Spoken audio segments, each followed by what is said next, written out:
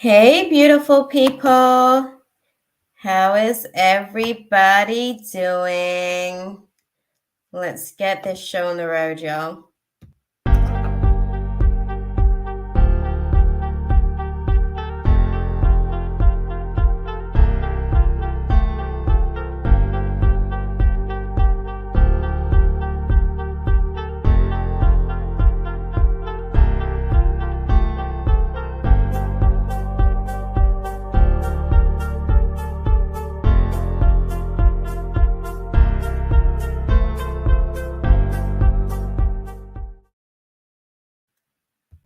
Staring at herself in the mirror on the restroom door.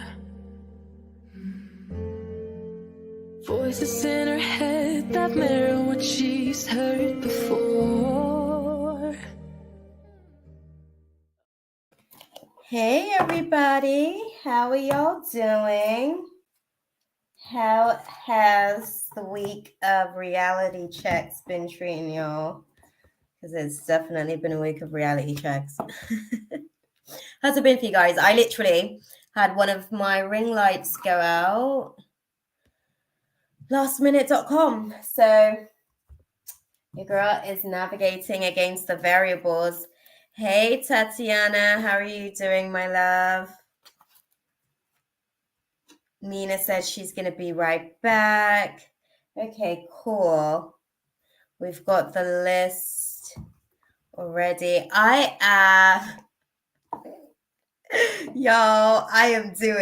got my annual scam today.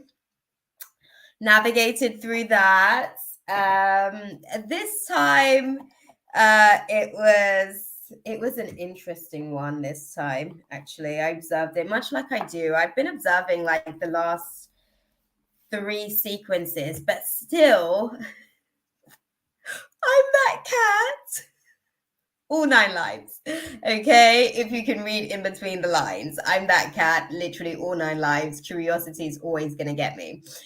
So even when I'm sensing that all is not as it appears to be, I generally just I have to go and find out for myself. Against my better judgment and beyond the guise of the guides, I did look into this space. Yeah, Margaret. Hi. Unfortunately, the free list is closed. Sorry, my love. But yeah, your girl got scammed, y'all. But it happens like every year, so. This year was actually really interesting, though. Hey, ethereal goddess. Love the eye. Feeling the vibe. But yeah. It actually allowed for me to be able to, I guess, best way that I can put it, I was able to look into 2025 timelines and stuff. You know, when you're like trying to figure out how to navigate through a situation, like God uses certain situations to be able to like open you up to other opportunities. I don't know how you guys have felt, but I've spoken to a few people who've been navigating through like anxieties. Like for me personally, I experienced I want to say about a level 3 or 4 anxiety / depression, not this week, but the week before. It was like a build up, re-evaluating life, right? Because God was taking us, we're in retrograde season, so we're re-evaluating that part, right? We're reviewing the work that we've done so far, figuring out what we're going to be doing next and all that kind of stuff. So it's actually been really interesting. I felt like I sat the class okay. I mean, I took losses, but I feel like I gained long-term wins because it was able to give me a little bit of insight. So that's how I'm doing, my love. Thank you for asking. I thought that was so funny coming into the space, you know. Right. I see that Ari actually made it to the top of the list, but I haven't seen her in the chat yet. I don't know if she was in here. She would have already. She'd have let me know she's here. She would have said hey. But Ethereal Goddess is here. Okay, so the list as we have it, guys. This is the list. We've got Ari, Ethereal Goddess, Rika, Ash 13, Sammy, Anisha, Angus Carr, That reminded me of the Angus burger. K, that's my middle name. Smaradinia, well, short for Smaradinia. And Mina last on the list, right? So sorry as well that I actually didn't put the memo out on the community tab. Your girl was navigating through being scammed yesterday, and I was like navigating through life after scamming today. So it's been busy. But it's always so interesting because I usually have like a really good play with them, and yeah, a little bit of sarcasm comes out, and it's always interesting. It's usually quite an interesting game. I didn't play the woe is me victim this time. I was like, yeah, knew it. Can't believe I let myself get caught again, but hey, such is life. Oh, and I took it as a moment of an opportunity to preach as well. Because they are building some karmic generational financial blockages for their lineage, which isn't fair. So had to put that one out there, you know. Going to let Anisha and Angus, you started the live. Oh no, that I started the live. Okay, yeah. Small keyword missing there. That's interesting. Oh, sorry. I was curious to know if Mercury's gearing up for retrograde, but I think we're probably about to start like the pre-shadow period, if I'm not mistaken. We might be in it, actually. Lots of Trini people on your live today. Yes, listen. Bring it in, y'all. Bring it in. Okay, Ethereal Goddess has already put her question out there because I don't see Ari in the chat just yet. We may sort of come back to her if she comes into the space. We'll see how the night goes. I've actually got a bit of a headache processing like 3 years ahead timelines at the minute. So I'm trying to like literally all the downloads are just like trickling in, and I feel like my human's having a little bit of an information overload. I'm definitely on a 2 of Swords energy at the minute in terms of what's going on up here. So we'll see how the day goes. Well, the night that is goes. And we'll dive into it. Let's just get into Ethereal Goddess's question, y'all. I don't know why I put the cards like this usually. Y'all, let's take a side. Come on. I don't know what I was thinking there. Sorry. There we go. That's better. Okay, y'all. So, Ethereal Goddess wants to know, I'm moving over to a new pharmacy job. My old workplace wasn't the best. I want to know the good things that would come as a result of the new pharmacy job. Okay, my love. Again, love the eye, mama. Okay. We want to see how the new pharmacy role is going to be playing out positively for Ethereal Goddess.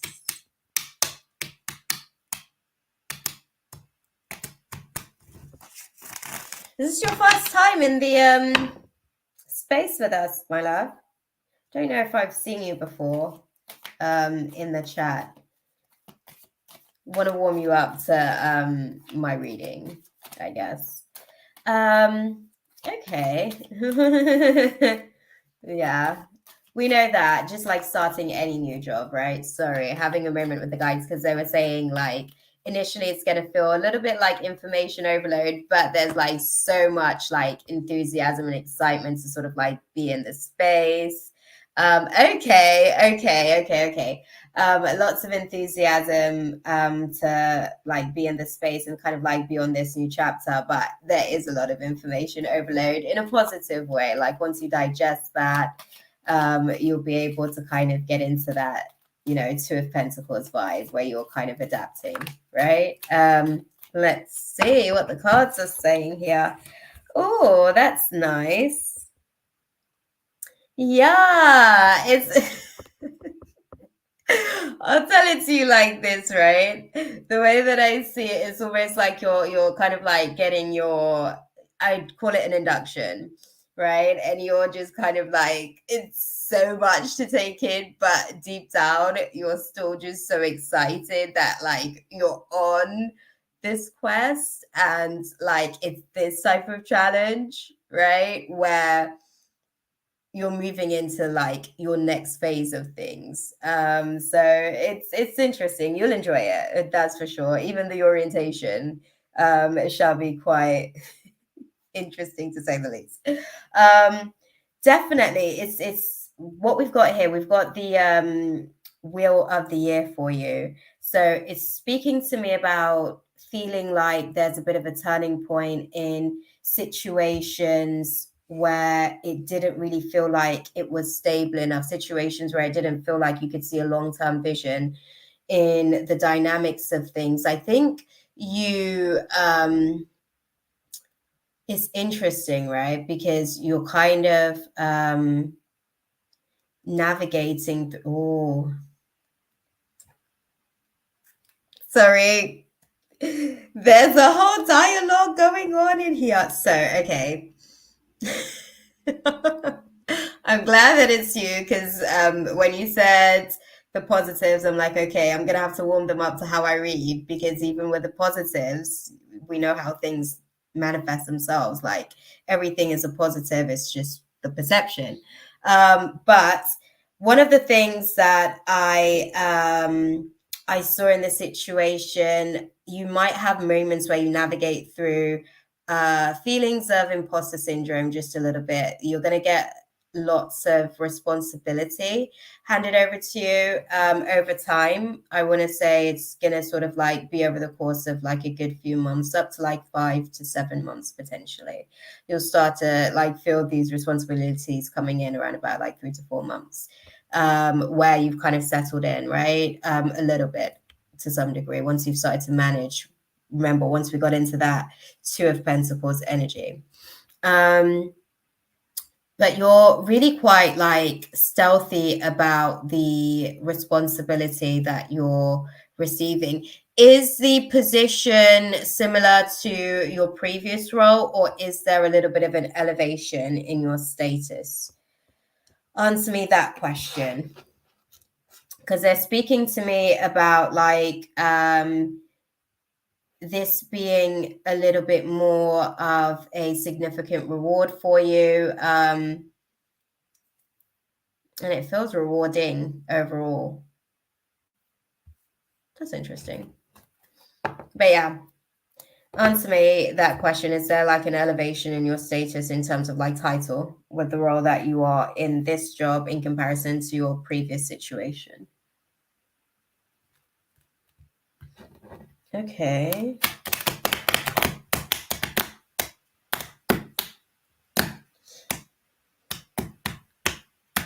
Okay.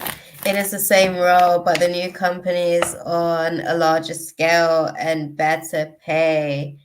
Yeah, I thought the rewards was definitely a factor to the situation. It's interesting because you're going to elevate fairly quickly within because again, it's a larger scale. At my old job, it felt like my boss didn't want to see me go far.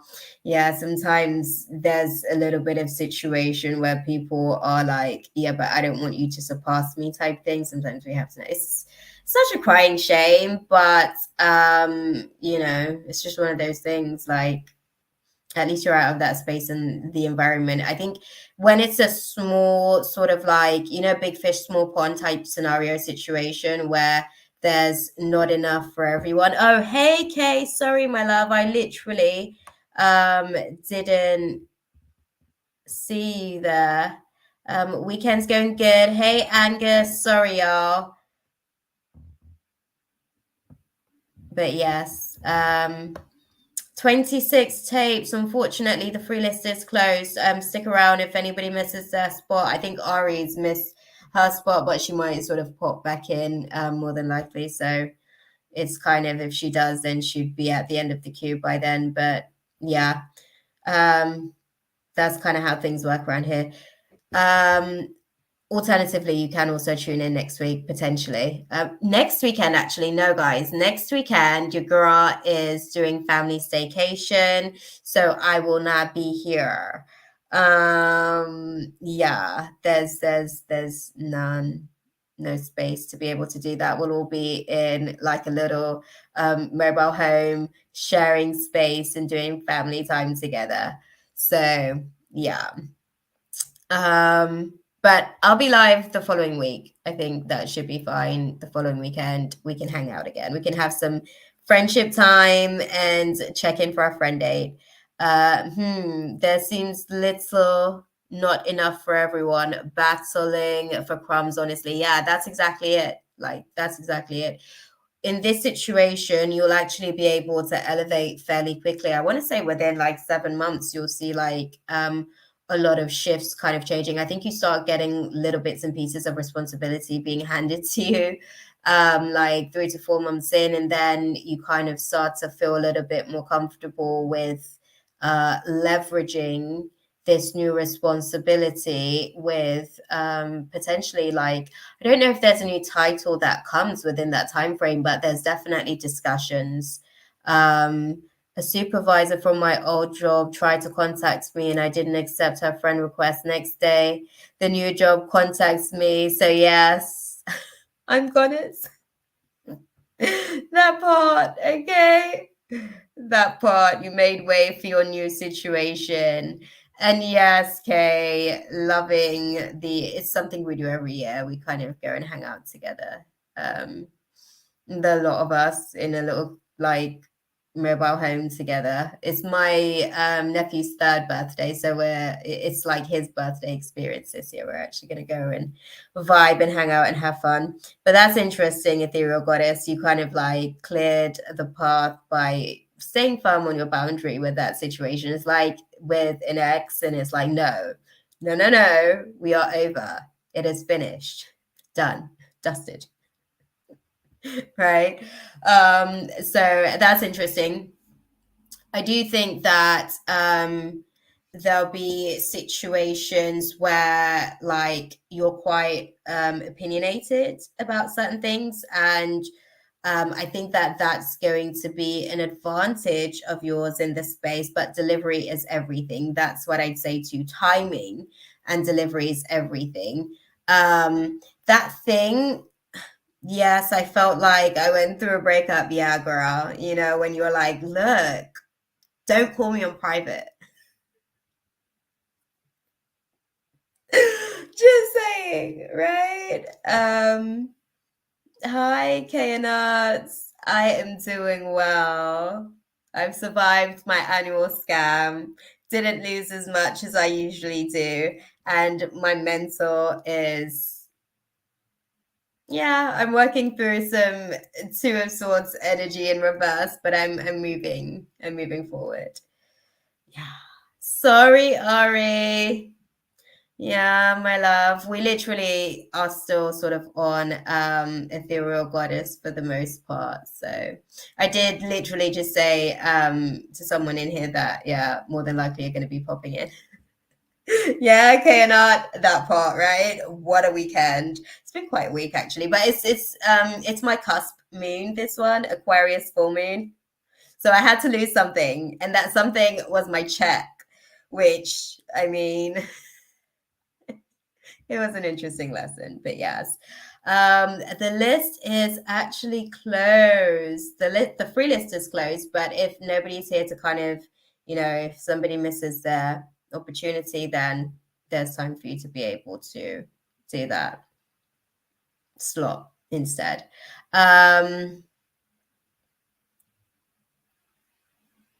Oh, sorry, I'm like reading Ethereal Goddess's message.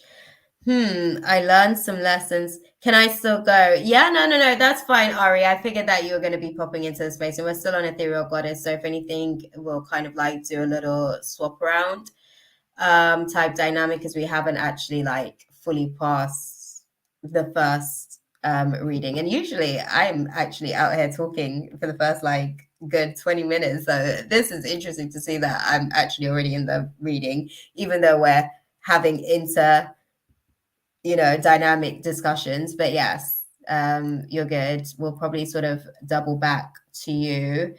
Let me go back to the list and star that actually, because I'm going to need to come back to that because Mina is not here for a while until she can get back into the space. So yeah. Okay, so Ethereal Goddess said, hey, Smaradinia girl.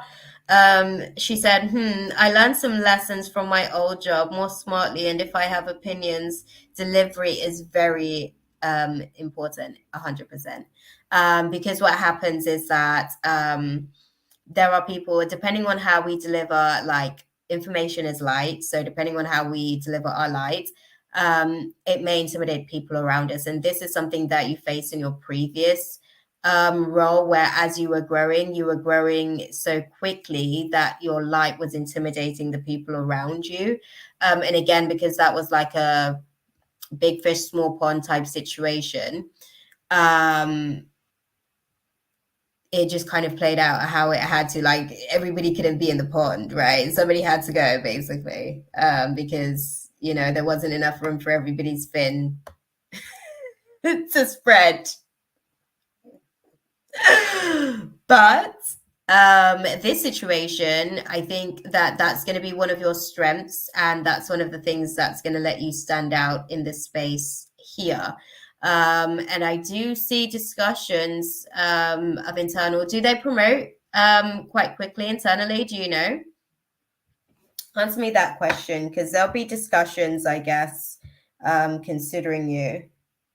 I want to say like within the first 7 months, you start proving what you're capable of in that essence, where they like give you more and more responsibility and you kind of take it on and you adapt and all that stuff.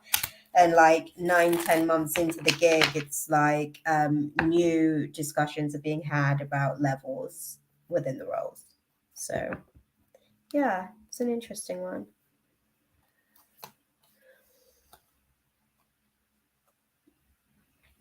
Okay. Okay, Kana. Okay. Okay. Well, there'll be something on the cards for you within the first year. You'll be able to kind of move your way progressively up that ladder. And we have the Emperor sort of confirming and validating that. This one's a big one for you, girl. Can I just say, like, we have the Wheel of the Year and the Emperor. These are two major arcanas. We also have the Knight of Wands upright as well. So this is like, an adventure of like building that empire, and how solid and stable that may appear to be, and how that will look. Whoa, what is that? Sorry. Yeah, right. Listen, major stuff coming from this one. Very important. And I have to tell you again, because they're telling me I have to tell you again. Delivery is everything. It's everything, my love. Everything. And that means energetically too. Right? It's literally one of those situations where do you know what? You'll be in this one for a little while. You'll actually have like people that work under you to some degree as well, over time. What's your sun sign? Just so that I understand your sun and your rising, if you know. So I can understand, because they're speaking to me like the throat chakra thing was like, look, this is the thing that is going to sort of like make or break that space. So yeah, verbiage is everything, and delivery in terms of energy is a factor as well. Yeah. Okay, Libra sun, Gemini rising. Okay. Oh, interesting. Girl, be careful not to navigate or manifest oneself as the that Queen of Swords energy, because that's actually the card for Libra. But when it's in reverse, it can read quite cold, basically quite cold, dismissive, quite bitchy, to be fair. That's generally like the context for it when it's kind of like in reverse. So energy is everything. If somebody kind of like irks your spirit, you still have to kind of like dig deep, even in those moments, to be able to present it. Because I think these are some of the things that are basically going to determine how clear the path is for you in terms of leadership, right? Because if you if you if you basically are to the attitude has to be right with the delivery, basically. Because if you're too right, what that's going to do, that's going to be you blocking your blessing to a path that God has made very clear for you, to be fair, like based on what you've been praying for and your intentions, and you aligning yourself by being disciplined and not taking your old job boyfriend back and looking forward to your new job boyfriend, right? But yes, I'm working on being more gentle as a person. Good, because it's going to, this right here is going to be your reward. Yeah, two bosses. Girl, I'm glad you said it. At least you know you, okay? Because when I come into these spaces, like, I don't know if you saw at one point where I had to kind of like, because I didn't. Sometimes it's like they're like, "Say it, you better," and I'm like, and they're like, it's an internal battle here. But yes, if you work on that, this is going to like set the pace for you to really be able to like have staff that you manage in a leadership dynamic, like strongly within the next 18 months, like very easily. You're laughing, but I'm so like, seriously, they'll just like say it, and I'm just like, no, they're like, say it. And then I don't know, because you guys see me on the outside, right? But in my mind, we're having a whole tug of war, like where it's like, no, I don't want to put that out there, but they're like, look, it needs to be said. Yeah, no, it's okay. It's okay. Thank you for asking the question. I think obviously because you can be open and honest with yourself about how you present, right? It makes it easier for you to understand how to be able to steer that representation of yourself, because it's important, right? When we're trying to move to these levels, there's certain requirements and certain levels of discipline and stature, basically, that we need to have. Because there's a way that we present ourselves on those timelines, and we have to align with those vibrationally on all levels, like emotionally, yes, energetically, and definitely in terms of our behavior as well. That's exactly how I am, girl. That is exact. I'm just like, yes, y'all are doing the mostest, but I have to. And just like being in these spaces, delivery is everything for me here, because I don't want to, I'm not intentionally trying to trigger anyone, but I have to be like open and honest. And it's nice when people are very open and honest with themselves, because then I can just deliver. You know what I mean? It's just easy, like passing through those things so that we can get to the real factors on the situation. If you work on this, this is the reward. Do you see what I'm saying? Because that's how life works. Everything has a price. Leveling up, it's gonna be super. You're gonna enjoy it. I think you'll find yourself feeling comfortable and content within yourself. I think the first like few days it really is like information overload, and you feel quite challenged by the situation initially, in terms of adapting. But you'll have moments where, as you get more responsibilities added, and you start to sort of like see that, you know, it's kind of like bringing you into a focus in terms of your career as well, and you get a little bit more focused on your career goals, you'll start to really just lean into the process of where the road's taking you. So this one's a good one. It's a good one. Good move. I love this for you. Yeah, that part. I hope that was useful for you. I'm going to actually like see if there's any advice overall from the guides as well, to close out the space. Dang, yo.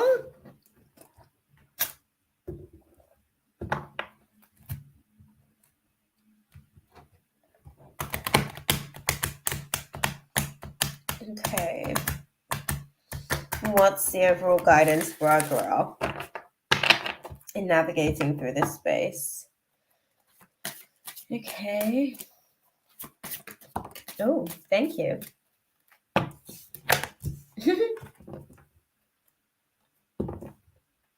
Okay. Within the next few months, you're not choosing like a new direction or anything with the situation. There's compromises that has to be made, not necessarily within the next few weeks, but you're still sort of learning the ropes.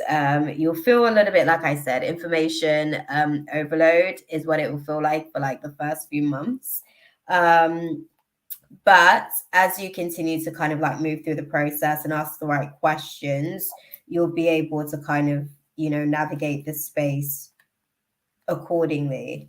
You'll have to reconsider certain things as you move through the space. Like I said, it's almost like you start to see the potential of your career to progress within this space. So there'll be things that you kind of observe and internalize for a while initially, because you're kind of trying to see where the road can take you. So the next few months is going to be sort of like a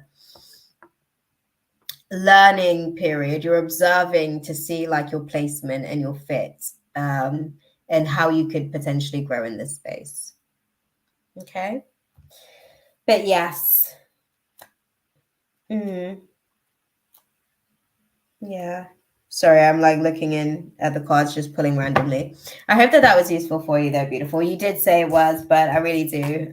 Even the additional support from the angel answers. Right. I think I'm going to check as well. Kayanat said that they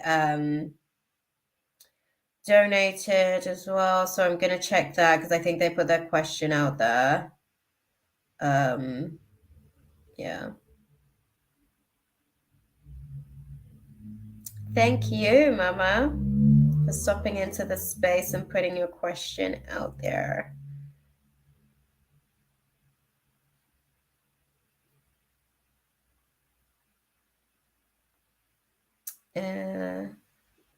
You still here, Kainat?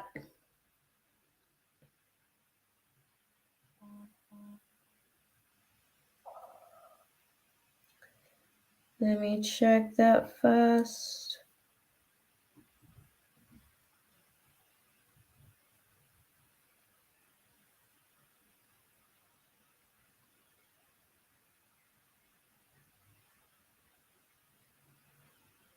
No, I can't see a donation, my love. Yeah, I can't see a donation. I can't see anything on PayPal, so I'm going to go to Ari. If you want to go ahead and I guess not wait to get reading. Yeah, you can go ahead and do the donation. I think Mina sort of like popped the link in the stuff that she did. She was so good at that because like people ask, I see her. Yeah, yeah. It's not come through. Ari, if you're still here, though, you can post your question. Again, to reiterate where we are with the list, this is the original list. So we're now swapping Ari and Ethereal Goddess. Okay. Because we hadn't necessarily finished up Ethereal Goddesses reading by the time Ari had come in. So we were still within the realms to be able to kind of make that transition. Okay, guys, chill out. Chill out. Right. So yeah, if you're here, my love, Ari, put your question out in the chat and we're gonna go and dive into that. I haven't seen Rika pop into the chat yet. If you're here, Rika, throw something in the chat, give me a wave, something. So I know that you're in the chat. I know Ash is here. I've seen Ash earlier. I know she went to go and grab Anisha and Angus, if I'm not mistaken. Smaradinia, I saw K, I know is in the chat, and I know that Mina's out. So yeah. Oh, okay. Maybe I might have to go directly on PayPal. See, this has been happening as well. Listen, y'all, I am under like serious financial attack right now. Y'all pray for me. I'm like trying to get my check up, and these money demons just be coming for me. Man, anyone would think, right? Like, I was on the boulevard, a lady of the night. Like, they just keep coming for me. Damn. But yes. No, it's not you. I'm been navigating through some money demons, some quabbles over here. It's a whole thing. Yeah. I'm gonna sign in to PayPal, like actually sign in, because then I'll be able to actually see it whilst Ari puts her question out there in the chat. I think she's working on it. I think. I don't know if she's still here. Oh, thank you, Kainat. I definitely need it. Trust me. It's a whole thing over here at the minute. They just keep coming for me. Oh, I did get it. Thank you. Okay, so we're going to go ahead and dive into your question. I don't know where Ari is as well, actually. I don't know if she kind of has popped out to pop back in, but throw your question. I think you did throw your question out there, actually. Let me see if I could go back and find it. There we go. There we go. Do we still feel like this is the question? You still want to ask this question? Let me know that, because it would be easier to type yes than it would be to type all of that back again, right? We'll go with that. Oh.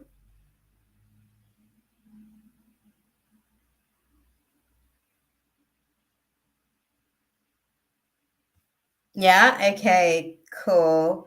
Let's go ahead and do this. I bet that would be an email. Hi, Daniela. The free list is closed, my love. You can stick around and see if anybody misses their slot. The donation list is open. I'm about to do a donation reading for Kainat. So that's where we are. See, now PayPal decides to let me know after I've gone and checked it myself. Right?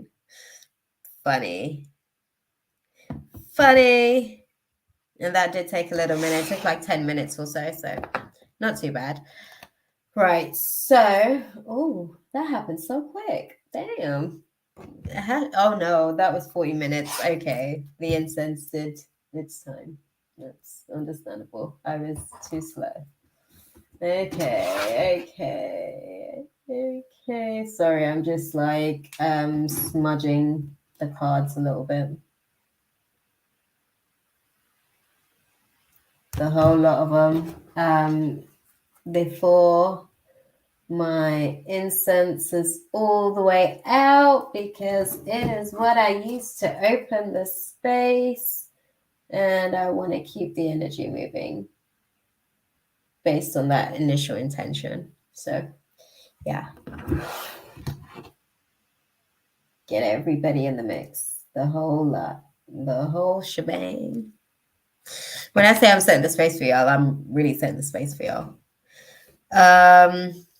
So yeah, let's do it, y'all. Right. So Kainat wants to know what is coming for my connection with Chav. Love her a lot. There is a lot of desire, but we're both careful with expressing. Any guidance? I quit my job yesterday because of sport career. I met her there years ago. I'm finishing my last week at work with her, but hoping to spend more romantic time with her. We had a special thing. Okay, both female. resistant to express, etc. Okay, thank you. Right, let's go and dive into it. How do you see things playing out? Thank you for the background as well, because obviously then that gives me clearer vision in terms of where my perception can observe, right? Because I think people come in sometimes and I have to unpack to get as much clarity as possible. So thank you for that. Right, so how do you see things playing out in terms of the connection with Kainat and Chav during this new chapter that's about to ensue? Let's see this. Interesting. Oh, hey, Mina. All good, beautiful. Don't worry about it. We're good. Yeah, your list was really good. We did Ethereal Goddess. Ari's now next on the list because she wasn't here. She kind of missed her turn. But we were still in Ethereal Goddesses reading. But right now we're doing a donation reading for Kainat. So next on the list is Ari, then Rika. I don't know. I haven't seen Rika in the chat. So yeah, I don't know if Rika's around as well. Hey, Sammy, beautiful. Right, Kainat. Okay. Clarify this for me. In what context? What do you mean? Okay.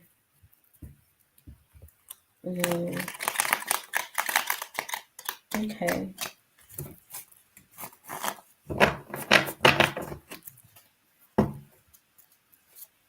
Thank you.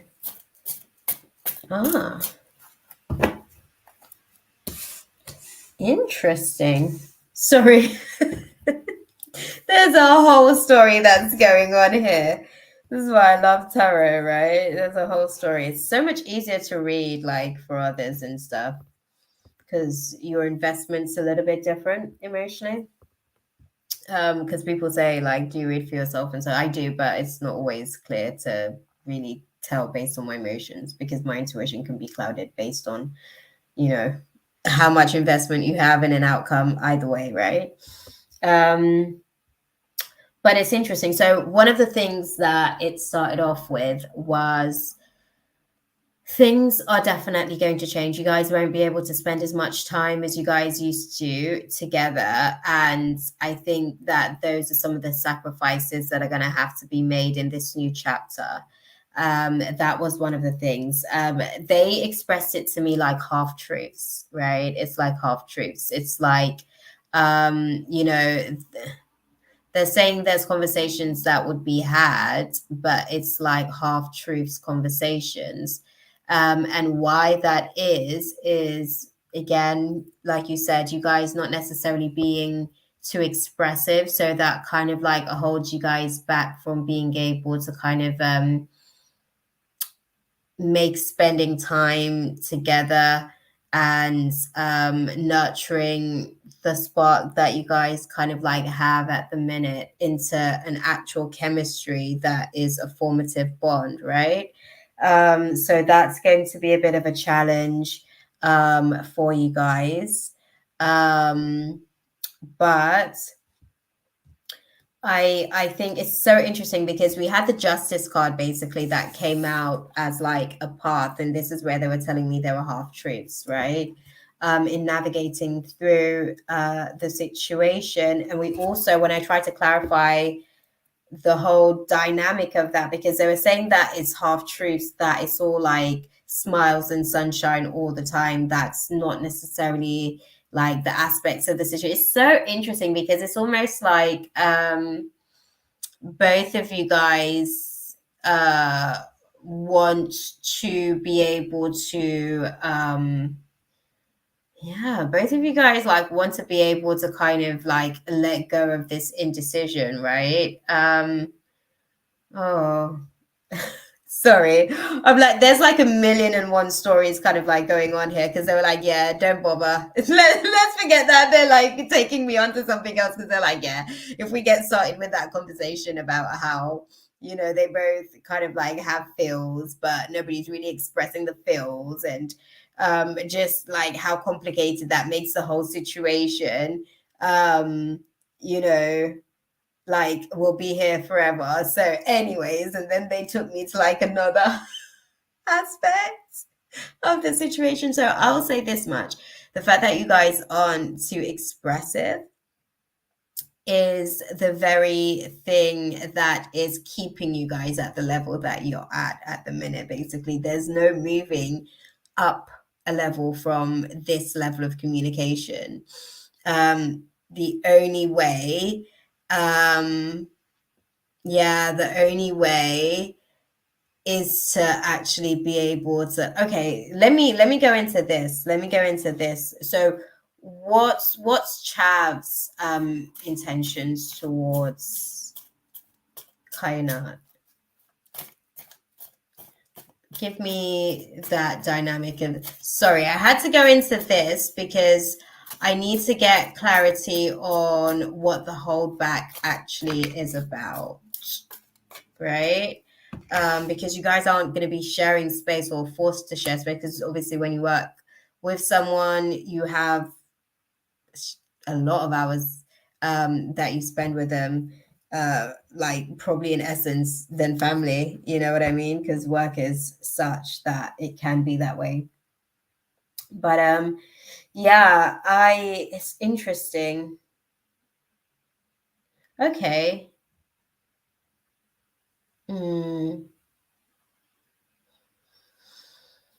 Lack of foresight and delays. Lack of foresight, delays, lack of closure. Okay, so the intention is, unfortunately, lack of closure due to lack of foresight. And I hope you're with me on this. So what I mean by that is their intention in terms of where they're at the minute is that they're feeling like there is a lack of closure to the situation because there's a lack of foresight. Obviously, they don't necessarily know how things may play out, and they're sort of like questioning whether or not, you know, things would sort of line up in you guys' favor. If anything, this particular dynamic feels like an obstacle to the possibility of you guys sort of like at least continuing to navigate from the level that you guys are. But I'm going to be honest with you, my love, like at this level, there's no the only way that you can, the only place that you could go is down from that level, because there isn't really much of an expression of anything. It's not moving anywhere. It's kind of stagnant. And I think, okay, what's their romantic intention? Sorry, I'm caught to something else, because whilst I'm having conversations with you guys, my mind's also having conversations with the guides. So I'm like in two places at once.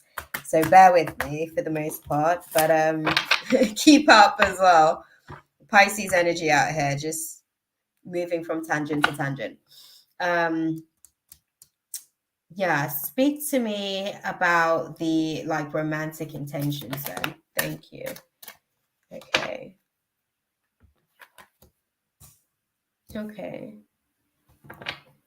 Keep an open mind about what exactly. Sorry, I have to dive into the whole stuff. Keep an open mind about what.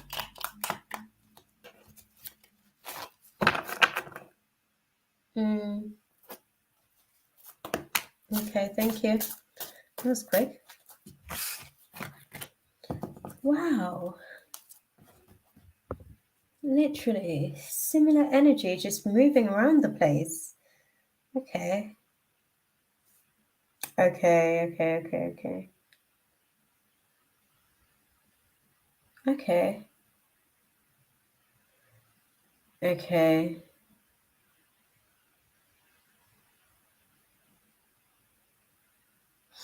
Okay, so it's one of those situations where, in terms of romantic connection, I guess she kind of trusts the space. Well, she trusts you within the space, and I think because of that, she's kind of hoping that that will be enough. Listen, I'm gonna say this to you guys.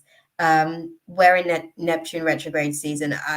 This energy feels like too much Neptune that needs to be dialed back a little bit. The Neptunian energy, obviously it's there to help us to be able to navigate like the presence of faith, because faith means defying all odds. And we need that dreamy state because it's the only way we're going to get through certain things sometimes, right? But the perception on the reality, just being honest with you, right? Like, you guys have to do more. It's not just going to be type thing. It's not one of those things. It's a flame that actually has to be nurtured. Like, it has to be given oxygen. It needs life, right? What do you guys advise that our girl does then? What should Kainat do? Sorry, I'm like getting this together.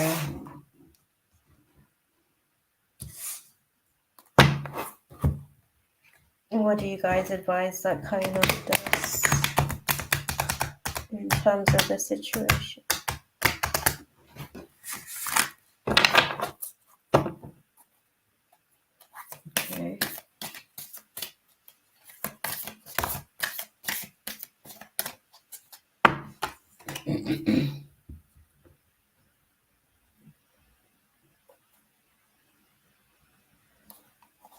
Okay. Okay. They're saying that there is no alternative to this lack of closure situation. That's just kind of like inevitably what it kind of is at the minute, because as much as, like, regardless of what I say here in the space, it just seems like it's almost going to be a little bit of a non-starter. What's their situation? Are they romantically connected to anyone? Let me ask you that question as well. I have to ask that question, in fact. And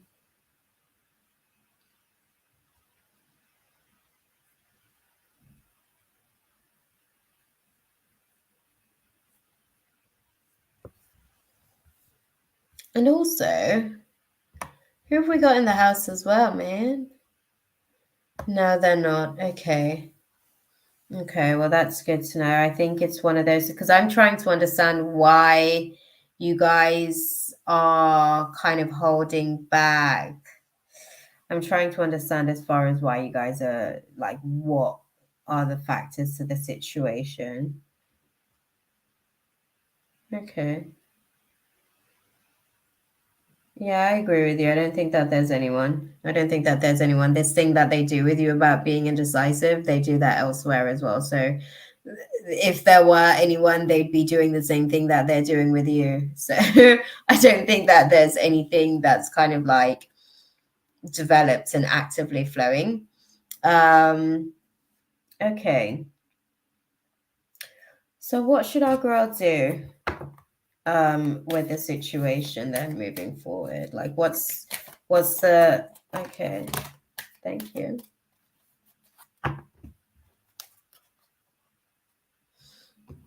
We need to spend more time outside of that, and I do think that that's a factor to the situation 100%. I do think that you guys didn't necessarily want to cross some of those boundaries.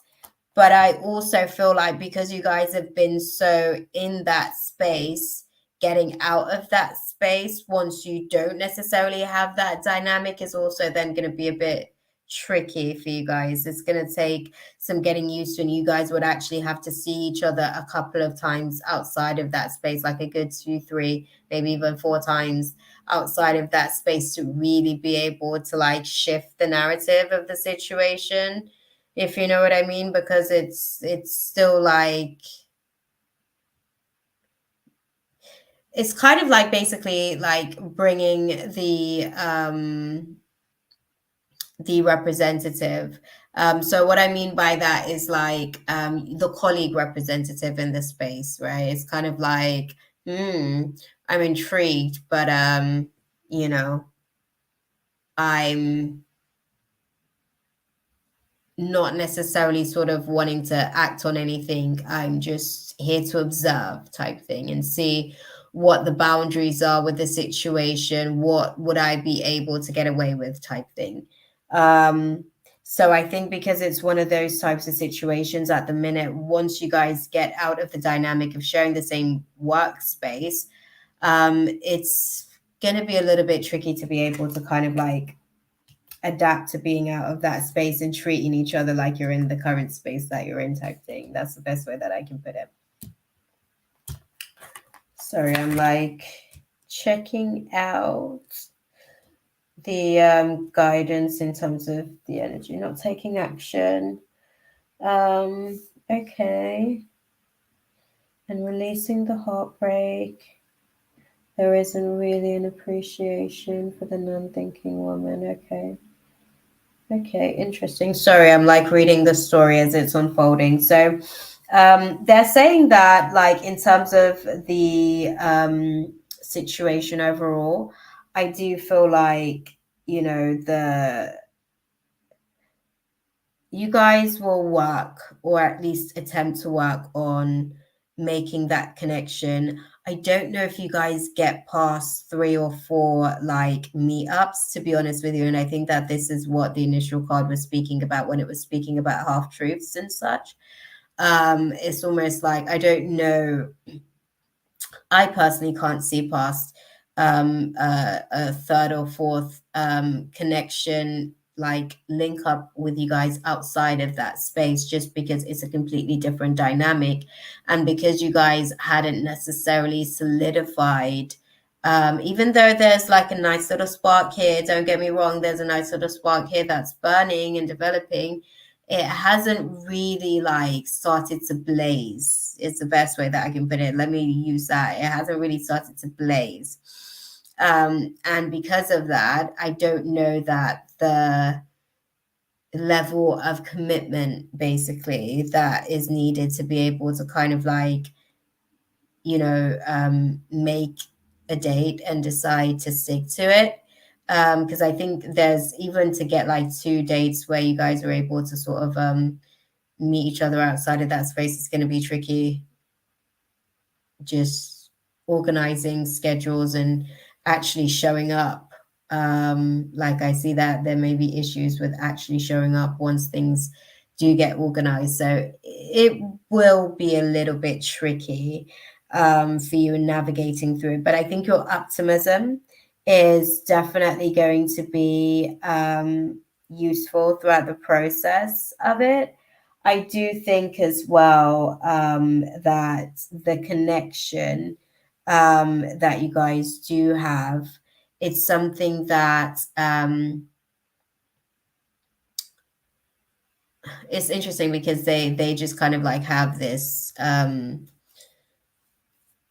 they just tend to be a little bit, I don't want to say socially awkward, but they just tend to be like that. They can be a little bit subdued, like they can be withdrawn a little bit.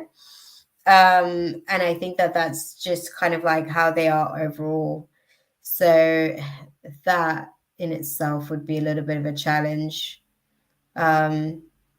Yeah. Any idea what sun sign they are? Sorry, I'm curious to understand because you're what, Libra sun, Gemini rising. It would be interesting to know. But if you do know, share it in the chat so I can see how that aligns with the dynamics that are at play at the minute.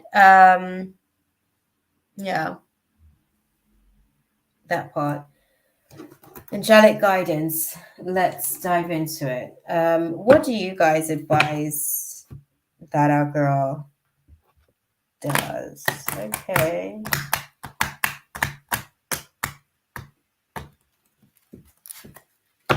Okay, Pisces with Virgo moon. Okay. Okay. Oh, you're a Leo. Oh, sorry. That was thingy. That was goddess. That was goddess. My bad. She was the Libra with the Gemini rising. Okay, so she's Pisces with a Virgo moon, and then you're a Leo. Okay. Interesting, Dinah. Okay, so she's just a little bit of her introverted self. Can be very sociable, but overall is actually quite introverted, generally speaking. So sometimes she can appear to be quite shy. Interesting. Okay.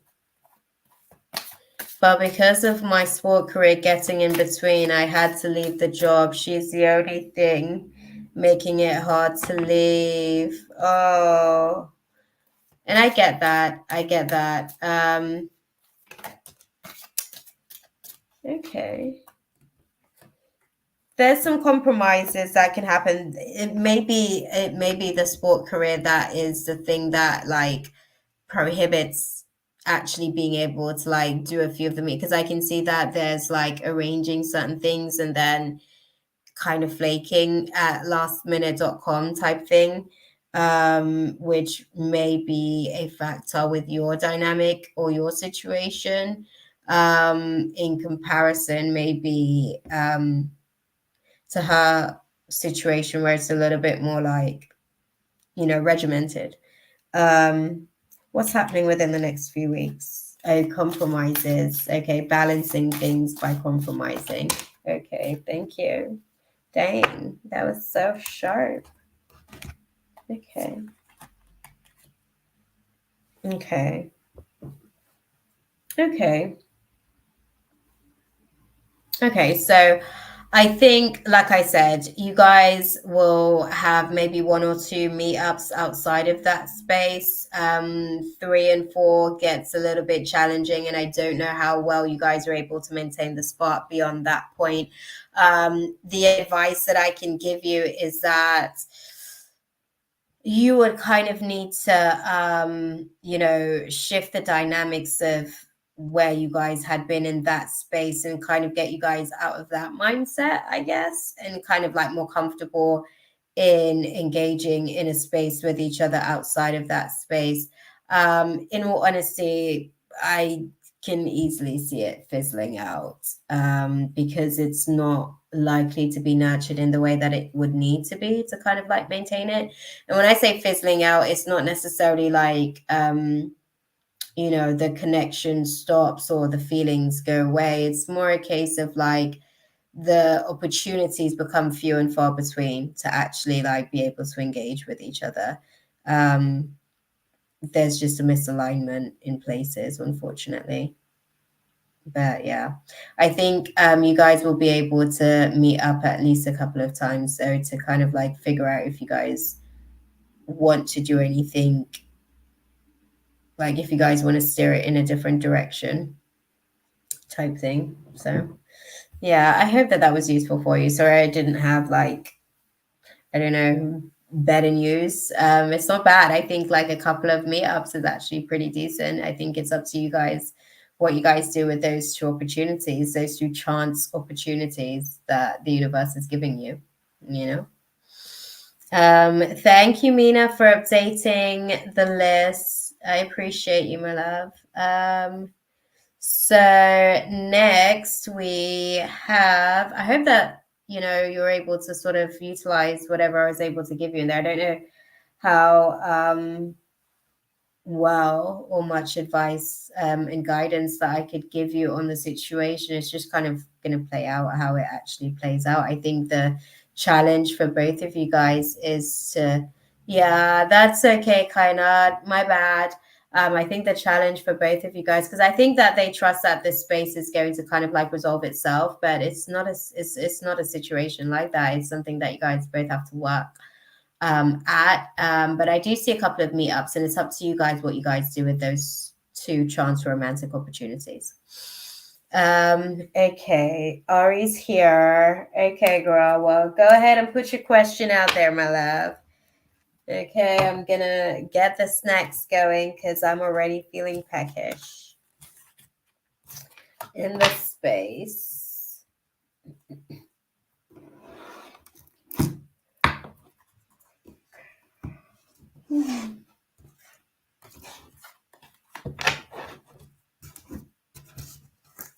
Thank you, Kona, for stopping into the space and checking in with us.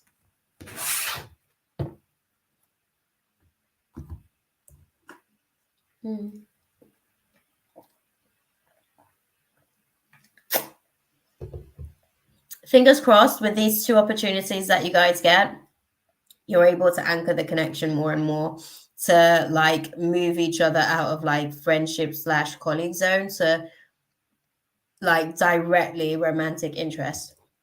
Because I think that's the challenge that you guys are having with the situation. That seems to be the main thing. I think Ari said something previously, but yeah. When I'm reading, obviously, I can easily get distracted. Did I ask you about an amusement park guy last time? Don't remember. No, I don't think so. Not last time.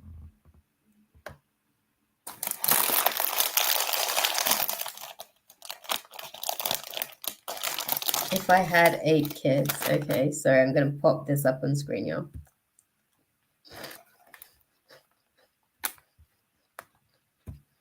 Okay, so after Ari, let's just go here. After Ari, we've got Rika, we've got Ash 13, we've got Sammy, Anisha, Angus Carr, Kay, Smaradinia, and Mina. So, I don't know who's in the room.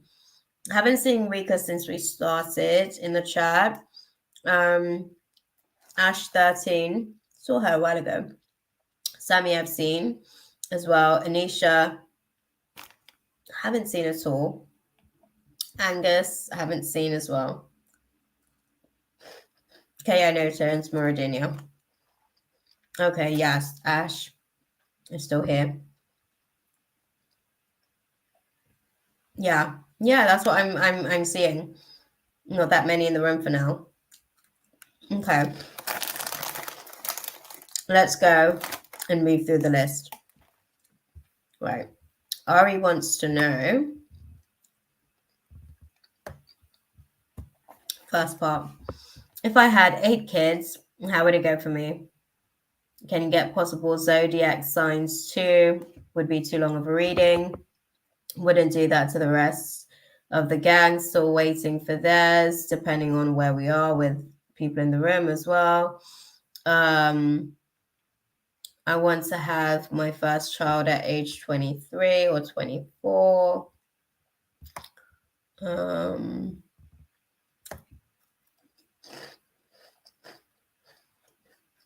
I did the math, and I might have my 8th child at 41, 42. I don't know about having kids in my 40s, lol, but that's a lot of time.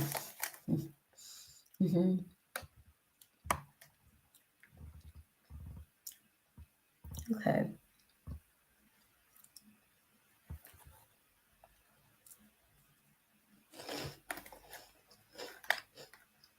Okay.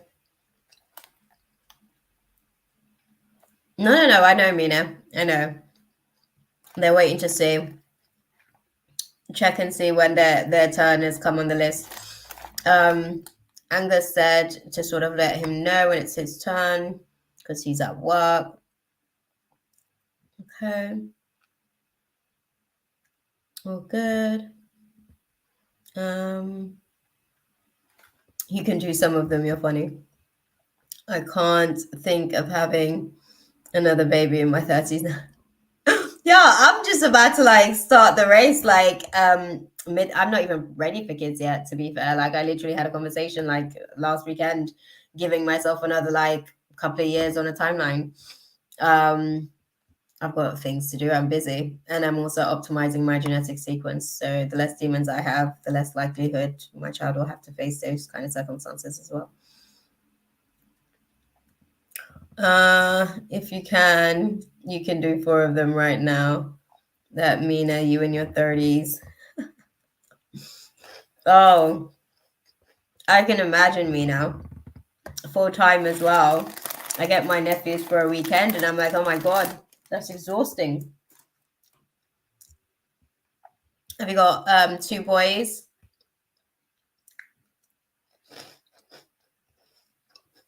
I'm in my late 30s and I don't even have a child.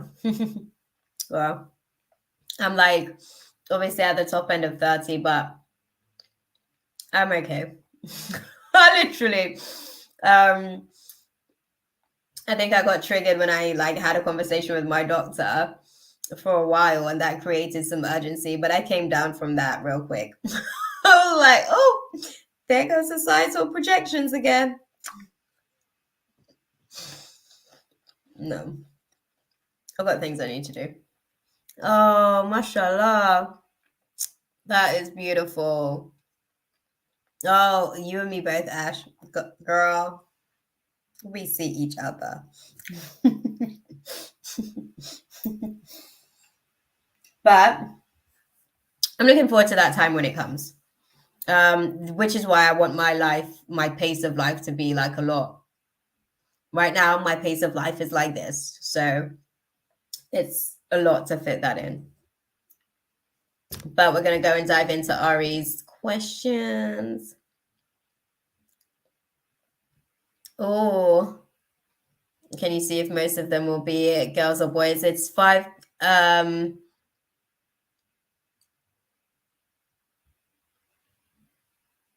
will send you their pics. Yes, beautiful. Yes. And then we could probably do the other 4 later. I am as well. When it happens, that part, Ash. God knows. Oh, they are adorable. They're the cutest thing, Ari. They so are. I've seen your IG, Mina.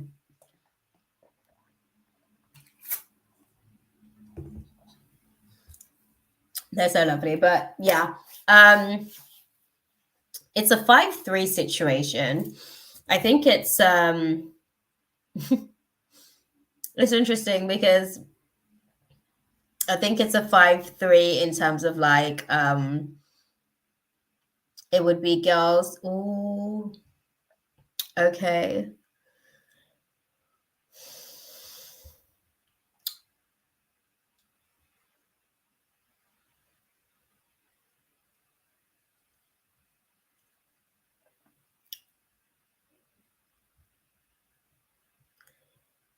Yeah.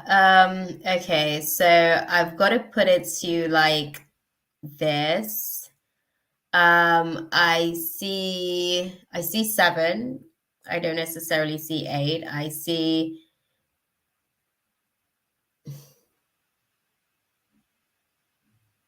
it's either you end up with 7 fully, or it's that you have 7 and there is 1 child who is not physically here. Either way, there is, and I don't even want to put that shit out there or put that over like your space or anything like that. But there's a child who is supporting the family in spirit. So they don't necessarily get to have the experience of physical life with mom and dad, but they actually yeah, they're the angels, I guess, for brother and sisters. Yeah, what we want and what manifests itself, my love, can be 2 completely different things. I'm seeing that there's a dynamic of a number of 7, and I'm seeing that either on both concepts, because when I looked at it in my mind's eye, it was like the 7 was reference to I was trying to clarify, does that mean there's 7 kids altogether? Because I see that there's a child who's basically in heaven, and yeah, it's in reference to there may be 6 physical children, because again, 1 wants the even, so be mindful what we wish for. And and 7 children overall. Maybe one or a few of them were born on the 7th. I want to, or 17th or 27th. No, my love. Those aspects, definitely, those aspects of the situation and those variables of the situation are definitely open for discussion. But specifically on the number of children, there was a line of children and there was a indication of 7. And within that context of 7, there may be a child within the heavens. And that brings it to the even total that one's speaking on. I have to like be mindful because I don't ever want to sort of like utilize suggestive psychology to plant any seeds for anybody. Obviously, you want your life to pan out a certain time. I thought I wanted to have kids at 25 until I realized that I didn't. You know, we grow, life has a way of changing us and we have a way of evolving. So that's what I'd say to you in terms of the situation. How you feel now is how you feel now, and it's great to give you a indication of where you're going for the journey ahead. But as the journey ahead kind of like, you know, manifests itself, you kind of grow in adjustment to the journey, not the other way around. Like the journey doesn't adjust to you, you kind of have to constantly adjust to the journey. But I'm seeing definitely the number 7 with the dynamics. And the reason why I actually even sort of like spoke on that initially was because when I said there were 5, it was 5-3. It was like, no. It was actually, it was 4-3 is what they showed me. And it was girls outweighing boys initially. But again, because of some of the variables that you want even numbers. So that may mean that if you were predetermined to have 7, depending on the timeline and how everything goes, because you're trying to, I guess, I'm trying to like choose my words carefully here, right? Because I'm trying not to give too much away in terms of certain things because I don't want to utilize suggestive psychology and plant any seeds, but it's tricky to not like put everything into context. Sometimes the things that we want and the things that God wants for us just doesn't align in the way that we would hope. That's just the best way that I'm going to put it. I'm going to put it to you like that simply because like this epidemic, for instance, that we're dealing with like this whole transgender thing, that is a lot to do with what God is manifesting versus what man is manifesting. Like people have literally, like God has been manifesting a soul of a feminine to come in, and for instance, mom or dad are so adamant that they want a boy that sequence, or mom can't take the challenge of feeling like she's basically being replaced by a daughter. So instead, what is manifested is God's will, which is for them to be able to have a child in tandem with their will, but it overshadows like the actual nature of the soul, which is why we're dealing with such a like epidemic of transgenders at the minute. So I'm saying all that to say we have to, when it comes to that particular situation, we kind of just have to be very mindful about how we're manifesting in those spaces, because the souls that are coming in, they also have their own stuff that they're navigating through. I do know that one child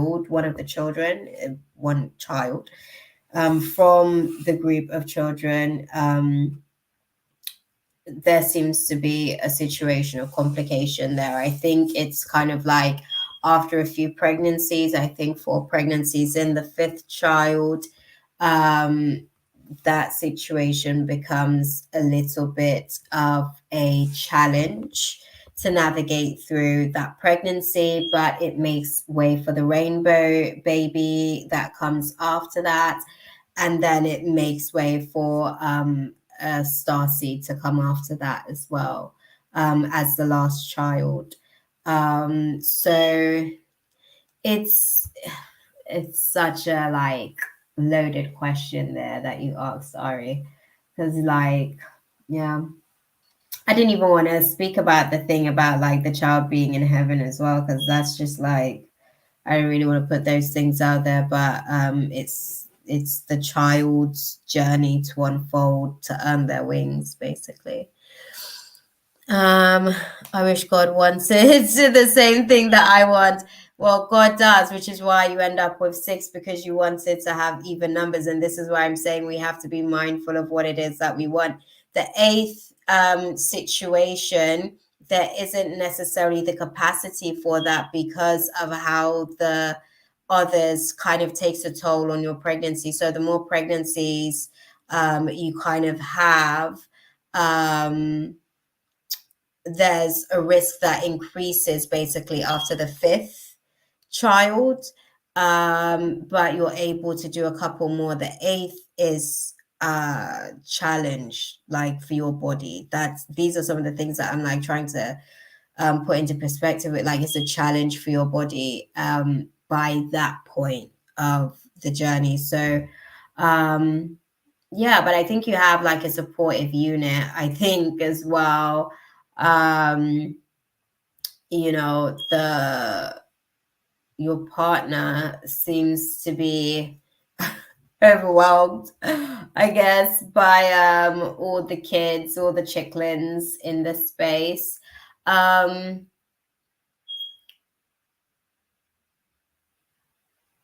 Sorry, I'm thinking.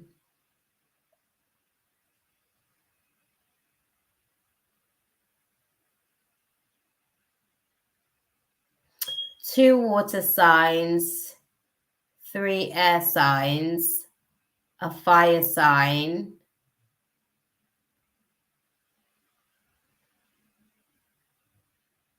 No. 2 water signs, 3 earth signs, 1 air sign, and 1 fire sign.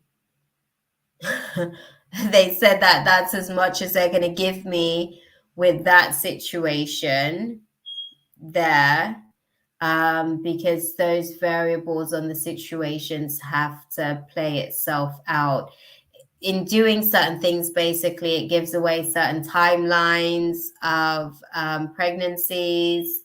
There's only so much that they can share basically within the realms of that situation, because it's like, I'll put it to you like this, right? It's like if people knew that they were going to have a one night stand the night that they had a one night stand that was basically going to like make them the baby that was basically like destined to be here, only at the genetic sequence of bringing them two together, they probably wouldn't do the one night stand. You see what I'm saying? But that child needs to be birthed. So there's only so much stuff that they can tell in that context as far as the signs full out at the minute. But 2 water signs, 3 earth signs, 1 air sign, 1 fire. Okay. Some women have 15 kids. I don't know why I can't have 8. It's unfortunate, my love. It's not necessarily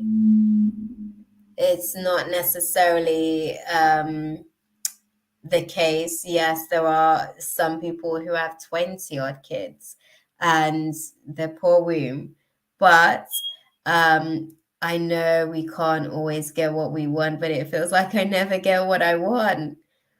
But for zodiac signs, I would want Pisces, Sagittarius, Gemini, Libra, Leo, Aquarius, and Cancer. Those are nice ones. Pisces is definitely in the mix. I do think that there's a Libra and a Cancer in the mix for sure. I did see those 3 in the mix for sure. There is yeah. I think the Leo is questionable. It may be like somewhere as far as like a rising as opposed to a sun sign. Yeah, but I definitely see Pisces, Libra, and Cancer in the mix of it.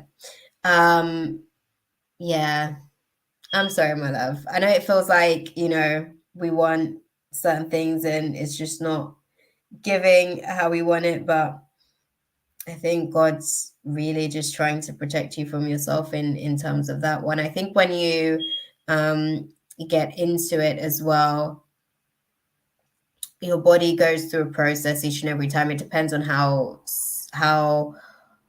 quick like the time in between is. I don't know if I want any earth sign children, but if I do have them, I'll still love them. Yeah, I know, beautiful. It was interesting. I sort of like seeing like there was a cluster of three earth when I said air initially as well, because when I was seeing them in my mind, I was seeing earth, but because I was like moving on to the air one, I said air. My mouth's slower than my mind, like my thoughts can move, right? So when I saw them, they seem to be like a little bit, I wouldn't say outcasted, but a little bit misunderstood in the dynamics in the context with everybody else. So they seem to get on with each other. I think that they're there for each other's companionship, all three of them coming through, really. Like, yeah, to just kind of like soulmate each other. But yeah, hopefully not a Capricorn and at least a Virgo or a late Taurus. I hear you, beautiful. I hear you. I hear you. At least, yeah, I hear you. It's a challenge. It's a challenge, right? But yeah,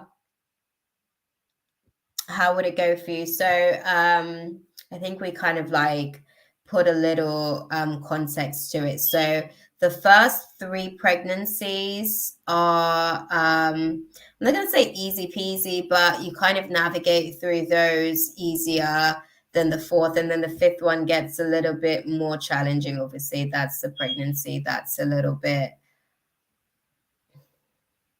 so.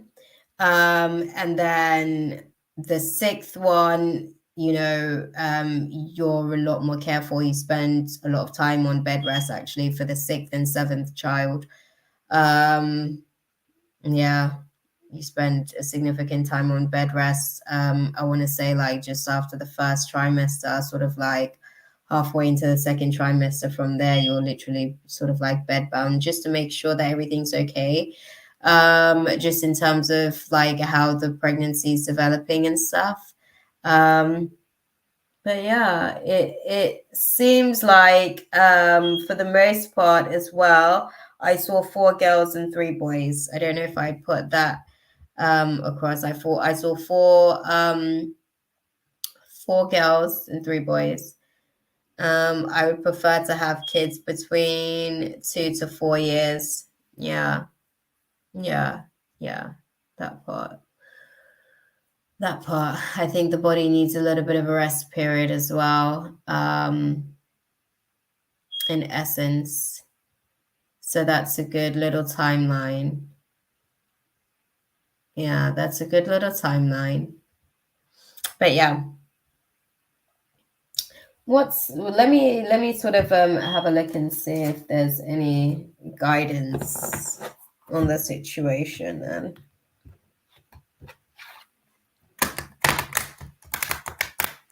Any guidance for Rocco on the situation, because this, I'm not gonna lie, it seems a bit loaded.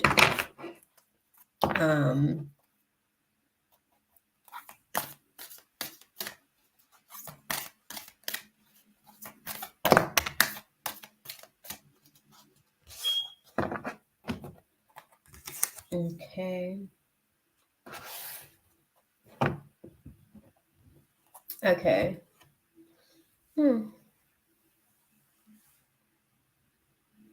Okay.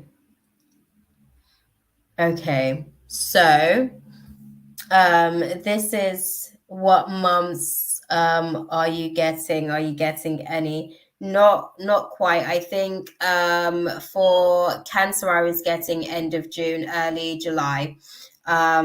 looking in at the dynamics as far as the question, because obviously we're like going into many layers of questioning here.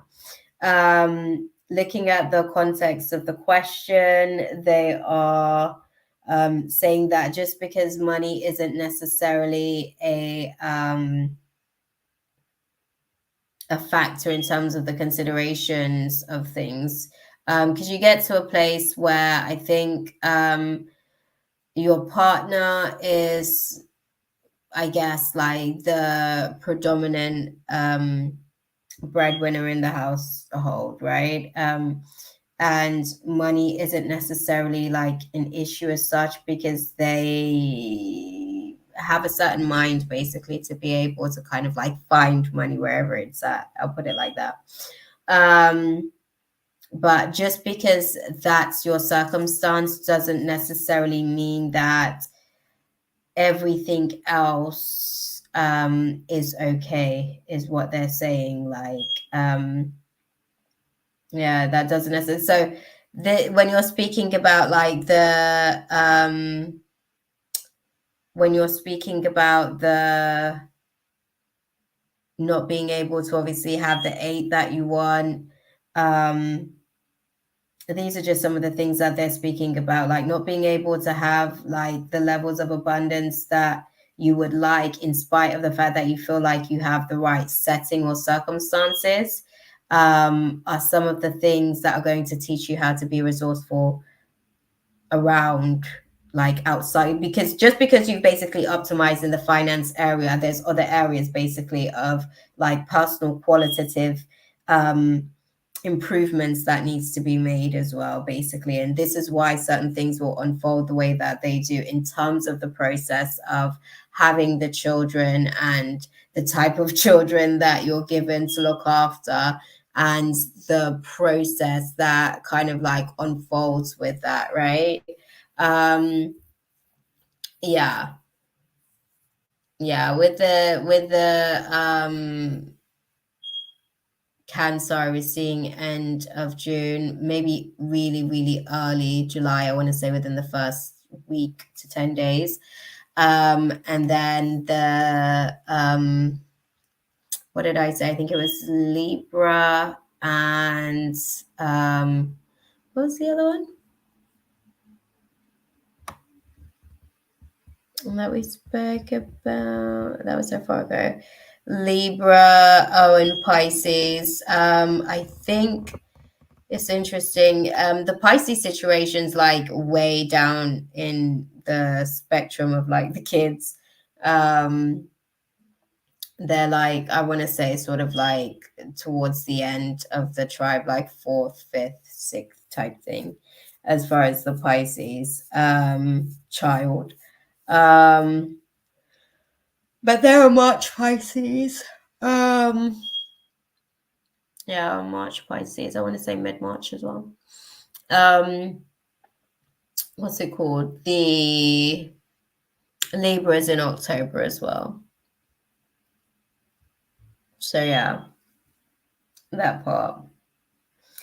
And then, yeah, that's it really. Definitely no Scorpio children unless it's a boy. Ah, girl. I'm praying for you. I'm praying for you, mama.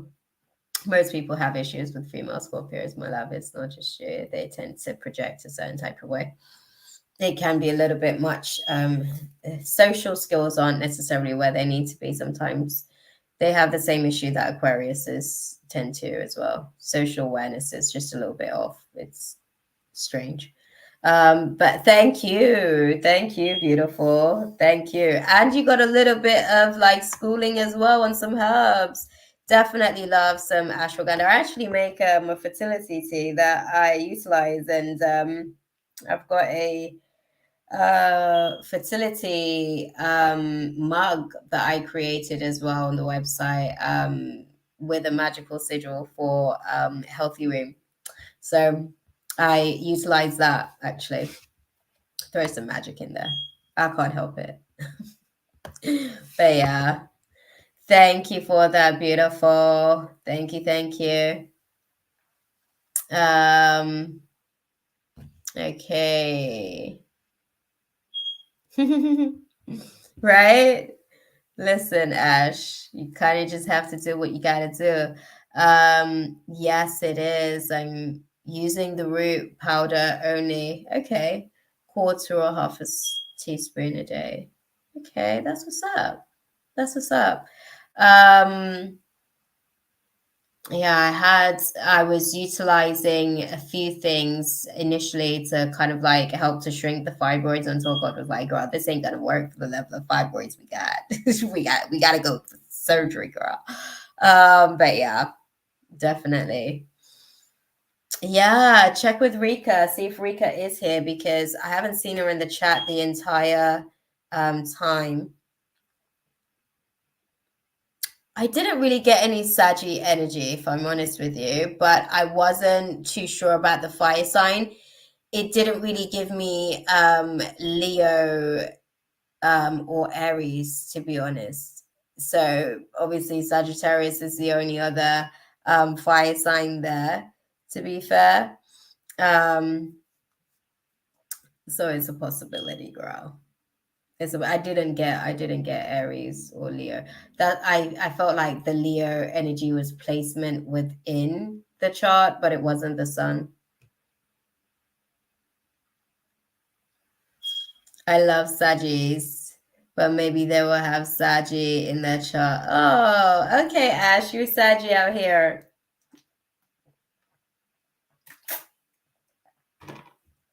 Hashtag Sagittarius energy.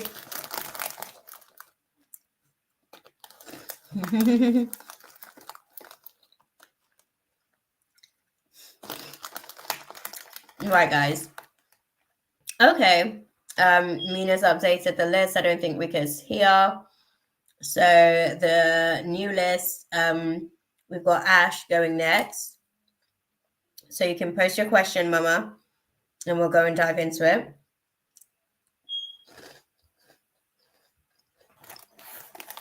I like December Saggies as well.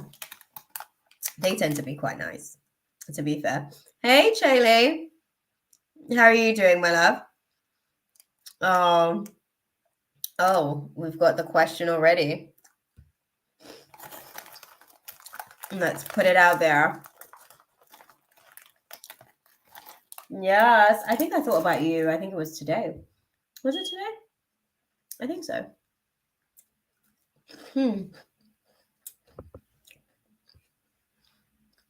There was a thought out there in the subconscious. I was like, oh, curious. I wonder how she's doing. I am doing okay. I was telling the gang earlier. You missed it as well, Mina. You didn't even actually sort of like hear the catch up, but I got scammed. Yesterday, my annual scam. I get scammed at least once a year. So got scammed yesterday, and I spent today kind of clearing up the vision because I've got like serious money demons attacking me at the minute. Definitely my finances are under spiritual attack because I'm trying to manifest to the next level financially. So I'm navigating through the resistances. But I had good fun playing with my scammers this time. Honestly, it's so interesting to me because I think this time round, you know, this particular scam, I think I dealt with this one like in my early 20s, maybe my mid 20s. And it kind of regurgitated itself again during this retrograde season. It was interesting this time because I was like observing all of the psychology that was basically being used, all the gaslighting, you know, all of the deflecting, just like behavior was just, so I gave all of my own sarcasm, definitely like put some preaching out there and let them know that they're about to take down their generation for like their lineage, sorry, for at least the next 3 to 4 generation, with this level of selfishness. They played like they knew nothing. And I broke down to them all the areas that I already observed that I was being taken for a laugh, but I couldn't help but be curious because that's just the way that I am. I can't help myself. I'm that cat that all 9 of my lives are going to be taken. Okay. Hey, Latoya. Hey, Grateful Queen. How are you guys doing? Oh, the list is still open. The list is long, firstly, sorry. Free list is closed, the donation list is open, but that's what I'd say. The donation list is open, but I can send you a certain help you with protection. Oh, thank you, girl. I'm literally like out here putting up the prayers all day, all the time. But the thing is, like when we go through these sequences, so like me facing these like spiritual attack just makes me stronger anyway. So it kind of like teaches me how to get out of the shit that I get myself into. Right?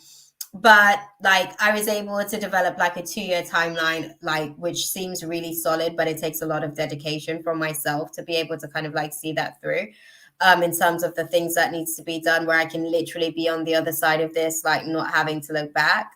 So it does what it's supposed to do. Like I mean, I get irritated when they come and attack me, but I usually know when they're about to, like when you have something that you're trying to protect, naturally you're going to be attacked. It's just the way it works. It's unfortunate, but hey, it's all good though. Like I said to the guys earlier, I survived this one. I lost less than I usually do annually, and I'm not mentally depressed because of it, because that's what happens when you navigate through these things sometimes, right? It kind of like takes you down and takes you out for a while. But yeah. Wait. Sorry, I'm like literally trying to get back to the bottom of the chat because I went so far up. I don't know why.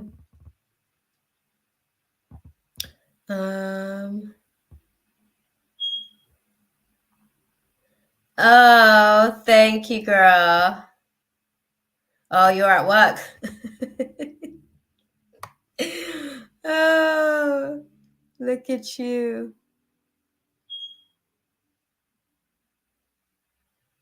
Yeah, that's okay though. It's okay, Mina. This is what happens out here in these spiritual streets, right?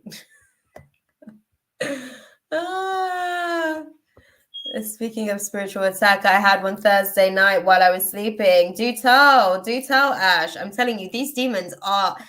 Listen, like, I don't know about you guys, but like, I'm from Jamaica, so we have very like nimble pimp hands. Like, we love to box, okay? And some of these demons out here need a good box. Like, they're just doing the most. I'm telling you, just doing the most. I'm just like, hold up, okay? God said to do this. This was what you got allowed to do. You're doing more than you got allowed. Chill out. Calm down. You know what I mean? It feels like they're doing more than they've been, like, given allowance to do at the minute, and they're just running rampant. But this is what happens in retrograde season. They go ham in retrograde season because the energies like supports their shadows. So annoying. But yeah, let's see what's going on. Do tell though what happened with the spiritual attack, because I'm telling you, I fell asleep and I woke up around 2:27 and I couldn't move. Sleep paralysis. What happened as well? Yeah, sleep paralysis is sometimes okay. So there's a few factors with sleep paralysis. Sometimes it can happen due to astral projection, because when we actually do go to sleep, our consciousness does leave the body, right? It goes into the ethereal field, which is basically up to 10 meters outside of the physical body, that's created by the heart's emission of frequency, right? So when sometimes, like when we come back into our body, it might take the body a little bit of time to like receive the consciousness back into the body. It's kind of like putting on a suit. Like it takes a minute sometimes for us to kind of like really get back into the suit. So that's one aspect of sleep paralysis. Another aspect of sleep paralysis, when people are like navigating through certain situations, is like literally basically so that first aspect that I spoke about was like astral projection, like delayed integration, like when you've come back from an astral projection, when you've come back from sleep, basically. And you're kind of basically reintegrating back into your body. Your consciousness is going back into the ship, and you know the ship's going to navigate for the rest of the day. You're going to navigate from the ship. The other part is the other aspect, and this one is usually when you can feel something holding you down, is when you're under demonic attack and there's a spirit trying to feed off one of your chakras. Damn, I had to pray before I could move. Yes, that's how bad they can be, because this is the thing. Like when they come and try and like attack you whilst you're sleeping, obviously it's when you're vulnerable, right? I didn't understand the language it was whispering. Yeah, it was basically trying to command your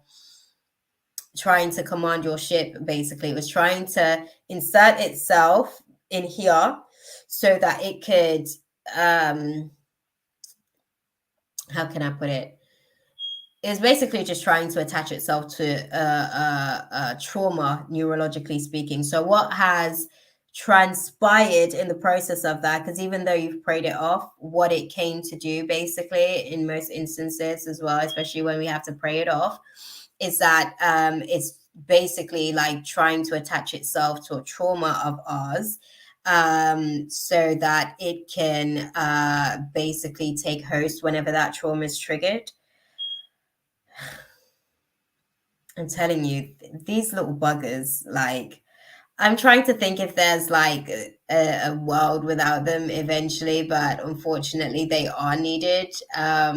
We just have to get more adept at knowing like how to navigate through them when they do show up, I guess is probably the best way to put that. But yeah. Yes, girl, yes. Okay. Man was trying to basically find a trauma that aligns with the type of demon that he is, that can basically, that he can feed off neurologically. When you, yeah, they are needed. They are needed, unfortunately. Yeah, they are needed. It's that they are basically like how God gets certain jobs done as well. That's why God created them in the first place. But obviously they go rogue, like I said. They do more than God gives them allowance for, especially in the retrograde season. Right? They just do too much. It's like, bruh, chill out. I already had that lesson. What are you doing? Like, dead the game now. But they just still keep playing. That type of thing. Dragon's blood is really good, actually. Dragon's blood is amazing for breaking bondages. Yeah, girl. Yeah, okay, I'm telling you, that's a whole, exactly, a whole other conversation, right? We need, listen, when I get more time, I don't know when that's going to be, because God's got me on assignments for the next couple of years, but when I get more time, like, to come into the space and really like chop it up about these types of conversations with you guys, we're gonna like get a little podcast going in this space eventually, where like we can have a panel where we discuss these things and talk about our spiritual like attacks and navigate through. Like, I was trying to figure out why God allowed them to wreak havoc. They're a necessary part of the evolution process. We have to go into a descension a lot of the times to ascend, because humans are designed as primitive beings. So although we present as civil creatures, we're naturally sort of quite primitive in our nature. So the demons, because we are supposed to know how to work the demons, but instead they be working us. Okay, like we on the boulevard, like a lady of the night. Sorry, I couldn't help myself. But seriously, because we don't know how to work them, because we are at the peril, if you will, of them.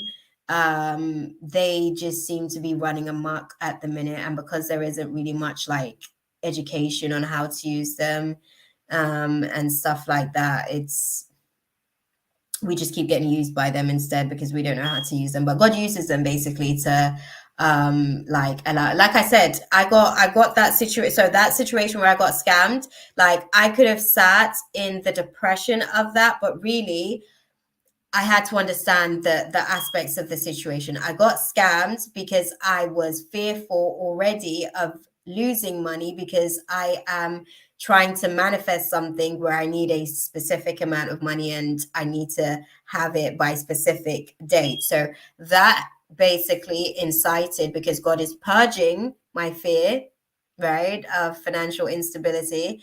That manifested a situation that would cause exactly that, so that I can understand exactly how to not have that experience moving forward. So that's the reason for the demons. They are there basically to actually make us stronger. That's like what their actual designs for. But they're rogue, especially in retrograde season. Like they just run amok. Because like the shadow realms is a lot more free basically, and it's a lot more like we have a higher capacity, so that's why. But we definitely need to be having a conversation about these things, for real guys, because it's a serious thing, especially the times that we're living in. And every retrograde season I see that some of these demons are getting more and more bold. Yes, please, because this is not the first time I encountered these demons. I really need to know more about these spirits. Yeah. Yeah. Do you know what? I'm gonna try and make some time, because I would love to have these types of conversations with you guys, like openly speaking about some of the stuff that we like navigate through, and like make recommendation and just spill the tea on like what's really good in the hood, right? I would love to understand what had been going on in your week prior to, actually, that basically led for that demon to come and try to connect in a vulnerable moment, basically, whilst you're asleep. Clearly they couldn't like come whilst you're conscious because you would sense them. So they had to come and take you in a vulnerable moment, really, which was that's so pussy, but that's for another day. Anyways, let's get back to the readings, y'all. Okay, now that segment's over, we're going to put something in the cards. That was supposed to be like something that I do anyways, but we're definitely going to make that happen. You see through the wisdom of things, and that's such a blessing. Mina, listen, I'm telling you, beautiful, I ask. That's okay. So that means that it attached to your rejection wound. It attached to your rejection wound. So the next time you get rejected, that spirit is basically going to try and move through you. That spirit is going to try and move through you and cause more rejections, and have you basically sabotage your situations and cause more rejection. So the moment you feel rejected, be cognizant. Don't let yourself sleep in those emotions of rejection. Rise above it and observe why you feel rejected, what that rejection reminds you of, and what it is that you're actually going to be doing moving forward to allow for you to not necessarily have this type of response to situations. Because the rejection may be God trying to like strengthen you. I know, beautiful. I'm gonna try and check and see if I've got the donation. Thank you, my love. I still haven't even gotten anywhere with Ash's reading, because we're like having a whole conversation about demon time and how these thingies are trying to these demons are trying to just attach themselves to people. But yes, I have received your donation, my love. Okay. But yes, I think, sorry, I'm literally just looking at the situation on the phone. Yeah. So that's how you navigate through like the demons when they show up, or whatever it is that they're showing up. They actually are designed to make you stronger, but they weaken you because we don't really know how to use them. And we've lost the education on how to utilize like what they're designed for. It's in the Bible, it speaks about, you know, a lot of the times, even when we're praying, we love to talk about like being covered by the shadow of God. That is the shadow of God, the demons. These are his agents that, you know, were birthed in a different environment out of light. It was like, you know, spirits vibrating at really low frequencies. Oh, but we're gonna have like serious conversations. That's for a whole other segment, ladies. But you guys are giving me like confirmation that we definitely need to be having these conversations out here.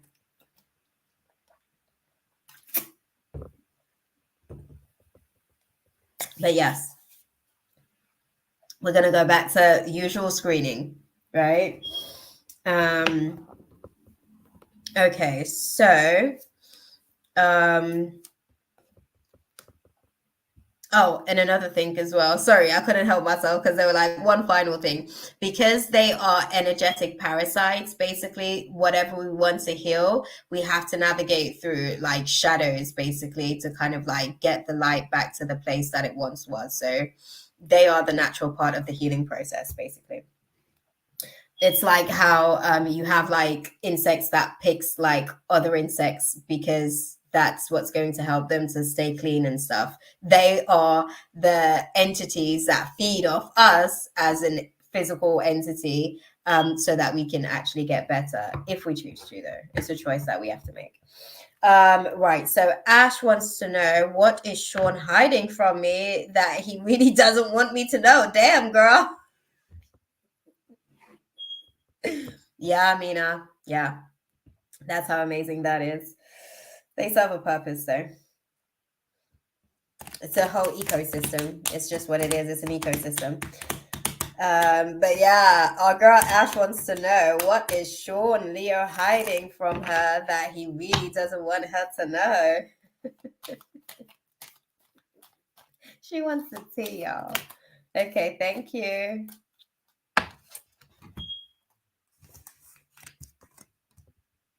Thank you.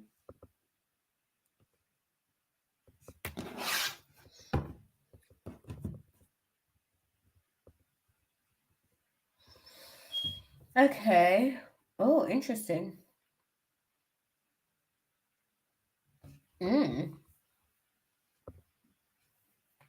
Elaborate for me.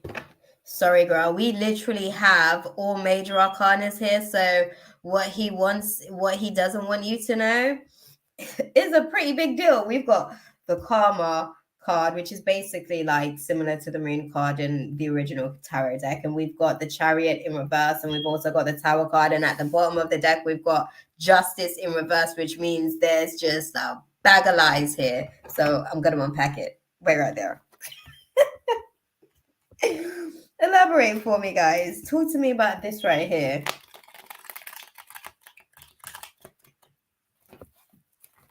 No, you're good, beautiful. You're good. I'm literally just finishing up Ash's reading because I already put that out there before I sort of started to look. Well, yep, you've been added to the donation list. So you're next on the list, beautiful. And then we're going to go back to the free list, right? Exactly, Ash, the tea, I'm telling you. Okay. Oh, interesting. Okay.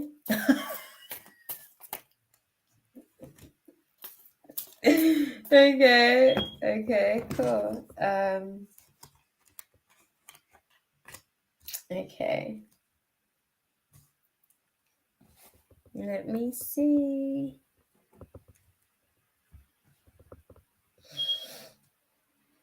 Okay.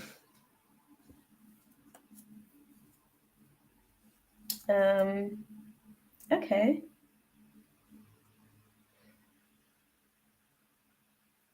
Okay.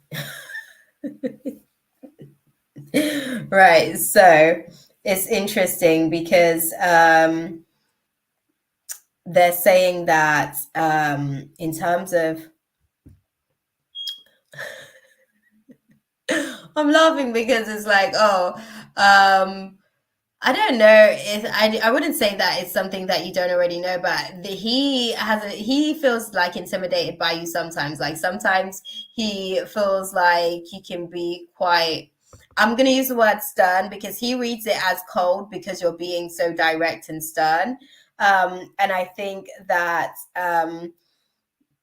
those are some of the things that has caused a little bit of withdrawing as well, right? It seems as though, as well, like with the situation, he's kind of navigating through. He's kind of navigating through a situation. Sorry, I'm seeing something here. Is this the one? Yeah, he is. He is. Is this the one with the friend situation? Help me understand this dynamic here. Is this the one where the friend tried to make a move into the space? Because I'm trying to understand.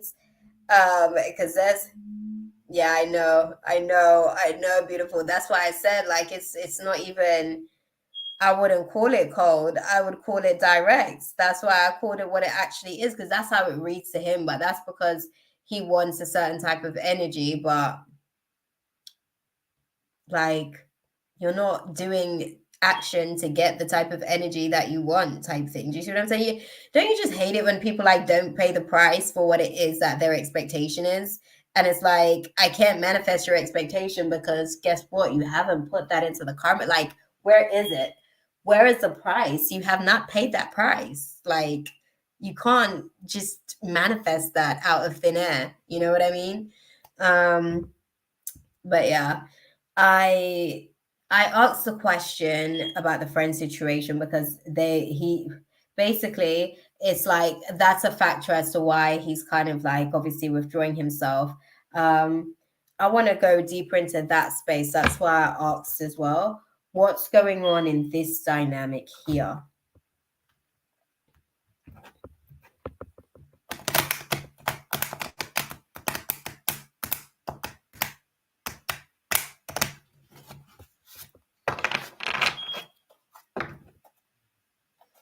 Okay.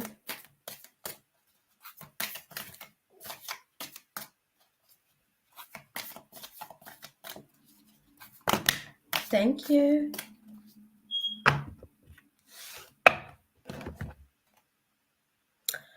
Ah, girl. And then his little demon came to come and try and feed.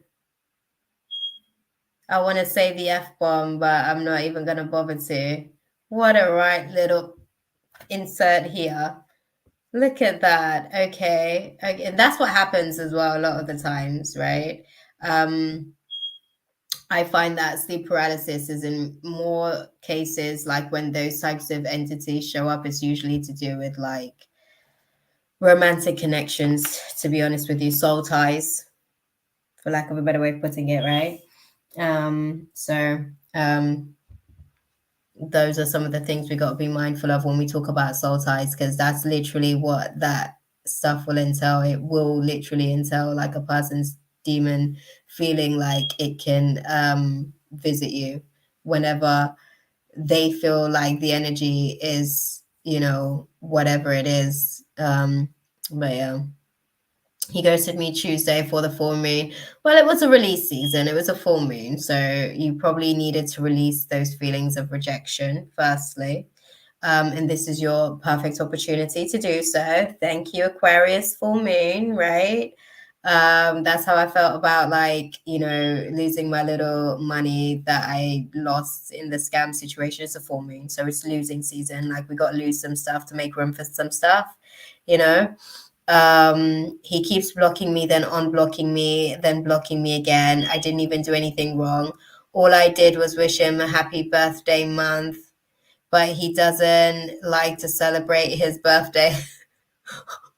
well, that was hardly the wish that he was hoping for, then I don't know what he wanted you to say, like a happy non-birthday birthday, that part. But sorry, I'm gonna like check in on these cards because I think that's what I was doing before. That's what I was doing before.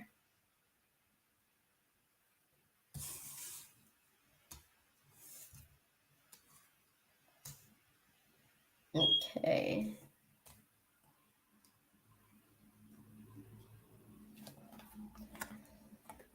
Right.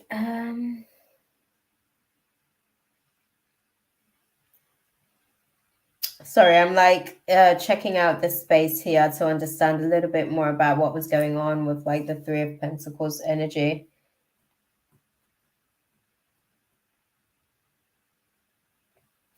All right, but what I want to know is what's the situation with the friend then? Sorry. After I sent him a GIF, my ass got blocked. Oh, girl, I'm telling you, these people have no clue what they want. It moves by like the impulse of every emotion that shows up, which can be quite a challenge to navigate through. Like, we're so impulsive as a collective. What's going on with a friend romantically? How's that situation? Thank you. Okay.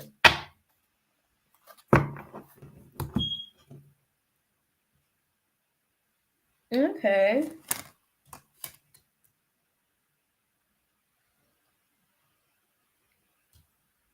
Okay. So as far as the friend, does his friends has anything to do with the current block? Why do you ask that, my love? Was there like, because he seems to be in hermit mode at the minute. He seems to be in hermit mode. I was trying to have a look and see if that someone is there. There's a lack of closure there. They're not really still like actively pursuing anything as far as that situation, but there's still a lack of closure. It wasn't really sort of like all said and done for the most part with your friend situation. I think he told his friends about me. Okay. No, I wouldn't say that had anything to do with the situation per se. I don't think that had anything to do with the situation per se. I think that he already was quite hesitant because of the fact that you tend to be quite direct and he doesn't necessarily know how to navigate through that energy. So he just shuts down, really, for lack of a better way of putting it. He just shuts down, which is why you're seeing the physical manifestation of said shutting down as him blocking you and having those types of erratic behaviors where you never really know what is the thing that's going to set him off to get a block, basically. Yeah. Let's see. What do you guys advise our girl Ash to do with this situation then? Because it's quite, for lack of a better way of putting it, that's generally what it's like. It's like, So what do you guys advise? Okay. Thank you.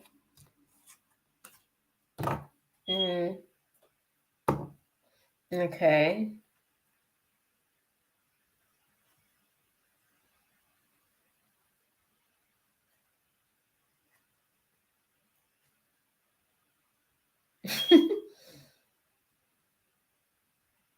Sorry.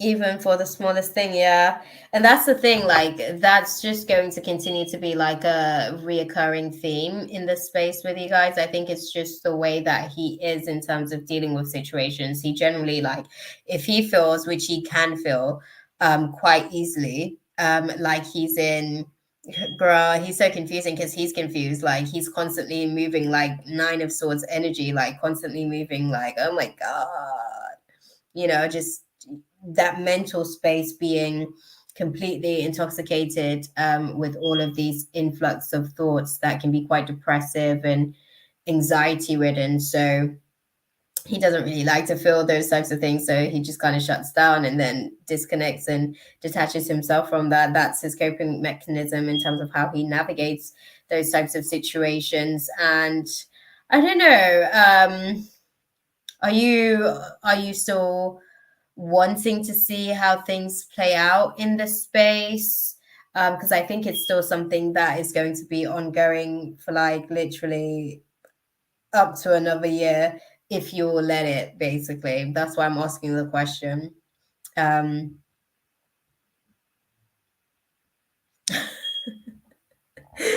the vaping finally affecting him. No, it's not even. This is more of a personality thing. If anything, the vaping is just like an indication of when he's like up there with anxiety. That's all that indicates. Do you see what I'm saying? But I think he himself generally like doesn't really know how to deal with moments where he feels anxious. So that's really the issue, him navigating through anxiety and what to do with that. I know it's not, but it's funny. And I hear you, girl. Okay. I hear you on that part as well, because I've asked the same questions as well. I'm like,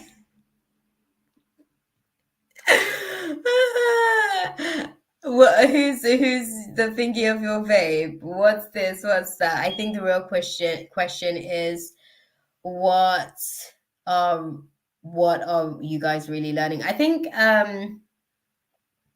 in this situation, that part as well. I think the rejection for you is obviously something that, why did we meet? Well, my love, here we are in that class. All of the emotions that he evokes in you is exactly why you met.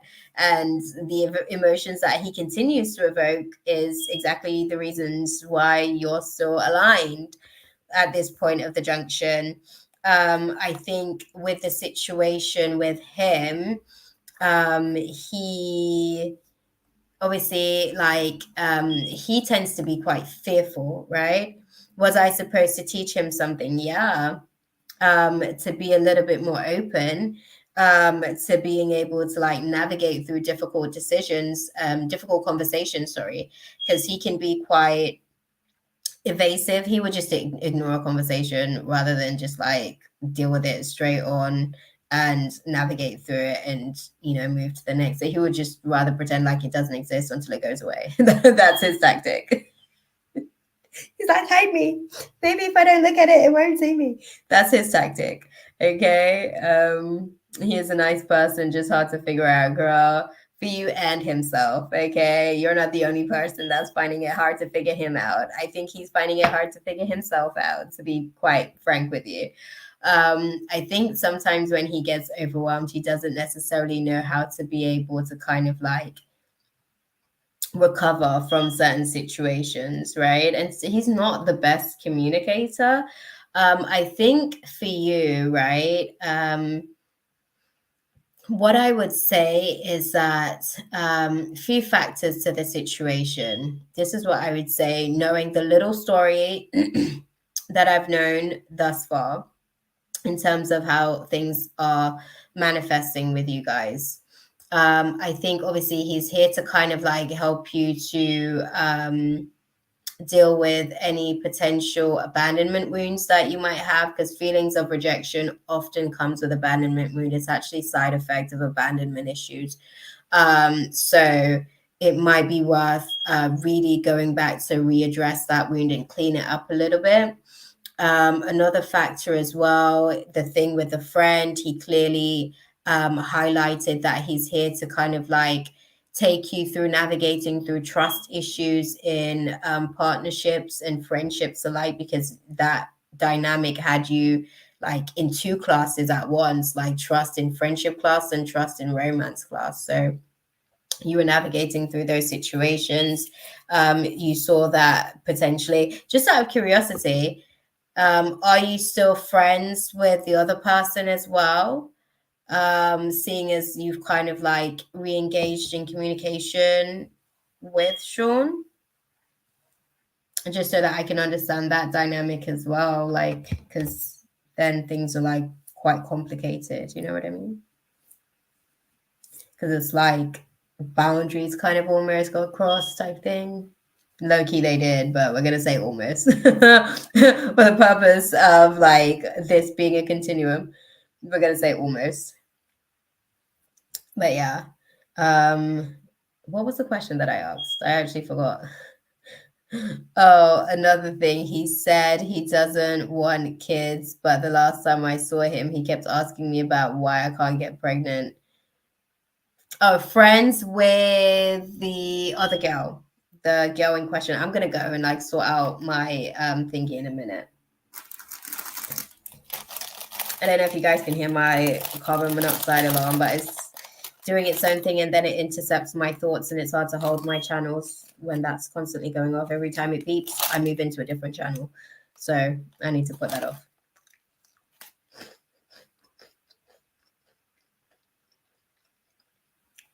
Okay, I don't know the other girl.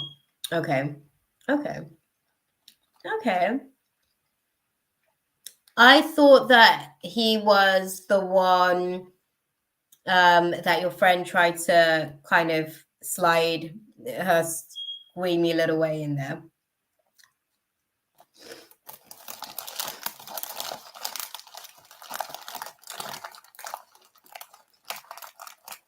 Okay.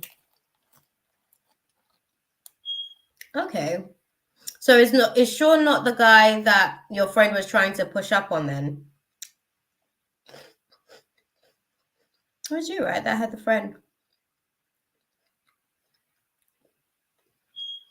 Okay, thank you. Wanted to clarify all the variables to the situation. Okay.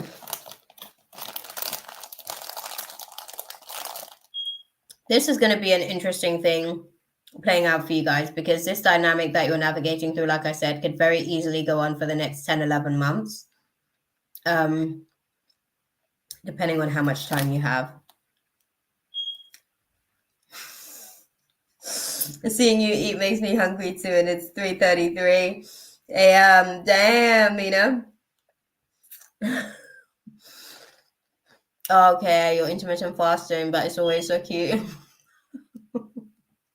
Because I literally come here and I hang out with you guys. Hey, Jen. Unfortunately, the free list is closed, my love. The donation list is open, which brings me to the fact that we're going to be moving on to our donation list as well. Oh, welcome, Jen. Look at that. The guys are putting the welcomes out there. But yeah, I think the situation with Sean is that the truth is he has a fear of letting himself be happy because he has such high levels of anxiety. His anxiety is like actually about a 7.3, sometimes a 7.8, generally speaking, overall. And I think that that's some of the things that makes him question whether or not he's ready for a relationship per se. So that's why you get the kind of energy that you get from him. I think as well with you in particular, he questions whether or not he can manage your mouth.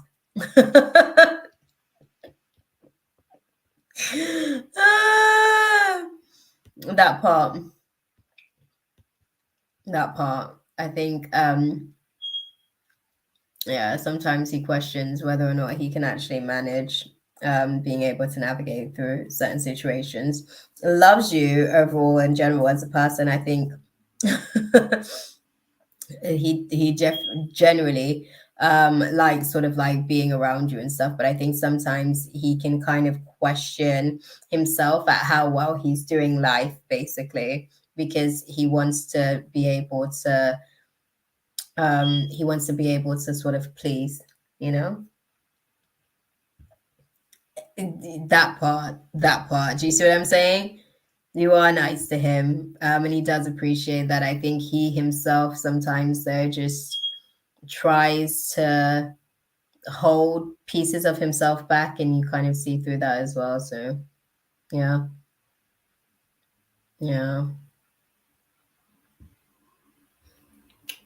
Sorry, I'm just trying to have a look and see. He is a pleaser, definitely 100%. I think I saw a newbie as well in the chat at some point. Sorry. Hey, Spiritual Tarot. Well, Spiritual Journey Tarot. I think I've seen you before. You had a different name at some point. I think I recall seeing that photo. Hey, Grateful Queen. Don't worry. We're coming to you next, my love. We're literally here, about to dive into it. I keep telling him it's okay to be himself around me. Yeah. And I think he wants to be, and for the most part, he is, but I just don't think he's clear on who that self is. I don't think he's clear on who that self is. So I don't think he knows what to actually give you. I think he's trying to adjust himself to what he feels like you want to be able to receive, right? So that's it. Okay.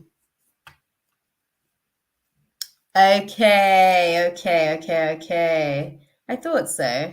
I thought that photo looks familiar. Hey, SM. How are you doing, my love? Welcome to the room. The free list is closed. Donation list is open. Donation list is actually growing. Donation info, Spiritual Journey Tarots in the description box. But yeah. Sorry. What I would say to you, Ash, in navigating through the process with him, I think that he just tends to be quite passive because that's the way that he deals with things in general. So it's not personal towards you, it's just personally. Oh wow, look at that. It's not personal towards you, it's just personally, he's not necessarily got the tools to navigate through certain difficult conversations just yet. I do think that he tries a lot of the times to tell half truths. And I think that there may be somebody else involved in the situation as well. I think this may be a third party situation.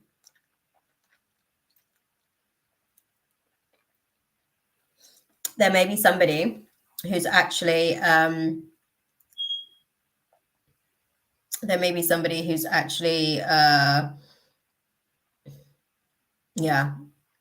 bit more. There's somebody else that he's getting to know as well. I'll put it like that. I'm trying to find more. There's somebody else that he's also trying to get to know in a romantic capacity. Yeah, you said he was dealing with a breakup. Yeah, that situation is still kind of like, yeah, that situation is still unclear, basically, in terms of, because I think he's still trying to like figure out like what's his place, I guess, in the world. But I want to sort of, yeah. They're saying that this situation, I don't know if it develops into something romantically over the course of the next year. And that's just me being honest with you, because this dynamic and this situation that he does seems to be like a natural pattern for him. It would be a hindrance to anything actually naturally developing. It would take a lot of work, to be honest with you. But yeah. I don't know if that was useful for you, beautiful, but I hope it was, for the life of me, because it feels like, yeah, it's just weird. It's weird. That's just the best word that I can use to like describe it, because yeah, he's still just figuring some stuff out as far as himself, really. That's why he comes or projects or presents the way that he does. Like he's still trying to figure out, okay, what part of myself do I give her? And then when he can't figure out what part to give you, he just shuts down. He's just like, okay, abort that part. So yeah, like I can't Like, it's hard for me because obviously like that's not how my mind works. So when I go into these spaces and I'm observing a mind that is like this, it's like, okay, the one thing that you do when you're in this situation, the fight or flight mode, I usually fight. I'm not really like, I will run, but that's after a few fights. Like, I will go on the battlefield a few times until it feels like I can't take any more of the battle. You know what I mean? But I think with him and the way that his neurology is designed, like if a conversation feels like it's going to be like particularly tricky to navigate through, or a situation feels like it's going to come with like really big challenges, he just doesn't even bother to test himself like that anymore. I think he's very chilled in the comfort zone, basically. But yeah, thank you, girl, for sharing and coming in and stopping in and asking the question. I do think that there's still something else to this situation as well. We never fought before because he goes. I can imagine. See, that's his tactic. He's like, oh, abort. That's what I said. Okay. He abandoned ship and then he just hopes for the best by the time, he kind of like gives space for you to kind of like come down and decompress. That is too funny. That is too funny. But yes. Right. Grateful Queen. I don't know if you're like back on shift or if you're like present, but if you are, you can pop your question in the chat. Then this is the list at the minute, guys. We've got Grateful Queen, Sammy next. We've got Anisha, Angus, Case, Moridinia, and Mina. Okay.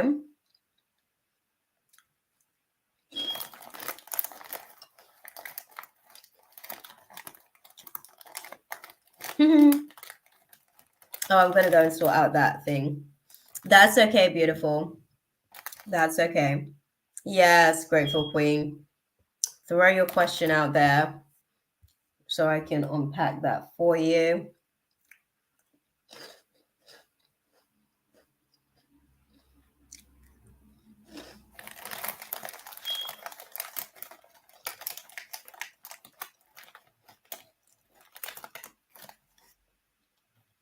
Thanks, Mina. I bet she's there typing away like, right?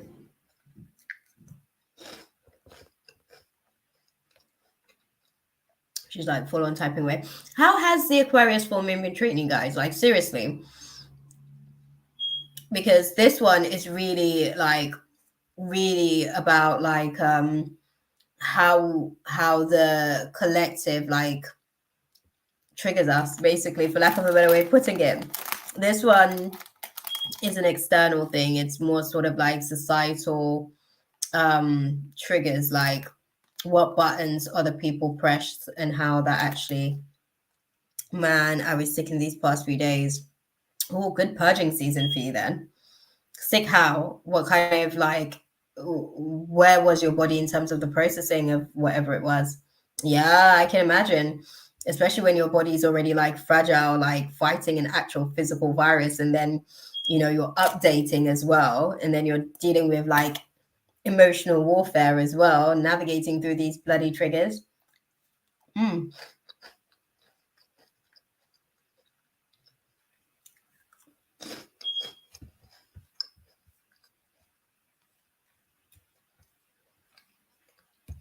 Okay.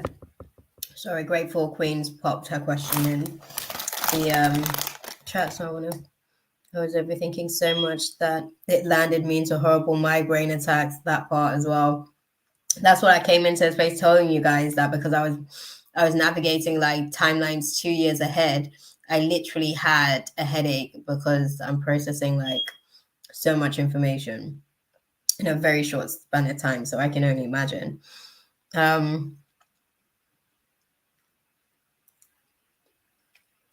I get triggered and I can't focus on my studies. I'm telling you. the emotional like battlefield at the minute is definitely real. I think we're releasing quite a lot at the minute. Then episodes of nausea. Okay, so definitely purging season. Vertigo, definitely neurological integration. That was quite a bit. I can imagine. That sounds like a bit. I can absolutely imagine, my love. Right, so let's go and dive into Grateful Queen's question.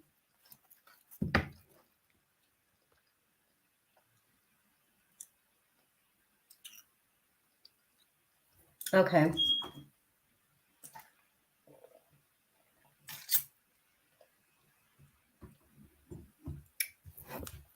Oh, I'm telling you, the energies at the minute for the crown, really intense, this Aquarius one, because it's updating like how we appear in the collective and vice versa.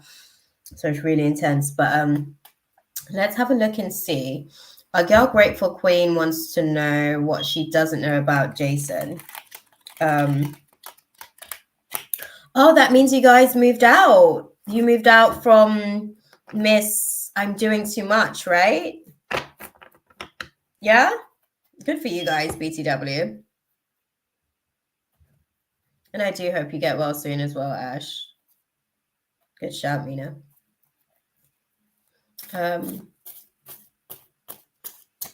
What doesn't Grateful Queen know about Jason? Good for you guys. Like presently, what doesn't she know about him? I'm sorry. They said that he's chatty, but he ain't telling you none of the things that you want to hear, basically, in terms of like subjects that you want to be talking about. That's funny.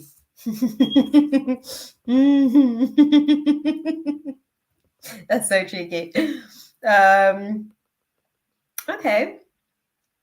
Okay. Why? Sorry.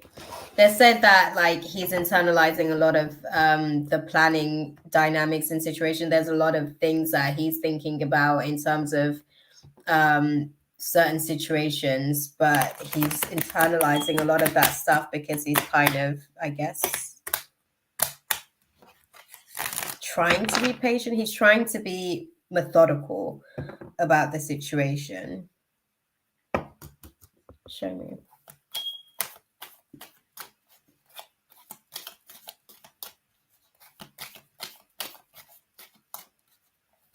How's his mental at the minute, my love? Like, how's he navigating? Because I know he was like navigating through like different levels and stages of just feeling a little bit, just depressed with where life is and where it's kind of like going. He wasn't necessarily sure, so there was that pressure was causing some deep depression.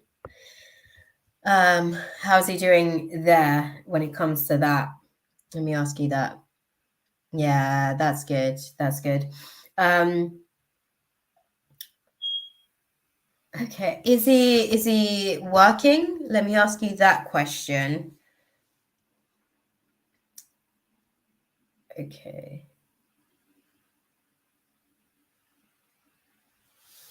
I had to ask you that question because I wanted to understand, obviously, because they're kind of like showing me that he's clearing. Yeah, that's good. That's good.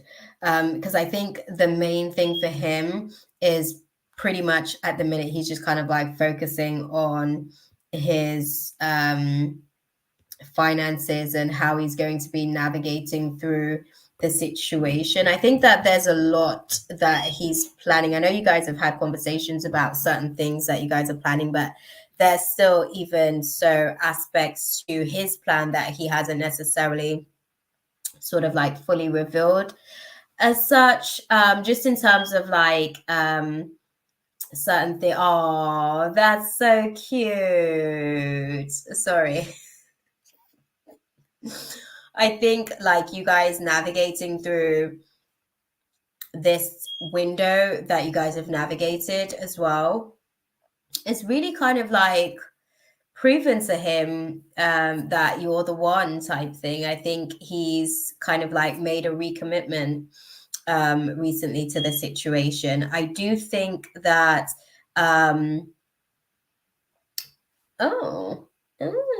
sorry, I'm gonna like put some cards on this. Are you guys currently engaged?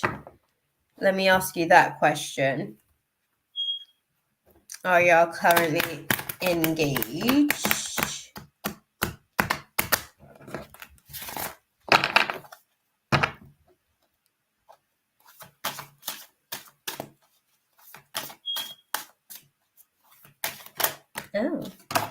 Oh, okay. Okay. Okay, well, I'm glad that he talks about it because he thinks about, oh no, I knew what you meant, girl. Don't worry about that. But the burr was cool too. No. Yeah, he does talk about it, but he's thinking about it hardcore. He's thinking about it hard. This is why he's trying to get his money right, girl. Like he really wants, like, he's decided, like, especially like after how you've like handled things, your patience with him, with his process, like he's so grateful, like he's ready. Like if he had everything that he needed to, like in terms of like financial resources, like he would do that shit tomorrow, girl. He's like ready. And he feels like comfortable with the decision that he's made. He's a good one. I don't know why you like to try and check in on him. For the most part, I know it feels like he's trying to be stealthy with certain things, but that's because you don't need to know everything, mama. I know you want to know everything, but you don't need to know everything. Okay, so I think there are certain things that he's holding dear to his heart, certain plans that he has for you personally, that he's holding dear to his heart. And I think, well, I'm glad you know. That's a nice strong start, right? I think with him, he's just very sure that you're for him, and like he wants to be, oh, that's so sweet. He wants to be able to like really give you the things that he feels like you deserve. Like I think that he puts a lot of pressure on himself and feeling like he's not ever really like doing enough, because I think the way that you've really shown up for him, he hasn't really had that type of experience before, consistently, right? And I think it's really sort of like shown him as well, you know. It's helped him to elevate like his own self-worth is the best way that I can put that. And I think he sees your worth and value as a result of that. And his main plan is just to marry you, girl. Like I don't know what else to tell you. Like that's his focus. That's kind of where he's at the minute. That's really the thing that, like, outside of the whole like trying to relocate situation and getting like the house situation together, like he's planning to make sure that once that situation's out the way, it's like straight up like going to the chapel and we're gonna get married. Like he's literally there. He's like a full on there in that space. And I think he appreciates the fact that like when it did get tough, because I want to say, you know, he feels like the last couple of years has been particularly difficult for you guys, and he's now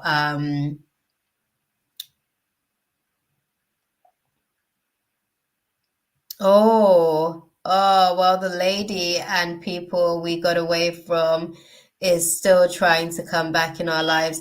You don't need to be concerned. Not about Jason for the most part. He told me they popped up at his job. Okay.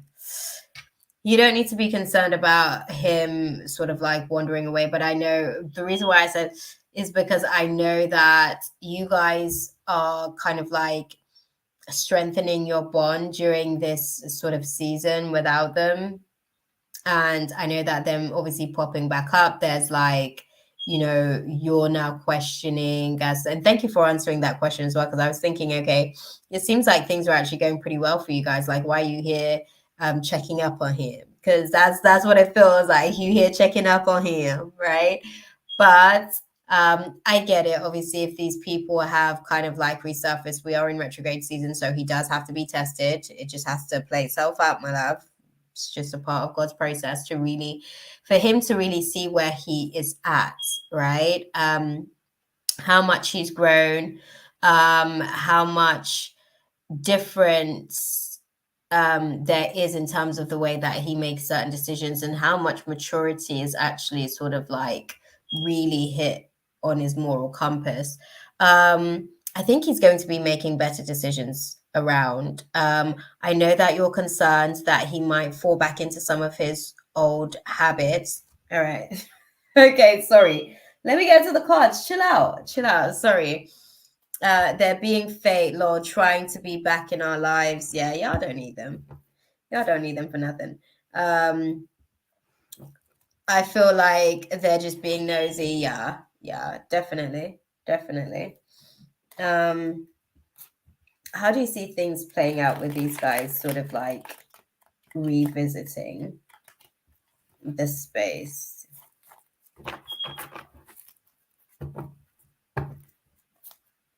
Okay.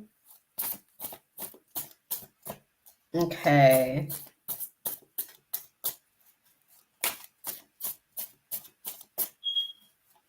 Thank you.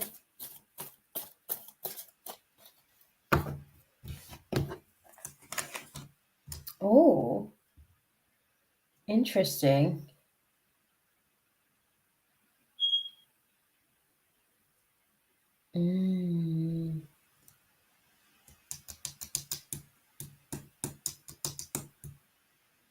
Sorry, I'm like, oh, hey, Kay.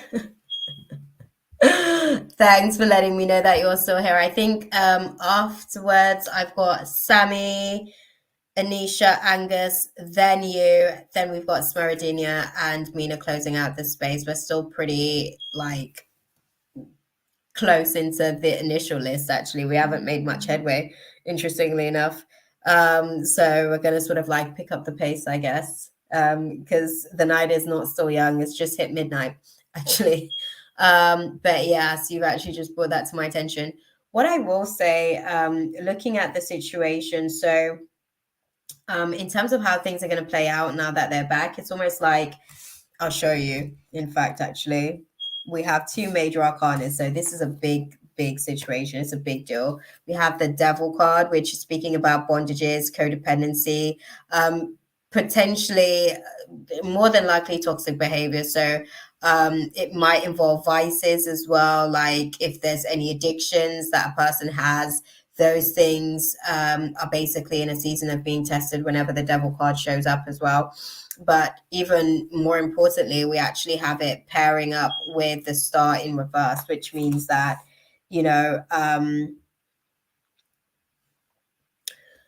it seems as though,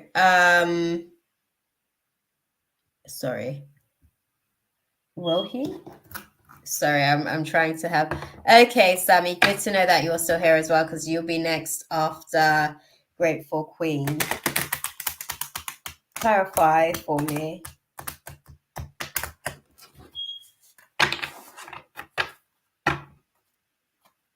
Okay, that's good.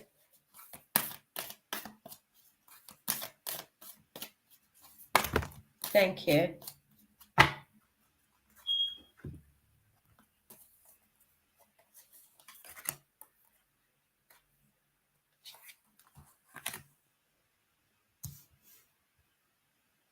Sorry, I'm like making room for all these goodies.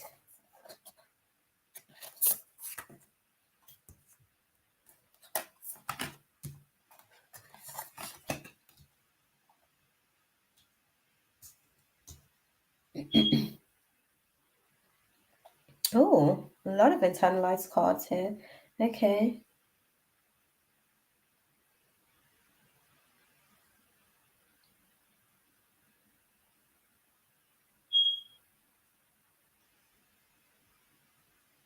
You ain't got to worry about it, girl. He's going to pass this test.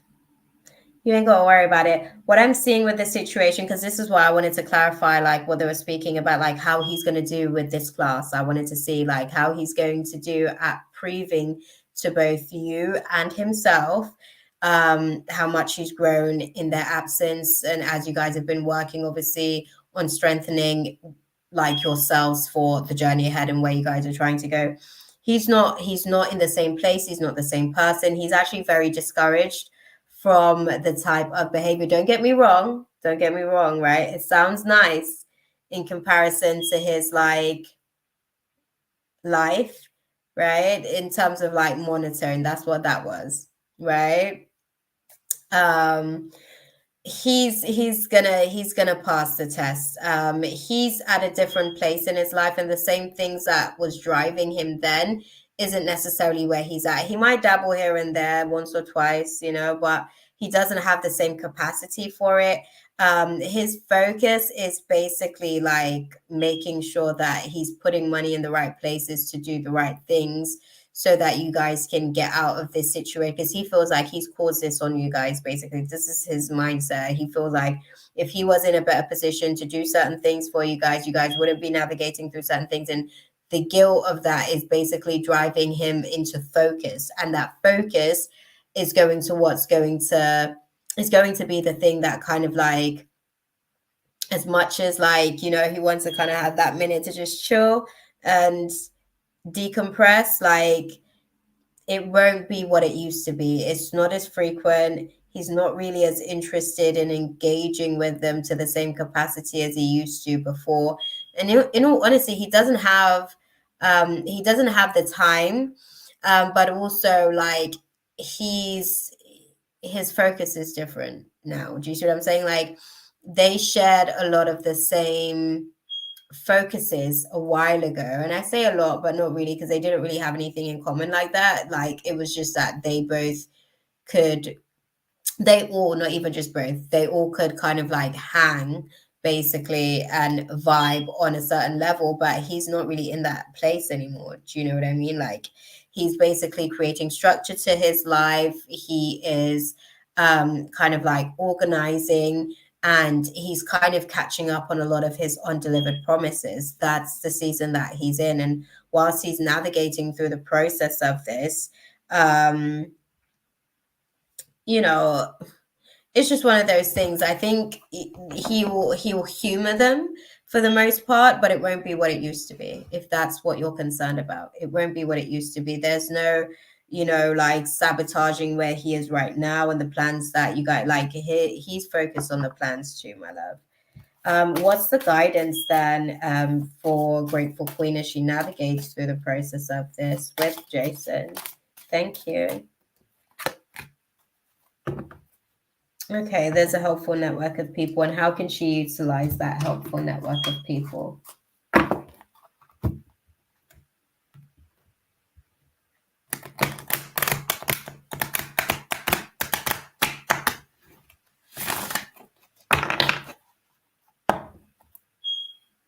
Okay.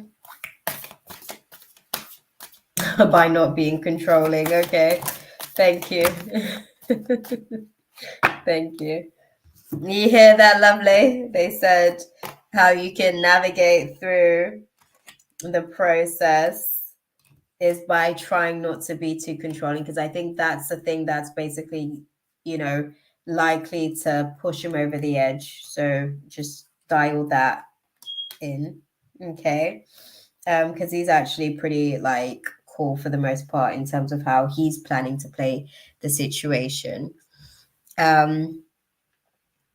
God, I was nervous that will be backtrack, but I know he's strong and once better. My thoughts can kill me at times. Yeah, I can understand why, you were sort of like a little bit fearful, because you probably thought, oh, it's too soon. He hasn't like properly like acclimated basically to this new version of himself just yet. But he's actually more committed to this new version of himself than you really even understand at this point, to be fair. Like he's serious, really. I do see myself talking too much. I'll trust the most part. Yeah.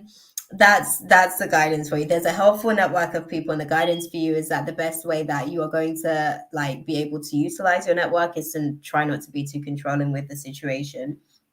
Um, Overall, in terms of like not being not being too domineering, I do bring it up to him, but I'll stop.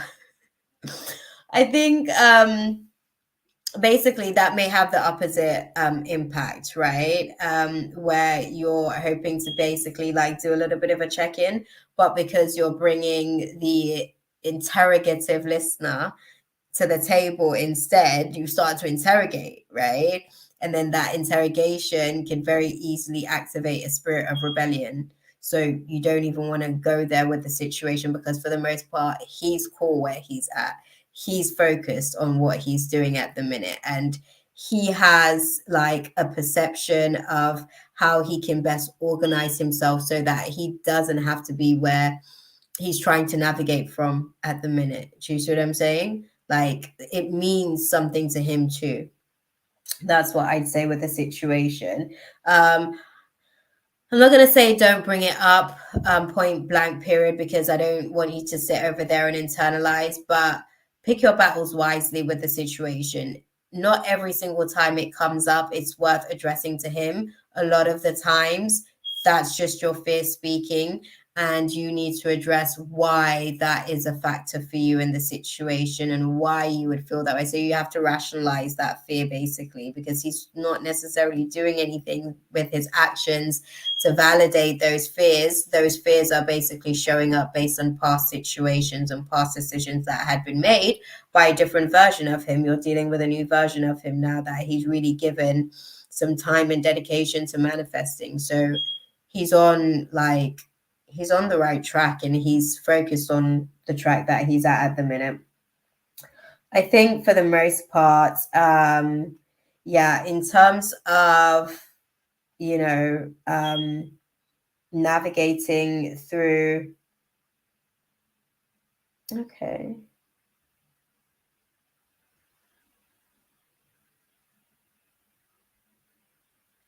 Okay. Yeah, you guys, like with everything that you guys are, because they were just showing me like what the network of people are.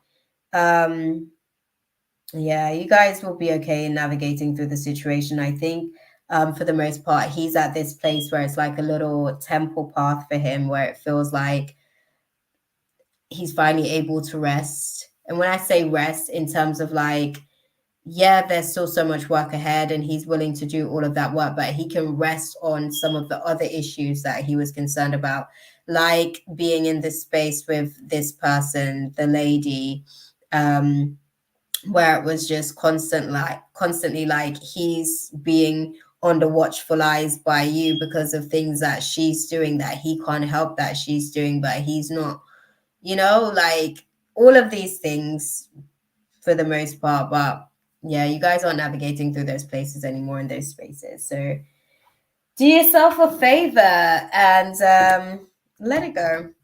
Let it go. He's not the same person. He might be like humor them and engage like every so often, but it's not the way that it had been before. The way that it had been before was based on his circumstances, and that's why I asked you if he's working, because they showed me that his focus shifted being in that type of dynamic at the minute, because those are the priorities, right? Yeah, well, those are the priorities, man. Those are the priorities.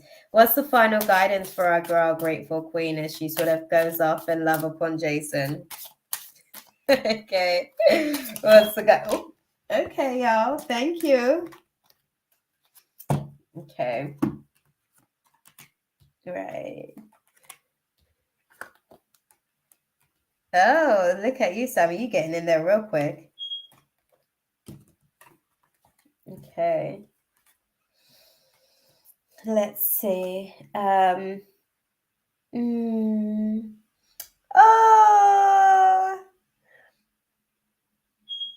listen. So the guidance for you in terms of like from the romance angels, they're saying that this isn't an unrequited love type situation. There is more than enough love and chemistry to make this situation work.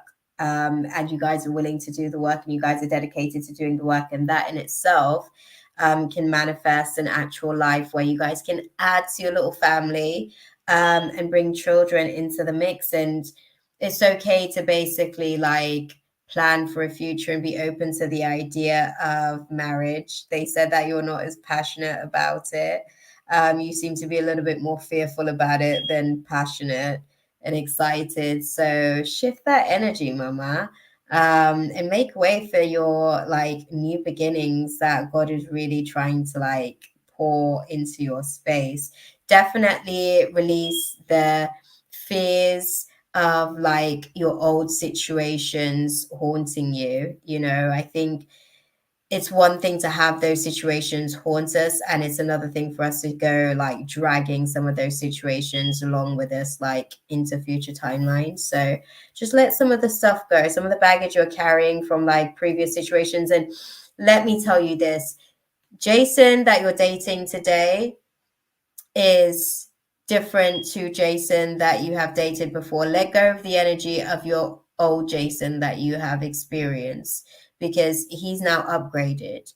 He's now integrated by being able to meet some of his goals. It's allowed him to, you know, get certain accomplishments under his belt, and that's leveled him up in certain ways, both emotionally and mentally speaking. So treat him accordingly, as this is new boyfriend Jason, and try your best not to like keep him at a certain standard based on what you think he's capable of based on old Jason. Okay, because new Jason has arrived. That part. I hope that that was useful for you there, mama. That's like the final parting message that they're putting across. Hi, Therese. Hope you're well, mama. We're actually the free list is closed. So I'm just finishing up a donation reading, and we're gonna go back to the free list. But it's closed for the most part, my love. That's just kind of where we are. Maybe tuning next week. Oh no, next week I'm not going to be here. I keep saying that. Next week I will be enjoying family time. But I'll be around at some point. I'm gone from Friday to Monday, so there's no chance of me being able to get anything in for you guys next weekend. But we will try another time, right? The following weekend, I'll be back in these YouTube streets. So maybe check in then. Sammy's posted her questions, so I'm going to pop her question out. And then we have Anisha. We have Anisha Angus. That's okay, beautiful. Thank you, my love. Thank you. Right. Okay, so we've got Sammy. I'm going to read Sammy's question now. And then we've got Anisha, Angus, Carr, Case, Meridinia, and Mina. Okay, so let's go into Sammy's question. Oh. Oh, look at that. Sorry, guys.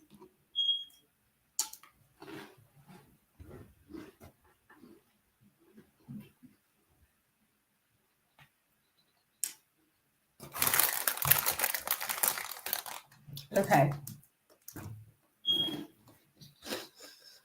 I had to eat that, guys, because the packet was open. The longer I leave it out to the air, I was going to get like, you know, when it gets stale.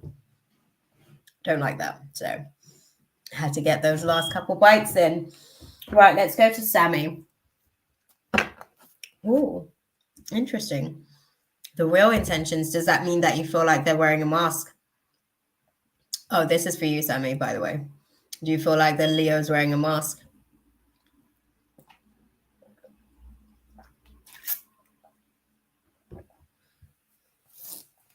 Let's unpack it, shall we? So, Sammy wants to know, what's the real intentions of the Leo towards her?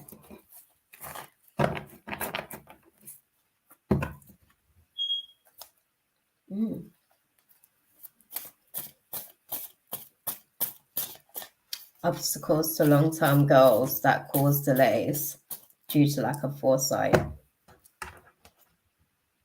Interesting. Okay.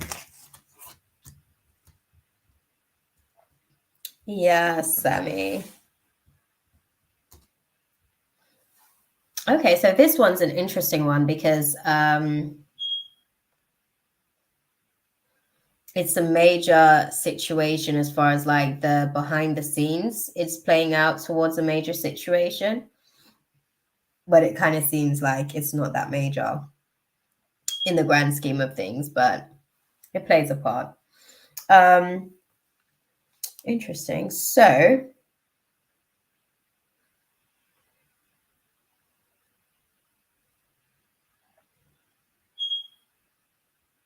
do you find them to be a bit of a distraction, Sammy? Do you find Leo to be a bit of a distraction? I have to ask you that question because I feel like answer the question first. I'm going to go into it and explain.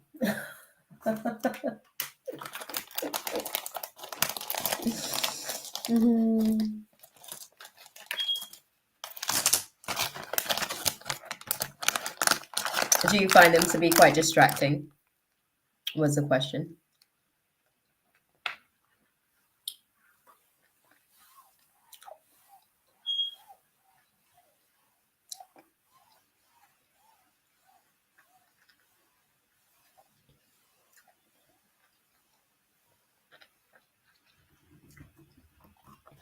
The reason why I asked that question whilst you're typing out, because I don't know, sometimes I can't tell with yours, Sammy, because I don't know if like it's a significant lagging situation or what. So I'm going to kind of like continue because sometimes it's a little bit challenging to tell if you're responding. I know that sometimes you respond in a delayed process. So I'm going to continue reading. But it seems as though their intention is basically to be able to kind of control you, for lack of a better way of putting it. They can be quite suggestive in their thought process. So it's kind of like what I was saying about not even wanting to be like plant suggestive thoughts in Ari's mind. They're that type of person. They're that person who's very reckless with that ability, basically. I don't even know now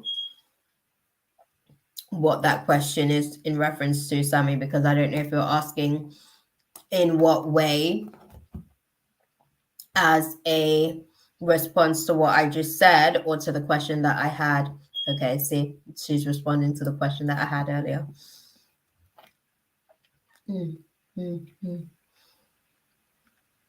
The distraction thing. Yeah, I think we're dealing with a little bit of a backlog with Sammy's, but again, I've gotten a little bit used to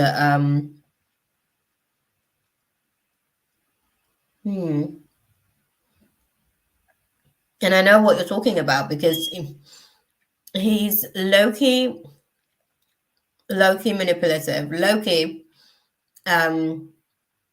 with suggestive thoughts. That's probably the thing that rubs you the wrong way, why you want to sort of like question like what is his actual intentions for me.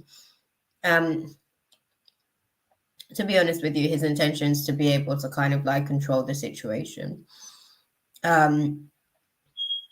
He presents a certain type of way, and I think that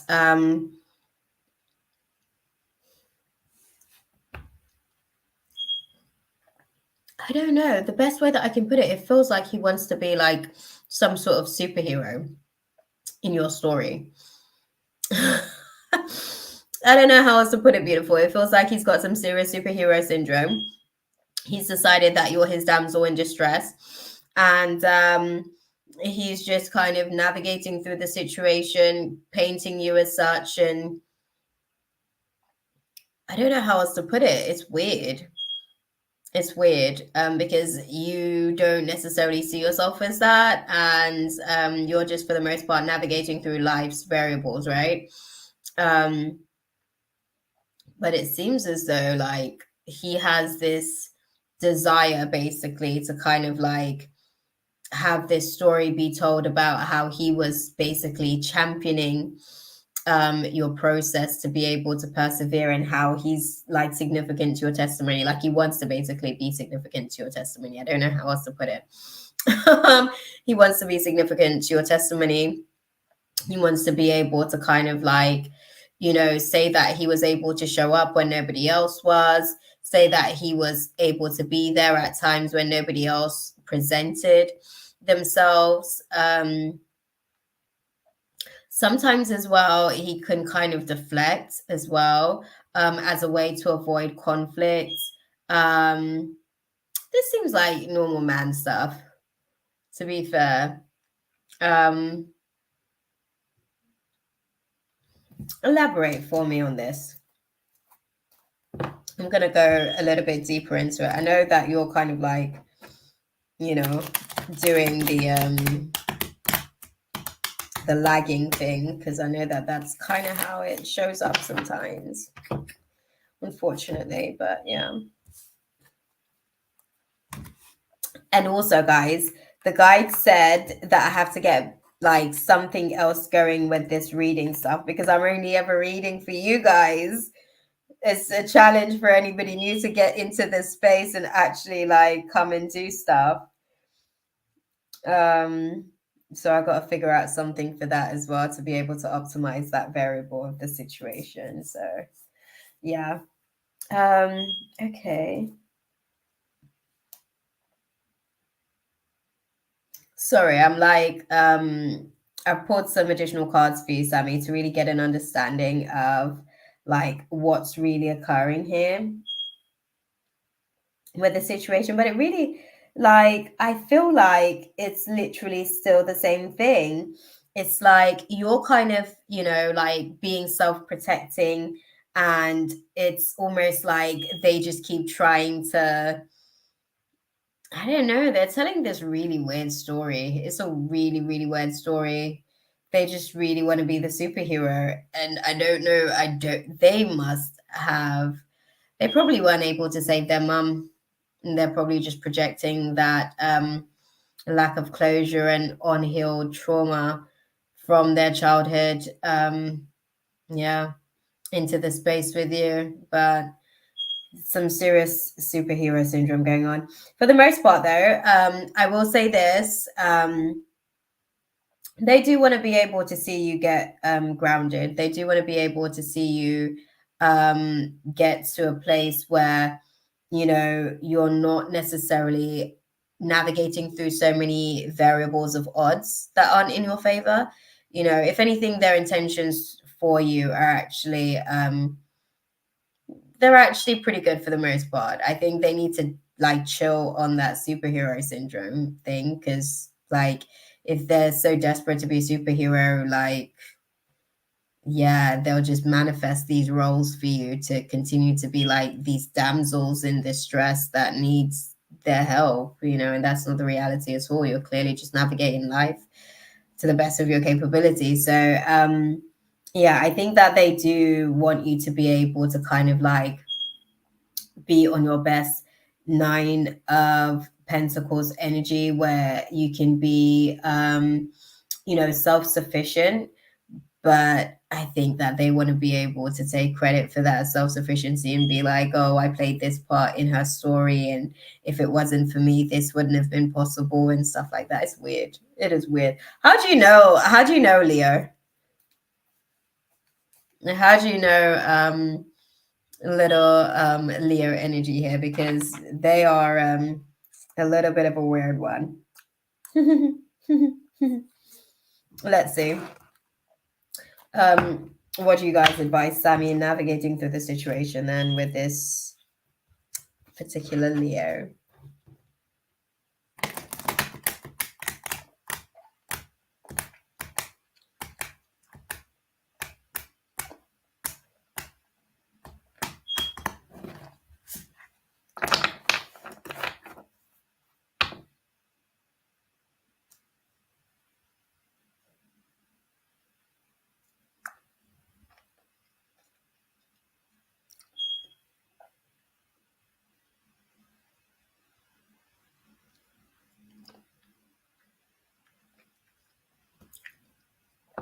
Okay. Yes, I protected. I don't know how to. Do you mean how to open up? Yeah.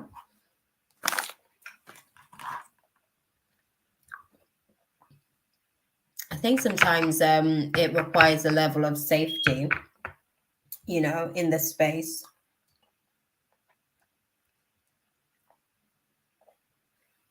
I do think sometimes it requires a level of safety in the space to feel comfortable enough to want to share. And I find that when other people share, it's easier for a person to be able to feel comfortable to let themselves be vulnerable in those moments as well. I'm going to go and sort out the alarm in a second after this one, actually, whilst we try and find the rest of our the gang basically for their readings.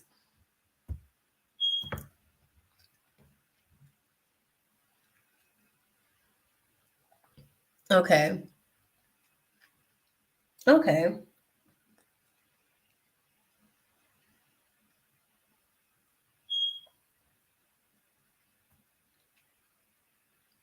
I think that their intentions towards you are actually quite good.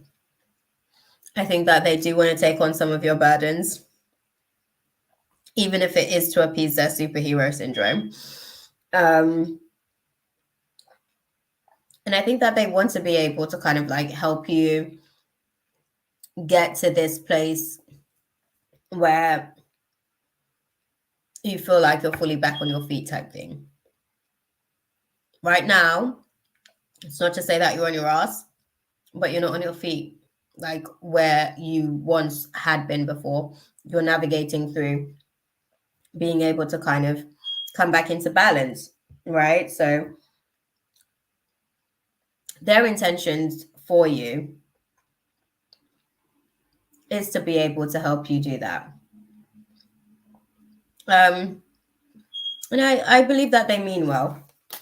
So what's the guidance for Sam in navigating through the path with this person? Make it very clear, please.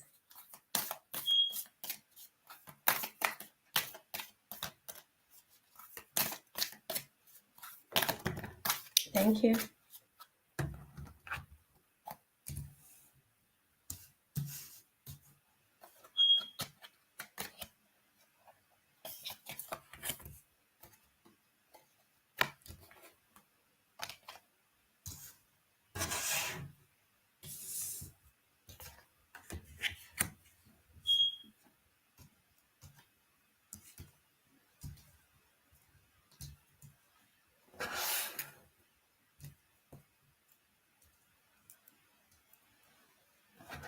Okay, so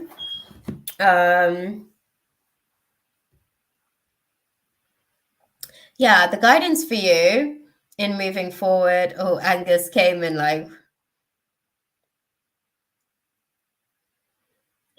popped that question. I'm going to start your question, Angus. I'll come back to your question when it's your go, because I think Ash came and let you know, right?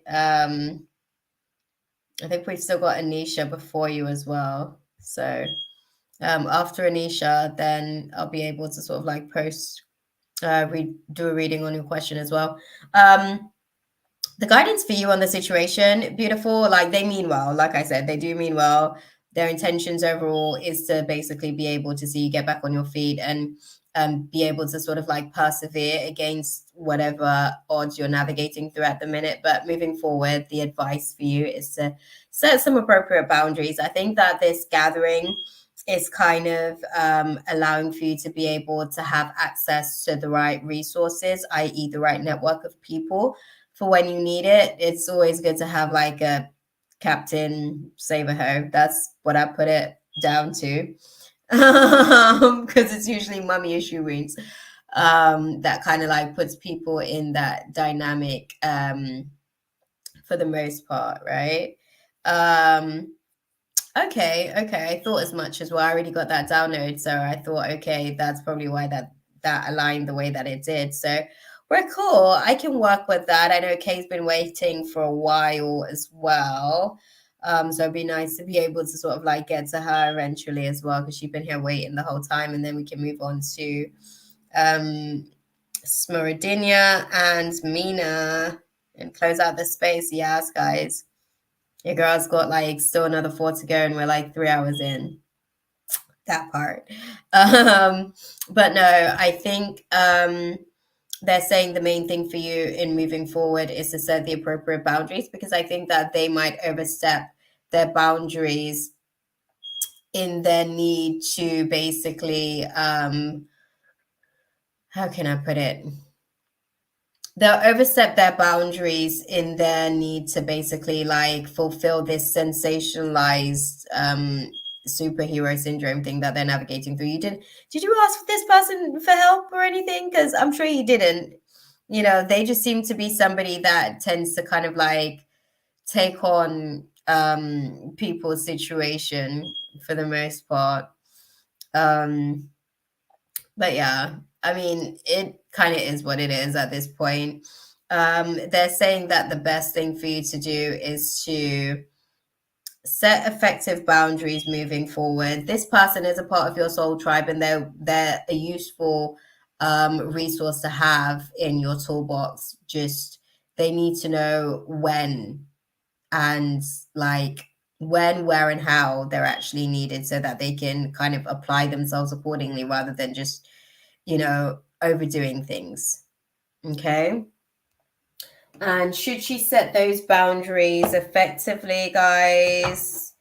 How do you see things playing out for our girl, Sammy?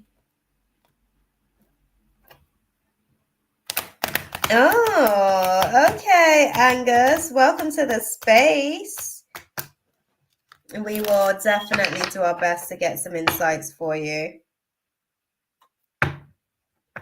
Ash, I literally asked myself that question in my mind based on the question that was put across, but I think you did well in being able to kind of like put it across to them about how to kind of like ask a question. But I'm probably going to reword that question when I get to it to get a little bit more context, because, you know, we've got to take it in stages to get as much insight into the situation as possible. So don't worry, Angus, I got you. Okay. But yes, the guidance for our girl Sammy, if she is able to set these boundaries, how do you see things playing out for her with this situation with the Leo?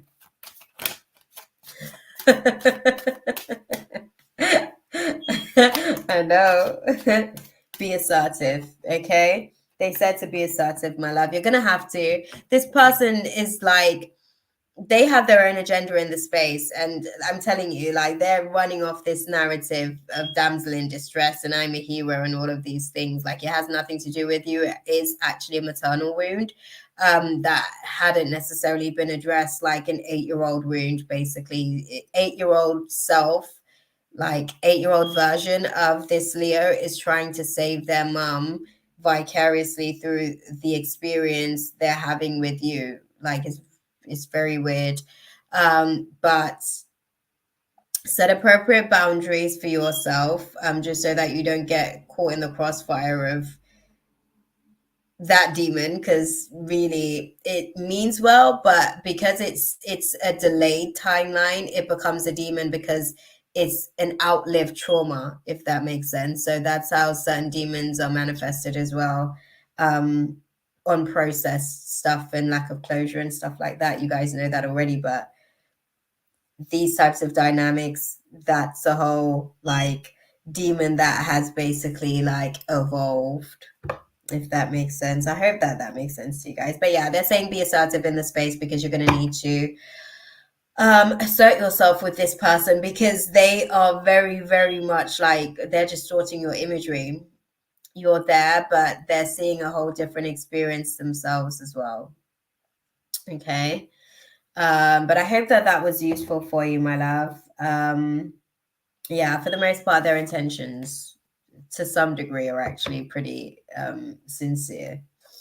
They have their own like agenda on top of it as well, but for the most part, it's pretty sincere.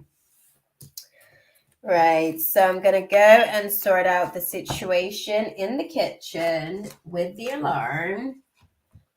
Oh, I was literally just hearing Beyonce, "Leave me alone." Oh, that's too funny. Let me go and sort out the alarm. Give me 2 secs, guys. I just gotta fix that. And I shall be back. And good, Angus. Oh, I love Stitch BTW. My partner Sanchez does the Stitch voice all the time whenever I'm sad to cheer me up. Oh, so we're already connecting, Angus. Okay. All right, guys, bear with me. I'll be back.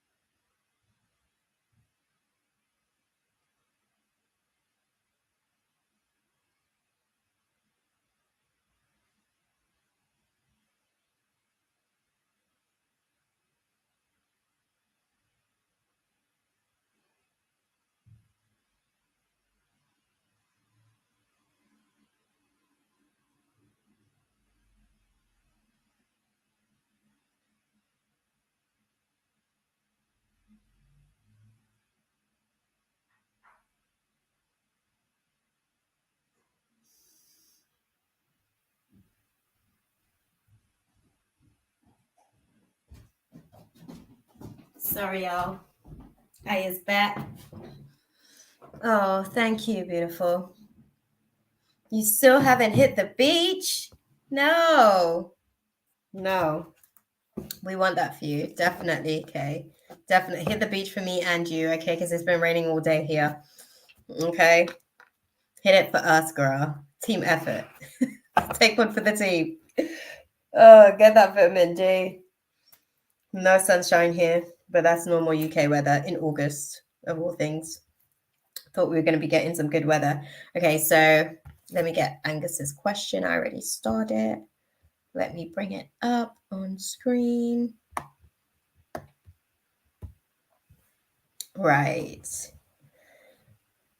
Would like to know what's hidden. Oh, what's hidden that you need to know? Okay. Angus's question, guys.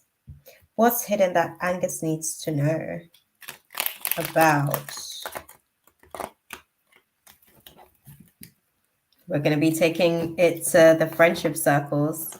Mhm. Yeah, we're going to be talking about friendships. Okay.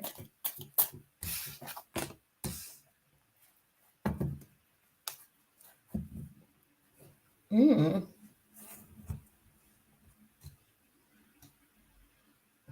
Somebody has, okay, Angus, because this is your yeah, friendships, Ash.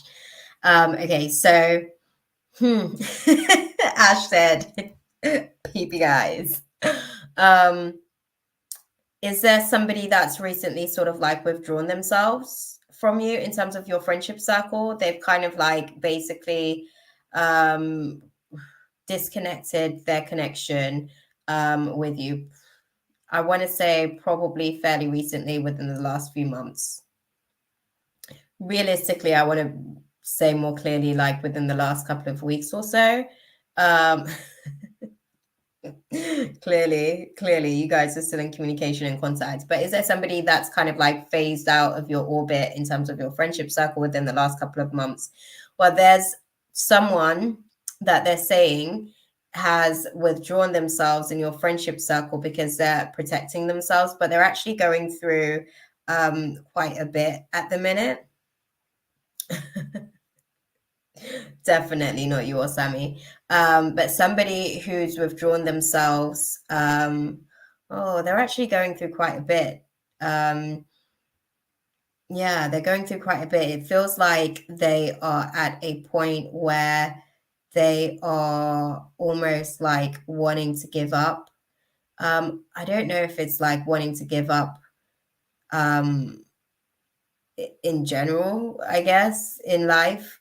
But it seems like you generally seem to be a little bit of a supportive energy to this person.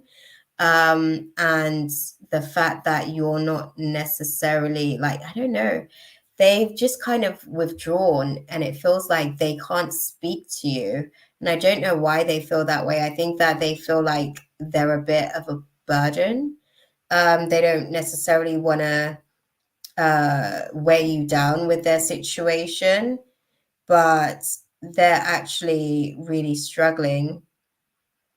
Is there anyone that you haven't spoken to in a while in terms of your friendship group?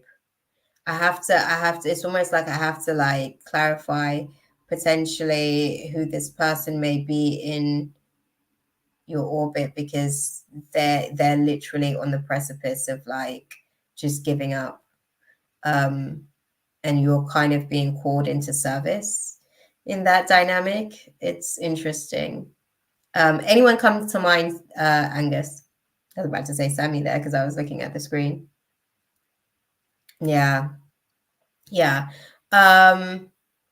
Touch base with those people if you can, like sooner rather than later, preferably within the next 3 days or so. I feel like they have a breaking point. They're probably like finally almost, yeah, okay. My question is brewing in my head, lol, about 2 weeks ago.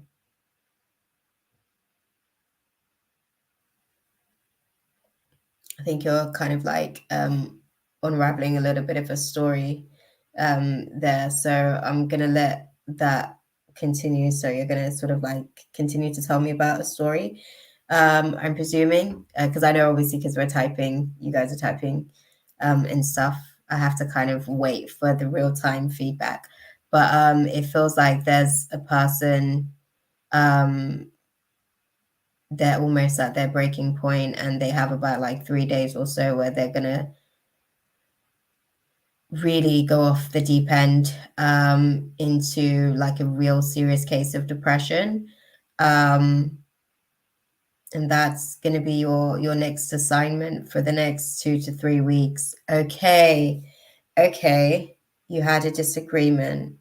Okay, so this would have been the person that they've been navigating through some stuff for the last couple of months, I feel like. And I think that those things that they had been navigating through, been hard to communicate with them. Yeah. Yeah. You're not the issue there. I want to tell you that, like, it's hard to communicate with them because they're overall going through quite a bit and they don't really know how to navigate through that.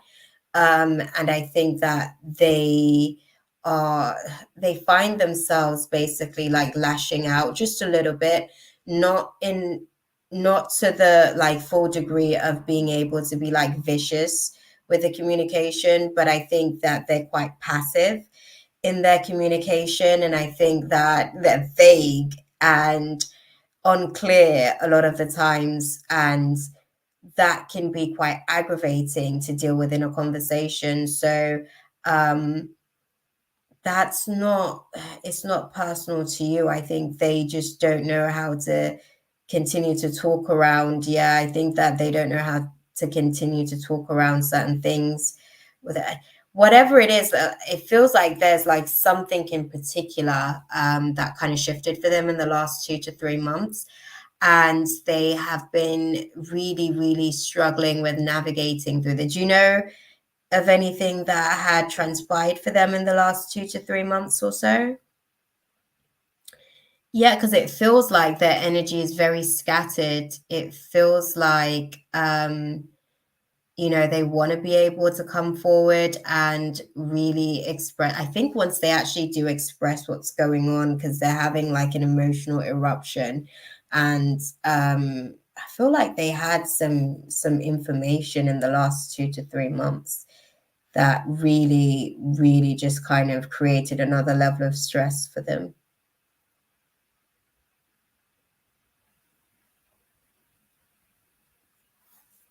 Oh, interesting, Katie. I'm gonna start your question. Yeah, Angus, do you know of anything that transpired within the last 2 to 3 months, leading up to where you guys are now? Because this situation, this situation is more a miscommunication thing, more so than anything else. One of the issues is distance. Okay. Okay. Okay. All right, let's go deeper into the situation then.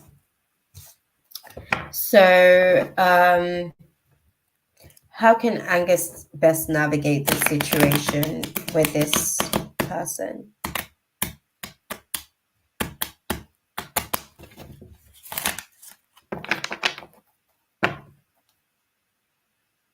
Okay.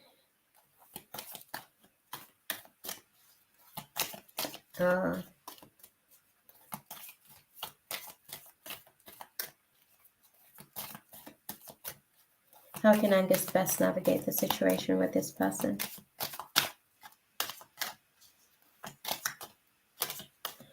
Okay. Okay. Okay. Okay. What are we? Okay. Okay, so that would have been when she sort of got back after April. The trip in April after she left was hard on her. Yeah.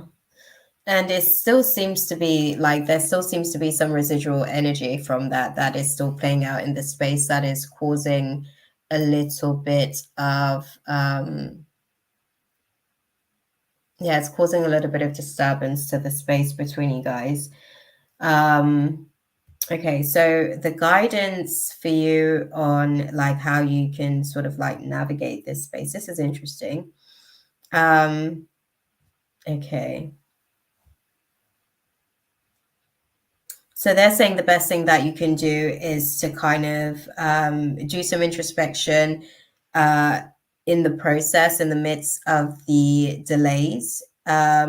So how could you have communicated what you were trying to, because I think what happened was like a difference in opinion in terms of the conversation that was had last, and there was a point at which you both got frustrated in the way in which you guys articulated yourselves in those moments. You know, it didn't get too bad, to be fair. I feel like if anything, it was like level 3 or 4. Depends on how you guys generally communicate, how you might feel differently about it, but I feel like it was like 3 or 4 in terms of like a collision, because you guys were both passionate, but you guys weren't disrespectful or anything like that. But yeah, I think they're saying if you're able to kind of like really do some introspection whilst you're in isolation, because this is hermit mode, because they're in hermit mode at the minute, and I think because they are aware, I think that they've gotten a little bit of an appreciation, I guess, for you in your absence in the last couple of weeks, because I think that you're usually a place where they can outlet. You're usually a place where they can express themselves, but it seems as though they've been going through the most, is what it feels like, since the last few months. And I think that they are getting to the point of their breaking point mentally. And I think that that's what you've been sort of like observing, like an emotional disconnect that has been taking place, because everything had become so overwhelming for them. I feel like they disconnected from the situation. And when they did that, they also disconnected themselves from their own feelings as well. And I feel like that's really the issue, to the point where they're just showing up very scattered in their energy, because they're not really sort of like connected to themselves at the minute, because they disconnected because the stress was too much. And it's a struggle. I feel like they've been going through like avoidance methods, like they've just been avoiding things, avoiding situations, avoiding people. Like this is just becoming quite the destructive behavior that they're developing, and it's almost like manifesting from a place of self-sabotage. I feel like what was going on, like whatever it was that shifted like 3 months ago,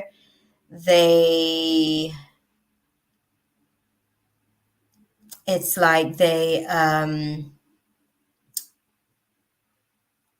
once that shift, sorry, there was like an ambulance that was going by, and that kind of like threw me, because I was curious. I was like, what? I wonder who's in the ambulance. My mind started to intercept the channel with other thoughts. My bad.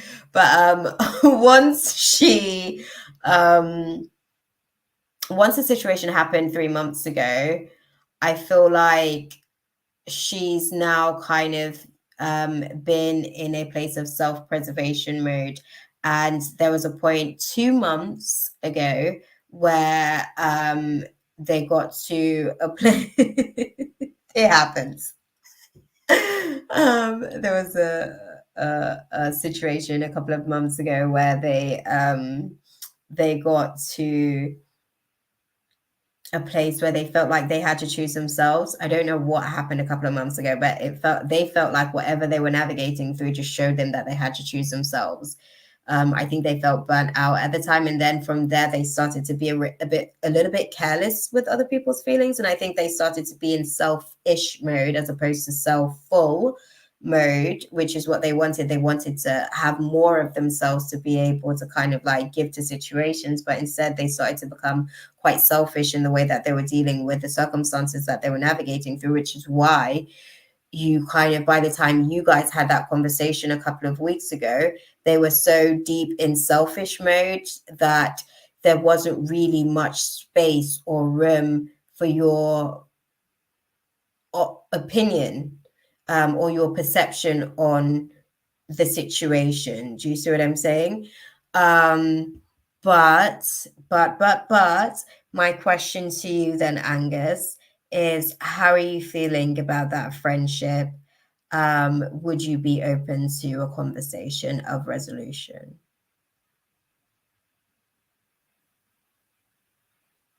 That has to be my question to you, because I think that they're navigating through something mentally and they need their friend, to be honest. Yeah. So I've got to ask the question. I'm going to wait for you to sort of let me know where you're at emotionally with the situation, because I know that it was Okay. Well, that's good. That's good because I think that they need their friend right now. I think that um and now you have some insight going back into the space, right? Because they haven't been able to process their emotions too well for the last few months. I've just given you a little bit of insight into what's been going on for them. So there was a shift that occurred 3 months ago. Then 2 months ago, there was an emotional shutdown that occurred, which disconnected them from just feeling in general. It's something that they did as a self coping mechanism, a self-protection mechanism in dealing with the levels of stress that they were navigating through. But what they're actually doing is manifesting from a place of self-sabotage. So going back into the space, you can utilize the information that you have to be able to navigate things a little bit differently, right? Because I know that you didn't really get why they were just being so erratic and it felt like they were being quite short very quickly.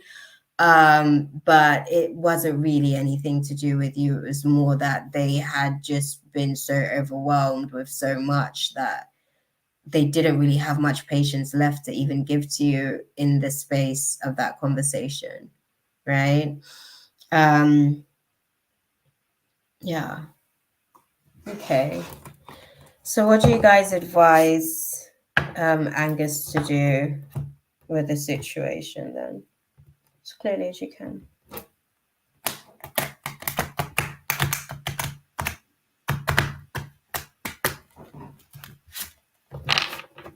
I can imagine. I can imagine because it was a self-sabotage demon, for lack of a better way of putting it. These are undeveloped spirits. That's really what a demon is.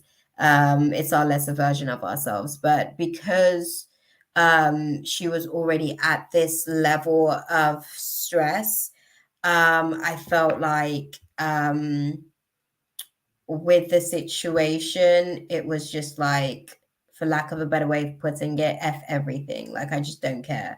I just don't care. Like, they just got to a certain level of carelessness and they took complete disregard for the consequences as a result of that. So that's why you felt provoked, because they didn't care about you in that moment. They were in self-preservation mode and they were quite careless with you. I think it's a great opportunity as well for you guys to have a conversation about boundaries and how to navigate through situations, you know, when we're feeling like overwhelmed by the pressures of life and stuff. You know what I mean? So I think that this is a great opportunity for you guys to kind of like have a conversation with the situation. It is, I mean, it's what they call the necessary evil, Angus. What it does is that it gives you an opportunity to be able to assert and affirm your boundaries in that friendship space, because you've realized a boundary from navigating through that situation. And now that I've been able to give you some insight into what was going on behind the scenes, it also then allows for you guys to be able to build upon your friendship and strengthen your friendship on another level as well, because then whatever it is that they are navigating through, or the burdens that they feel that they're carrying, you know, they say a burden, you know, shared is a burden halved.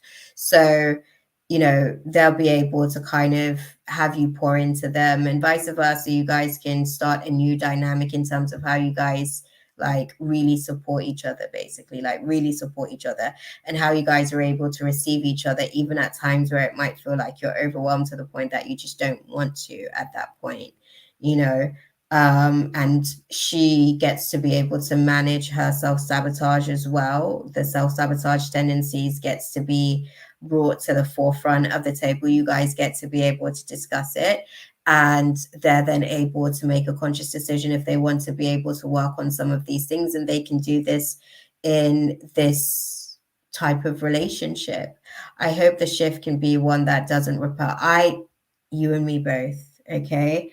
I do as well for the both of you guys. So we're going to go and ask the guides how to actually sort of like navigate through the process of, you know, the situation. They're saying this one isn't necessarily about being assertive as such. If anything, this one is about sort of, I guess, having a internal positive dialogue about how the situation could likely pan out. I think, let me ask, sorry, I want to get a little bit of clarity then. Where is this friend in terms of their emotional processing on the situation? Because we want to understand that as well, because that is quite telling. You're right there, because I've had those situations where you go back in and like you've become like, you know, you've had your eureka moments, you've done your hermit work, and you know things are a little bit more apparent and clear to you. Then you go back in the space and it's like there was no hermit moment for the other person, and they kind of like, if anything, was having a hermit in reverse, and it was like a refusal to look at themselves and really do the deep introspection that was necessary so that things can work. You know what I mean? That part 100%, 100%, 100%, 100%.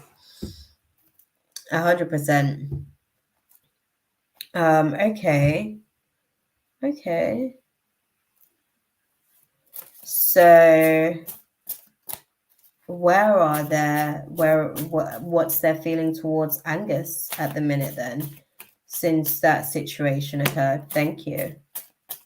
Okay, I think that's where we need to go with this situation, right, Angus? We want to see where they are in terms of like, okay, if God sends you back in there to go back into the battlefield and try and rescue or salvage the relationship after the facts, like, is there anything, you know, have you guys spoken? Might be a need to accept each other differences. 100%, 100%. And you guys like learning how to navigate through those differences of opinions, right? Are you guys in communication at the minute, like since that little spat a couple of weeks ago? Answer me that. Oh,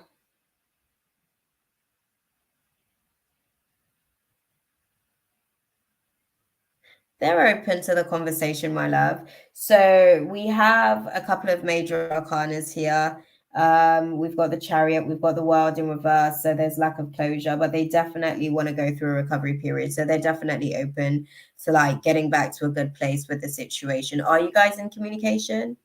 Yes, a few short messages. Go deeper into a conversation, open floor and open space for like a proper conversation. Maybe have a conversation and revisit the situation, obviously in a different space. Check the temperature of the situation first. Check and see if they're open to have a conversation.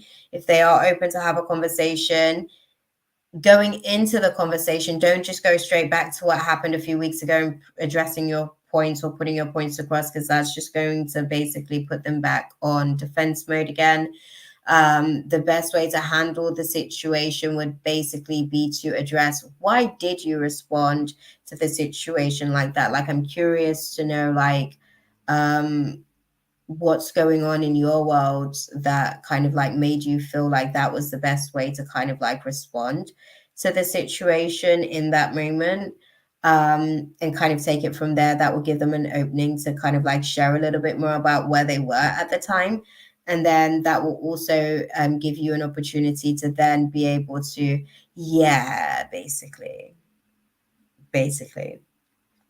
pretty much. And then because that situation, obviously, like, you know, the way that things play out, and thankfully, you know, their self-sabotage demon kind of was able to play in a space where you are a genuine friend that, you know, loves them beyond those moments of eruptions, right? Those moments of emotional eruptions, because we all have them, we're all human.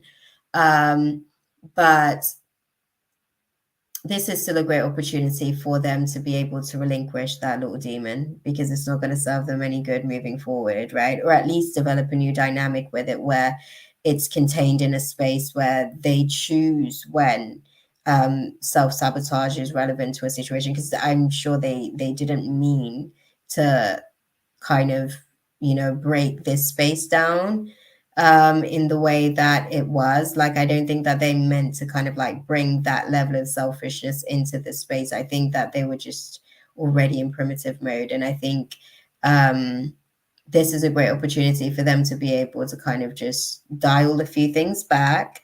And for you as well, it's a great opportunity for you to be able to affirm and assert.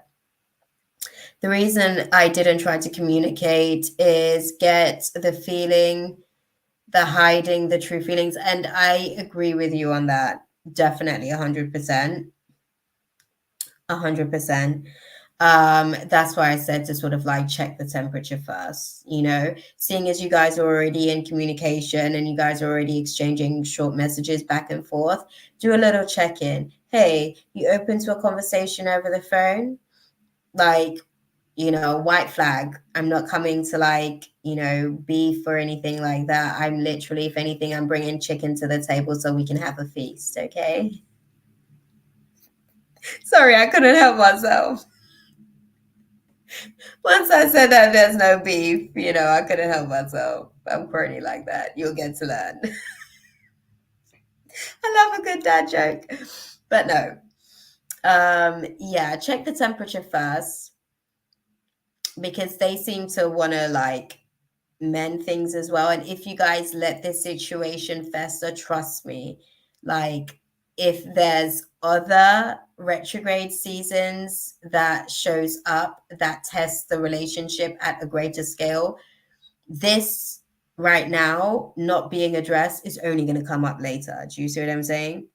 So just try and navigate through it whilst we've got the retrograde seasons to give us like a little bit of a clearing, to kind of like set the precedent for stuff in the relationship moving forward, especially with like the Pluto retrograde and Saturn retrograde, more so because those two are significantly being impacted by these types of energies that we're experiencing. So yes, I hope that was useful for you though, my love. I hope that was yeah, a nice first tarot. Thank you for allowing me to sort of like hold space for you as well. That was a nice little experience.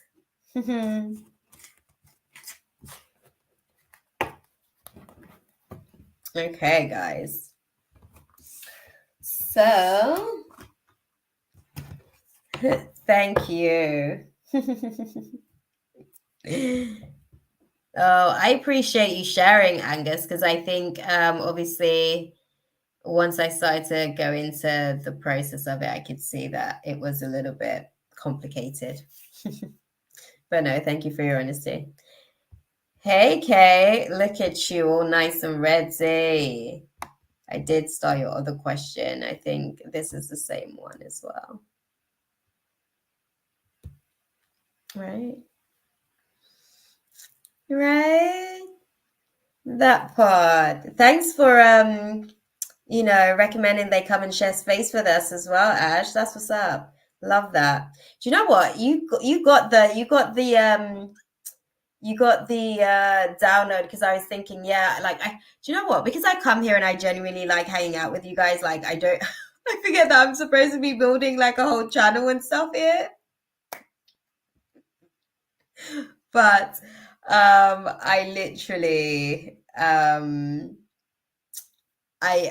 actually thought to myself, yeah, like I should be sort of like letting the guys know, yeah, like tell like friends and people that you think would actually be able to benefit, because I really want to like work on these levels of psychology and spiritual psychology and emotional psychology as well, because I think it's important for the collective.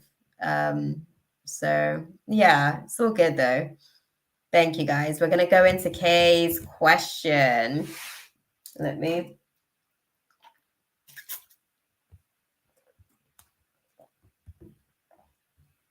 is Kay's question, right? Yeah. Kay, then Smaradinia, and then Mina.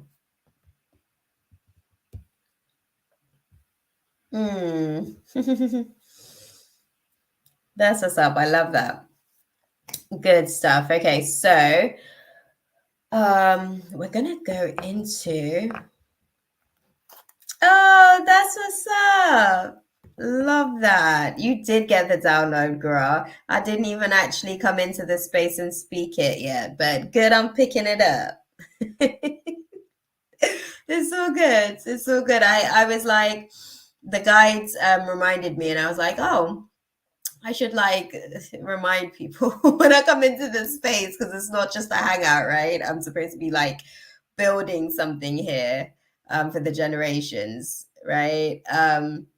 But then when I did think about it, you already, it's all good. Thank you for being tuned into that space vibrationally. It's because you cared, that part. So Kay wants to know more about how her family connects to. I'm assuming that's European. Hold on. I'm assuming that's European. European. Yeah, let's put this one up. European and Caribbean ancestry.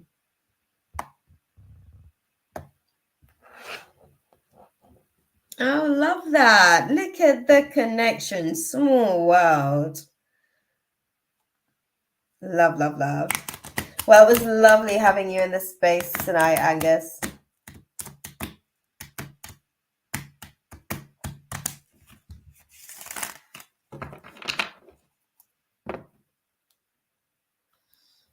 Okay.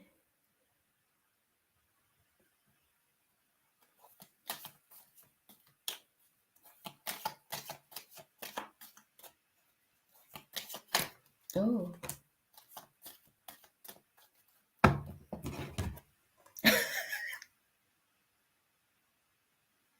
Sorry.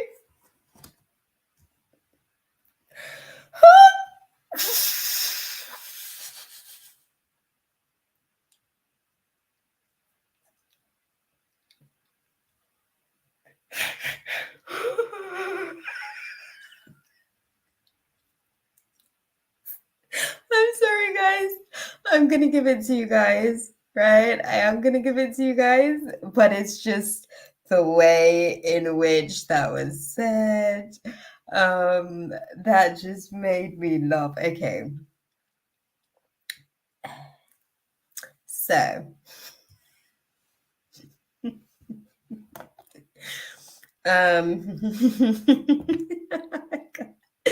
I can't think it. I shouldn't laugh because it's not funny. It's not funny. I think I'm just laughing because the cards tarot is just tarot, right? And that's what I think is tickling me about the situation. Tarot is being real tarot at the minute. But the cards that I got is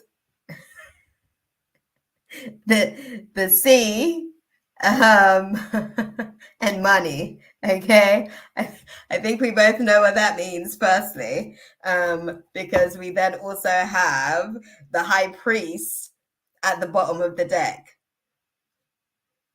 Do you guys get? Okay, so for lack of a better way of putting it, right?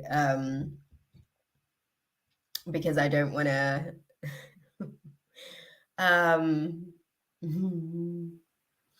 So, and I'm a byproduct of this as well, to be fair. So I was like literally having this conversation. I think it was like either yesterday or today, with God about how the genetic sequences kind of like intertwines and engages with each other. So for the most part, this is interesting.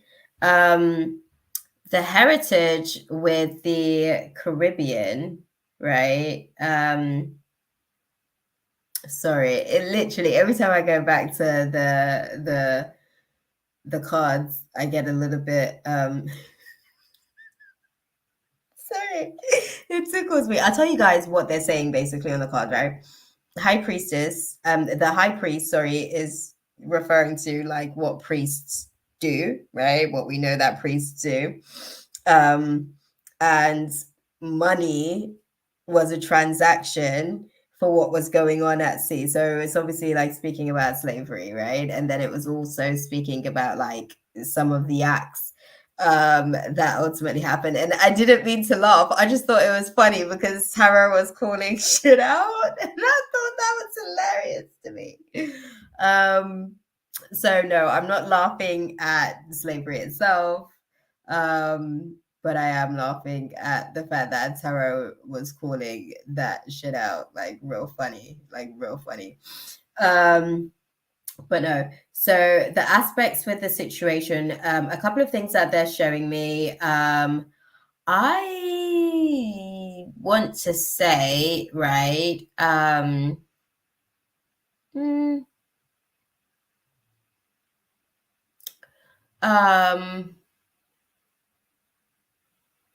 I'm like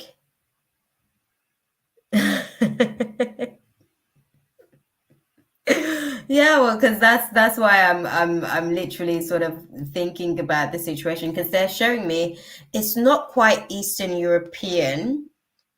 It's not quite Eastern European. Sorry, I'm gonna check something out because my geography isn't necessarily the best, right? Um,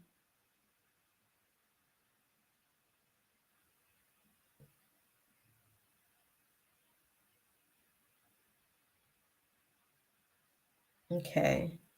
Sorry, I'm gonna have a look at the I'm trying to get like a map, I guess, of Europe up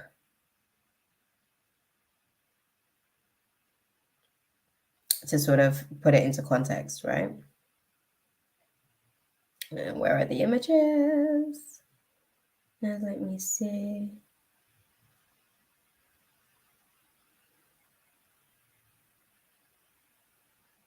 Okay, so couple of places for you. I get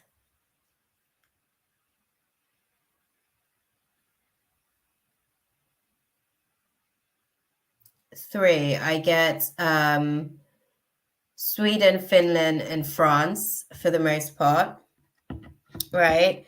And I also have a little bit of it's not really clear between Italy and Portugal. Those two aren't really too clear to me whether or not it would have been Italy or Portugal if I was to sort of like bring that into the melting pot as well. But yeah, to answer your question, those are the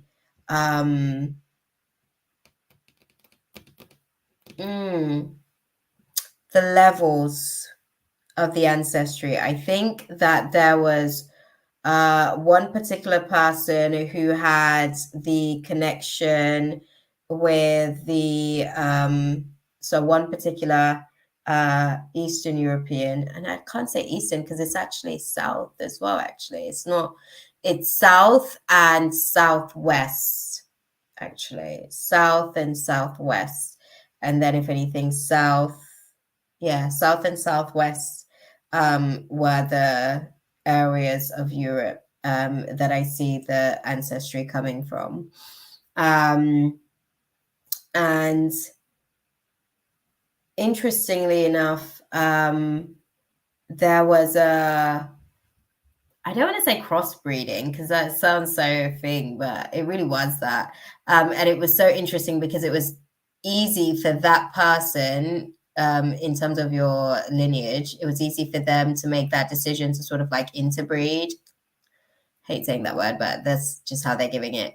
It was easy for them to interbreed because they were actually already an amalgamation. So they had already had like a couple of, even though it was still all South to Southwest Europe in terms of their genetic sequence, they were already, yeah. I would say that that would probably be sort of like Finland, or yeah, I want to say Finland, Sweden. generally speaking, those types of energies would be, they'd call them like Romanian. The Romanians are really what they call like the gypsies here. But Finnish, Finnish kind of have the same look, right? Depending on how they kind of like dress it up. So it's interesting because that person basically had like a melting pot, not necessarily that person, but the one person. So if you can obviously put context to it, that the one person had a melting pot of like a couple of the south to southwest, like I said, European blood, I guess, because it's like their parents basically interbreeded. So it was easy for them to sort of go and interbreed, basically, to and in the Caribbean. I think that they were actually, from what I could see, it was almost like in going to the Caribbean, it was for, I want to say resources, but I need to put it into context, right? When I say resources, it was for a way of life, basically. There was a way that they were already living, and it was easier for them to be able to continue this living in an environment like the Caribbean, right? Sorry, I'm gonna go on the Caribbean map as well, because I'm getting like St. Lucia's and around there, so I'm trying to see exactly where that would look so I can, do you understand, like give a little bit of context to it.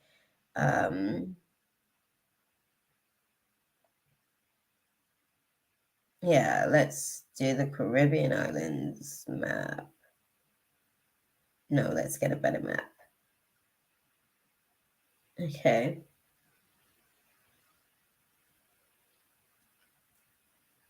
Okay, so I'm seeing kind of like west. It is a lot of traveling. It is a lot of traveling. So this is the thing. It's like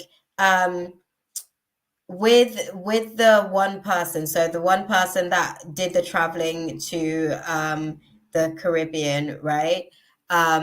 They came from a situation where one parent was already like an interbreeded couple, basically, in the sense that they didn't share the same culture. That's what I mean when I say interbreeded. They don't share the same culture. So these two interbreeded, which was their parent.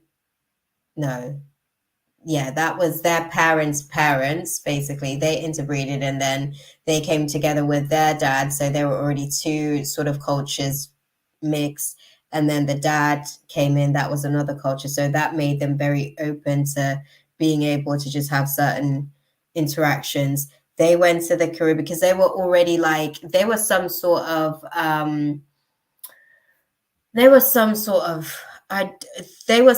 naturopath, basically. They were some sort of doctor to some degree.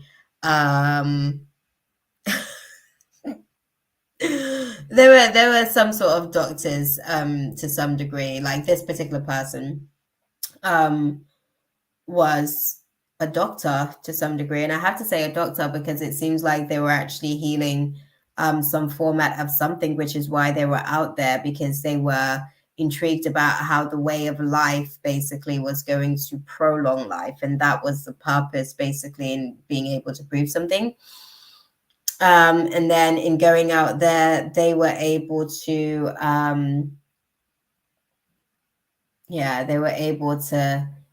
guess they fell in love with the culture. That's the best way that I can put it. They fell in love with the culture, and it became a way of life for them to sort of be on that rhythm and on that frequency. And they realized that it was much easier to basically like heal people that weren't constantly trying to like self-destruct, basically, to some degree, because they have certain practices themselves in terms of how they navigate through life, right? And they have certain quality of life as a result of that.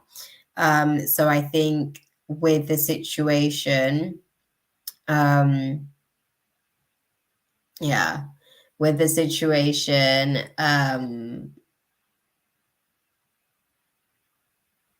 it's interesting.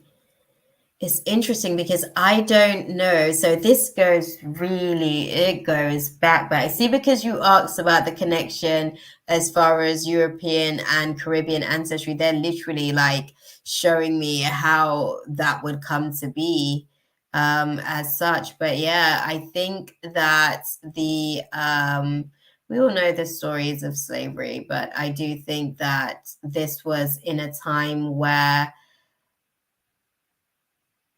there wasn't like a clear, I'm surprised all this dipping happening and people being open to it.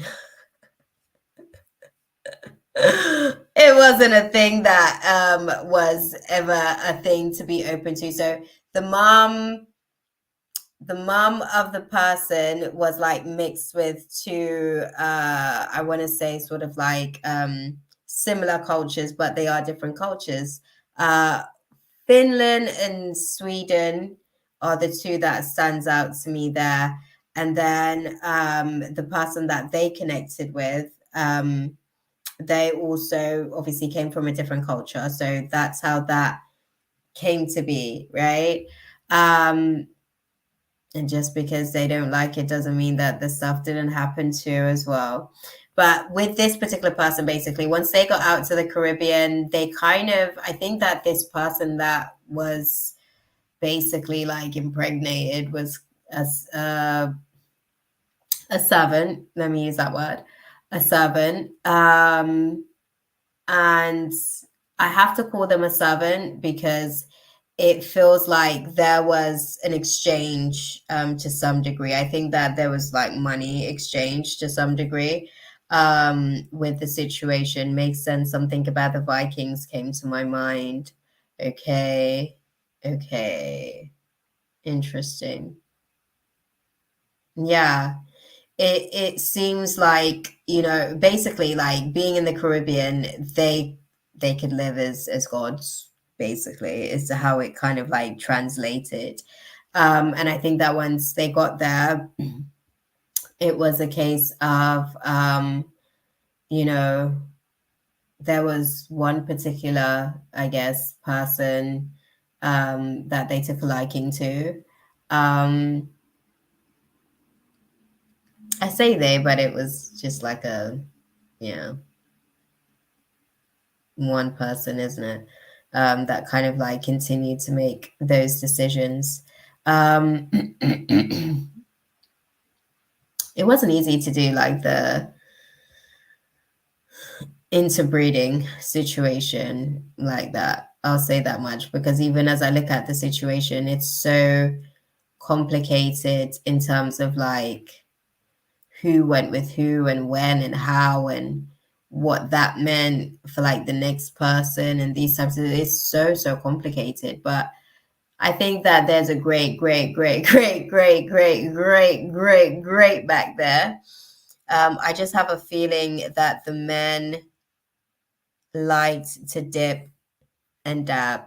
Yeah, you don't say, girl. You don't say. I believe that that's actually what happened with the situation here. I'm seeing that basically what happened was with, I don't want to say a child, because that's why they gave me the priest card, which I thought was hilarious, because obviously as I'm telling the story, it's all like really sort of like correlating and stuff in alignment with the cards that they actually had out. But I just thought that was funny. But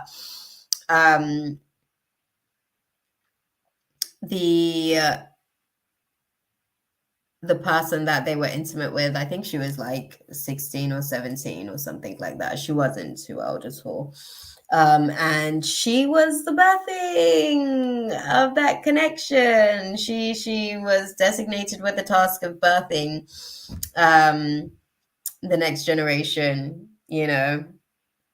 of Swirlies in, to make sure that the lineage is able to align. But it's so interesting because it's almost like there wasn't just one, there was actually like 3 kids involved in that dynamic. And one of the 3 is one of your great, great, great, great, great, great grandparent. So that's interesting.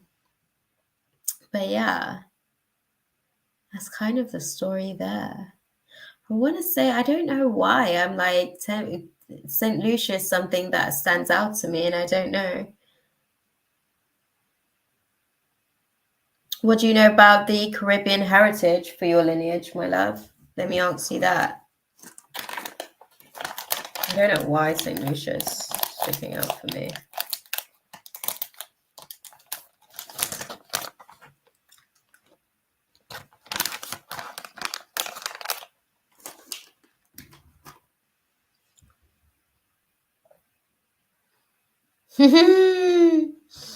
I spoke to someone who was doing, I was researching one of the family names first.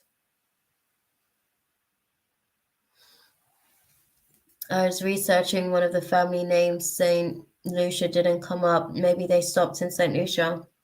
Potentially. But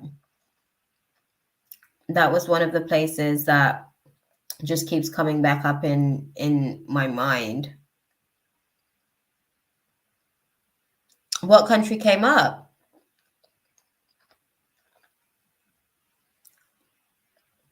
Was it a saint? St. Kitts and Nevis. Sorry, I couldn't help myself. You guys know I stray. Tangents and that. Pisces mind. Yay. Okay.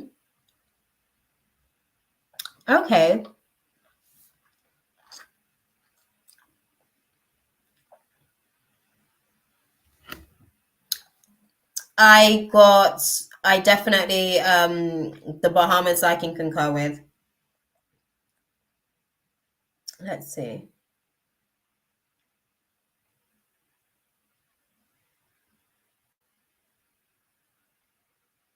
Sorry, I'm back to my map.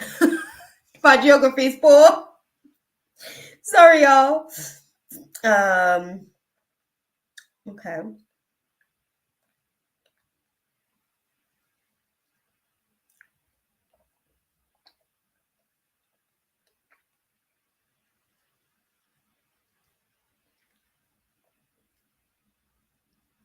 Sorry. Okay. Someone told me Haiti, I can concur as well because it's the midpoint there. I was getting more center. I don't even know what you'd call that if it's actually center. Center east. That's it, center east.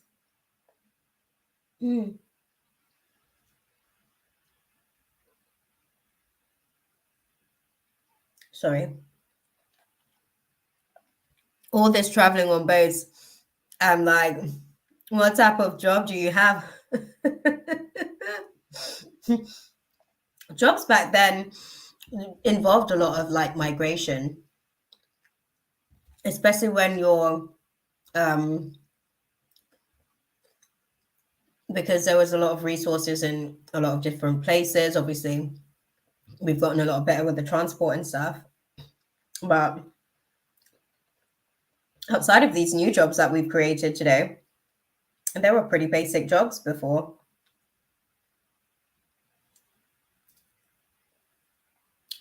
Sorry.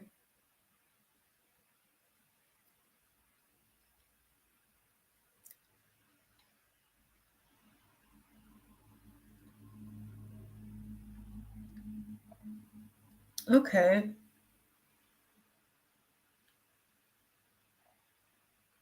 Okay.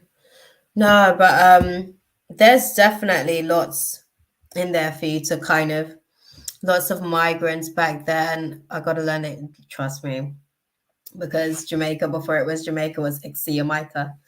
The Jamaica was just the Caucasian person's way of being able to pronounce the island because they couldn't say it how it was actually. So here we are with Jamaica.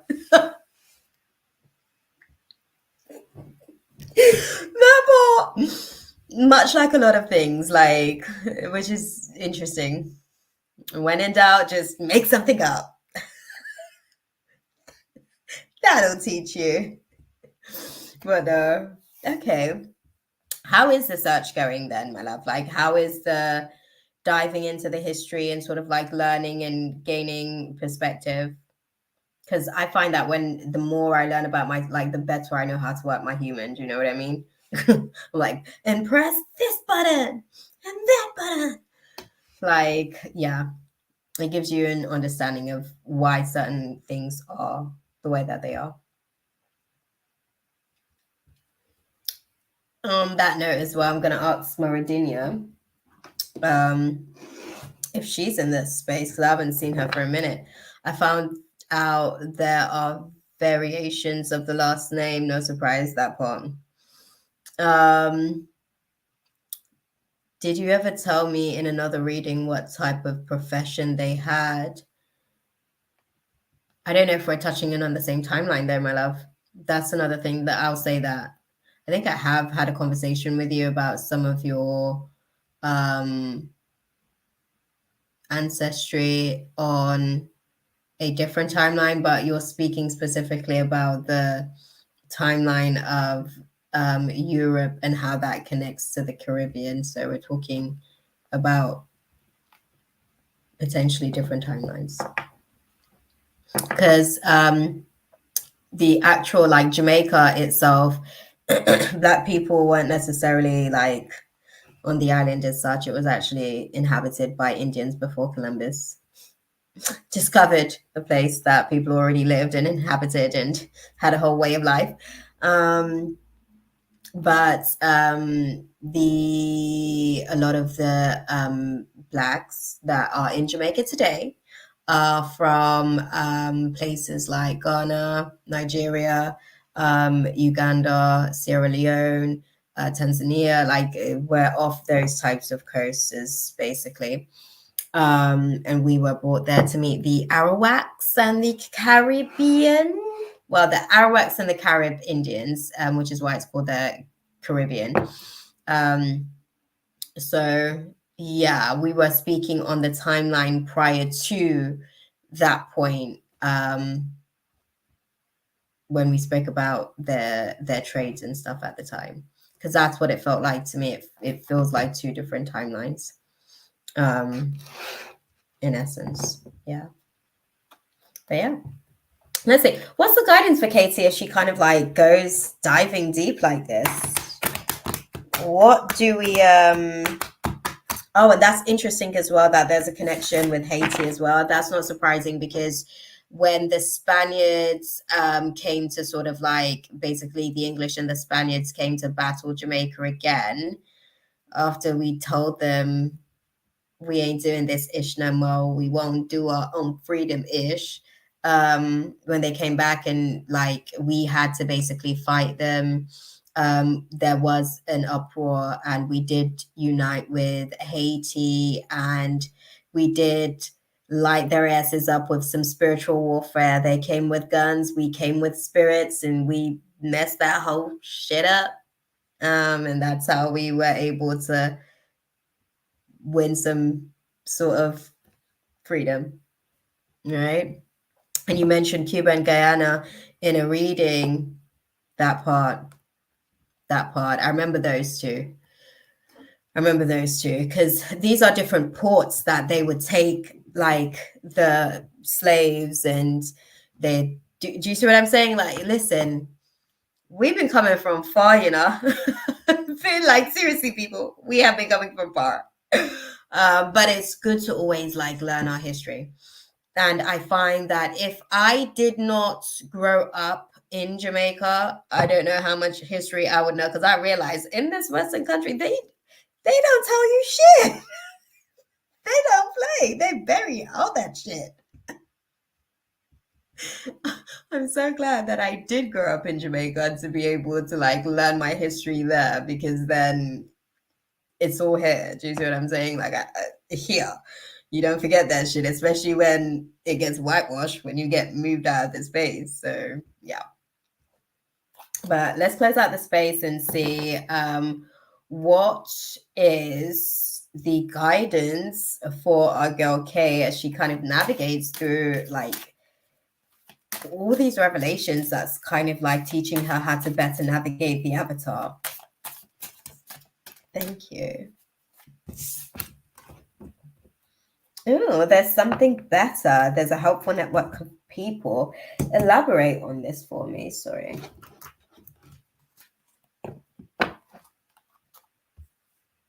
My mom didn't talk about foreign history too much growing up. I found out through research later on. I heard comments, but she didn't heavily push it. Yeah. Yeah. I think it's just one of those things. I think you get comfortable, because I see, even for myself, I don't know that I would have gone seeking if I didn't already have it per se, because I see like even for my sister, she's born here basically. Her dynamic is completely different. Like I would have to sort of like teach her certain history and stuff like that. Me and mum will be able to teach her about our culture and stuff. But yeah, I definitely get that. Like I see so many people here, like so many like Black people here in the UK who struggle with a lot of identity crisis, because there's a lack of information about their history, that they don't really understand themselves, so they don't really know how to place themselves in society. As a result of that, it's very, very, it's crafty. I'm not gonna lie, like don't get me wrong, I'm not giving props basically to the enemy, but literally the enemy's plan is so simple and dumb, it's so smart. Basically, like you just ignore it and eventually it goes away, and it does the job. Like these very simple tricks and tactics does work. Like, but yeah, anywho, clarify, there's something better. Put it into context for me. What is the better? I see you've got flowers, right? Elaborate. Oh, thank you. Did y'all see that? I started learning other recipes. I normally don't cook. I cooked coconut rice and jerk ribs. Look at you, girl. Hell yeah. I'm going to make a mango cheesecake at some point. Love. I made bangers and mash before. That's what's up. I love a good bangers and mash. Love a good bangers and mash, okay?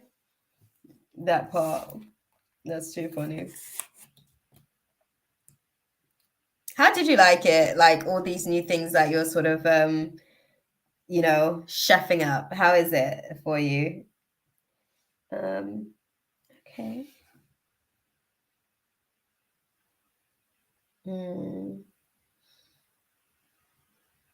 That part, right? I'm glad that you're having fun with it. That part, definitely, because you know what it is like. These are things that like they're rooted in these things. You know what I mean? Like it's a little bit of them every single moment that you're able to sort of experience it. But that's nice. I like that for you. Love, love, love. So they're saying that there's definitely something better than kind of like, continuously sort of plaguing your mind. Damn, girl. Can I go to Mina and come back? Is that okay? And I'll come back to you to finish it up. Is that okay? Because damn, Mina, how are you feeling, beautiful? Because I know it's like, you said it was 3:33 a while ago, and it's almost like 2 o'clock here. So Let me know if you're still here as well, my love, if you haven't already dozed off, in fact.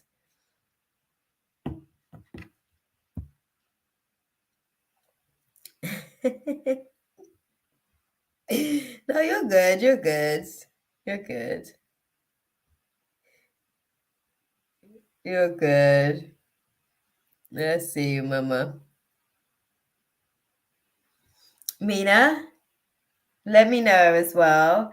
But no, they're saying that this little situation here, it's great for your mind. It's not necessarily like all in the spirit realm. It's more for you to be able to, gain a little bit more insight and perspective about the external realm, and how the tangible came to be, like all of the other factors. So this is a good place to be. It's going to help with further activating your crown chakra, and bringing you a lot more insights into some of the things that you're so curious about. I love your curiosity, BTW. Like, keep that going. That's always dope. You always come with all these questions. Yeah, I love it. Mina, beautiful. You sleeping? She might be sleeping, to be fair. She might be sleeping.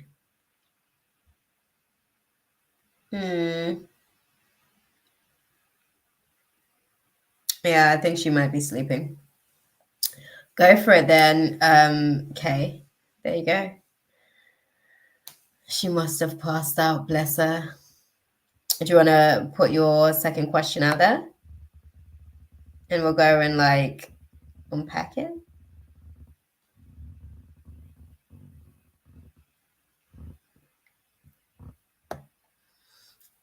Oh, Smaradinia, you're there. I didn't even know that you were there, Smaradinia. Okay, so can I go to Smaradinia and come back? Because I didn't know that. Look at you, Smara. Smara. You just kind of like peeked your head out. You were like, hey, I'm here. I love that. Thank you. Are you okay for me to go to Smaradinia then, Kate, and then come back to you for your second question? Oh.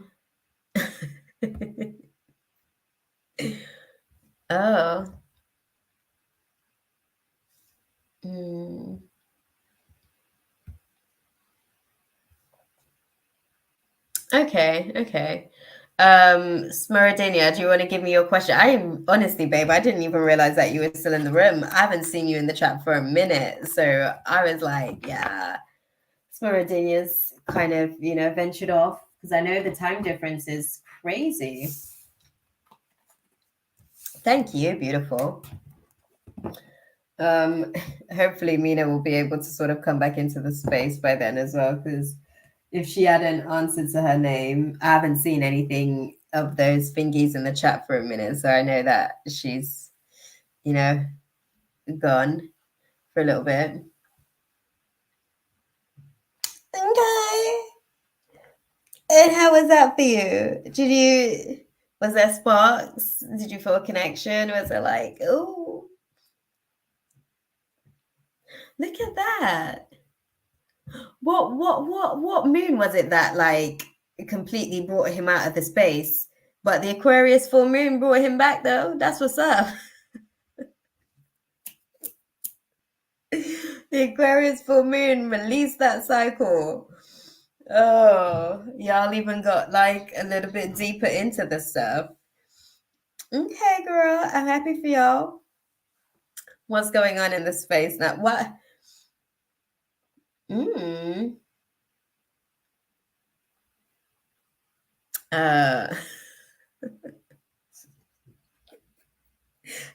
What's he scared of? A little relationship? I don't know why. Well, I can't say that, to be fair. I was about to say, I don't know why people are scared of relationships, but I get it. To be fair. Because sometimes I myself, I'm like, whoa, do I have the capacity for a relationship?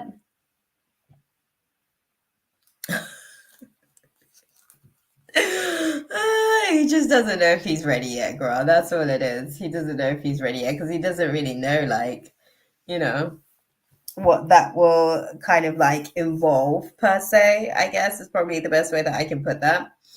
But let's go and dive into it anyways. Right? So Smaradinia's question is, what is Gianni feeling for her?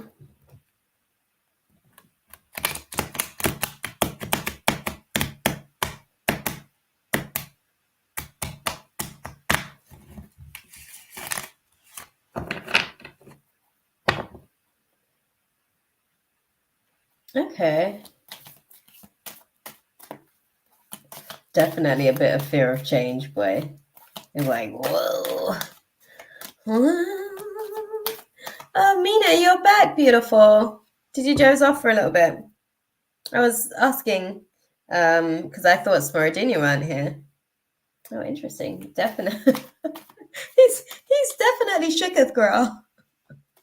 A couple times I've shuffled like the deck and it still keeps coming up with the tower in reverse.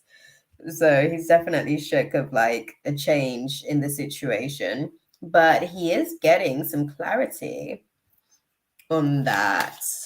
He's kind of like starting to break through those fears. So let's.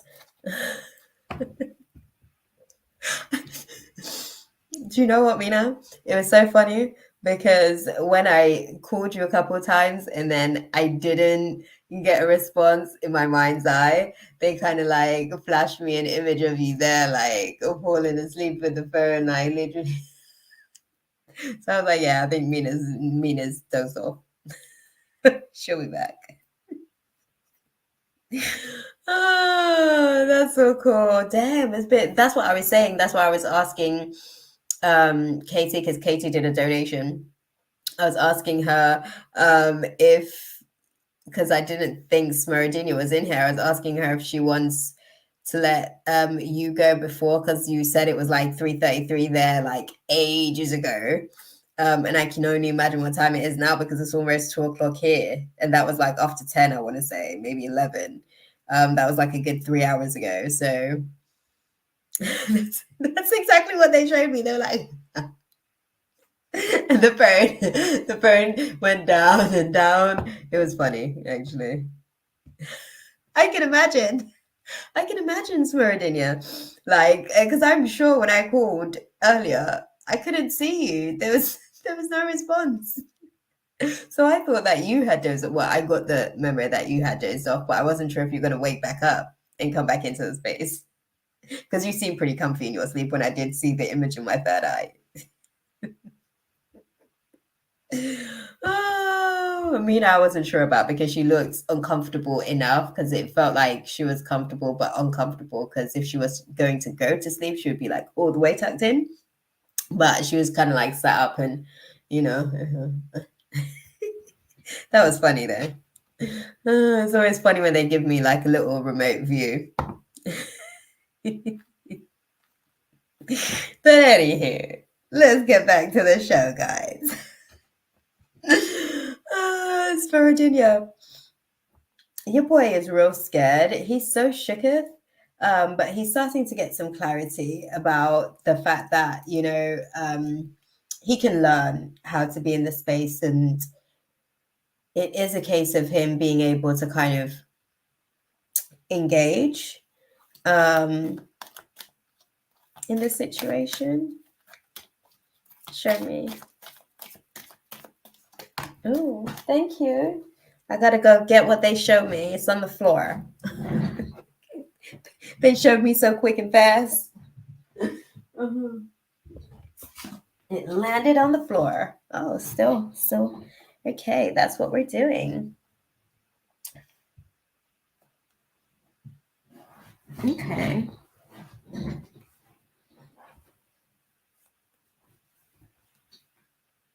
Interesting. What is he feeling? What he's feeling for you is A little bit of indecision still. He's still kind of dealing with a little bit of a delayed reality on the situation. It's almost like he's kind of going along with things, and I think he wants to be careful with this before he goes along with things too far, to the point that he's too far in on the situation, and then he's in a relationship before he knows it, and then he can't get out when he's not really ready for a situation like that, because he's just not. So he has to be mindful, but I think overall he's feeling like he is maybe ready to learn how to be in a situation. When was his last committed relationship? Let me ask you that, because I don't know how many of those he's had. Getting the vibe that is not really many like that. Yeah, let me know. Yeah. How long was his last relationship, or what was that like? If you know, I thought so. I thought so. I heard them say they're non-existent, babe. I heard them say. Okay, girl. Damn. No wonder he shooketh then. Okay. Okay.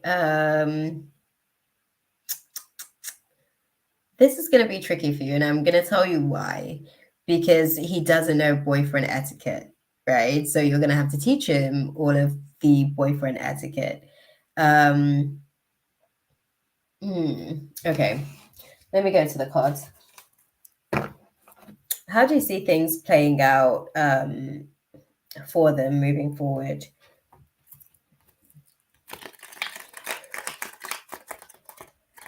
Ooh.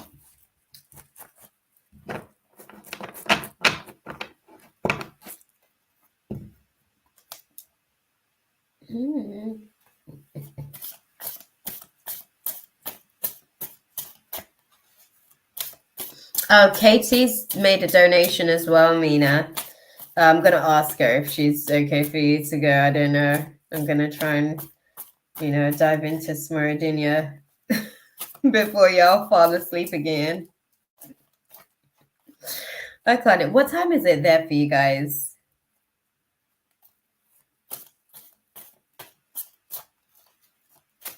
Yeah, guys. Show me. How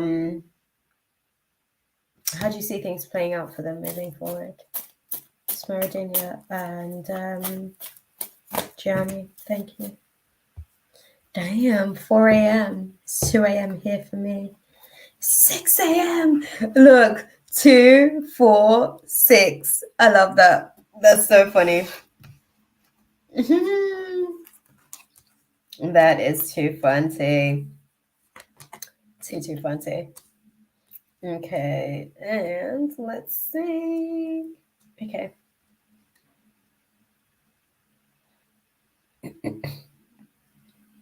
Oh.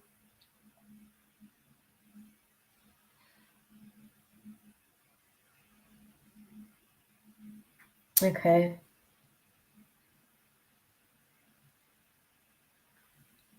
Okay. It's interesting because donations list is closed as well. Beautiful. All the lists be closed. Okay. Shakima needs some sleep tonight. I think I'm up at like probably 9 tomorrow. So gotta get some rest in tonight. Whenever I finish up here, I'm probably going to take a while to actually unplug as well for like an hour or so before I go sleep, just to make sure that I'm in my own mind. But yes, Smurdinia, they're saying that the way that things are actually going to, manifest moving forwards is that you guys would have, it's like a sudden change. There's a mental breakthrough that happens. And it's almost like a mental clarity. Oh, this is cute. This is cute. Okay, so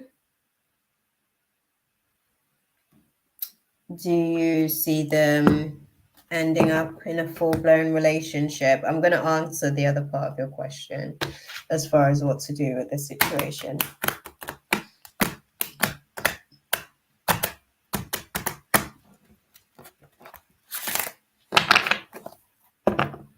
But yeah,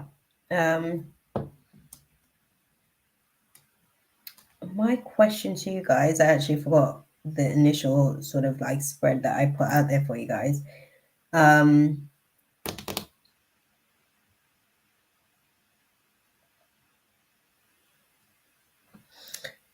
want to get a little bit of insight into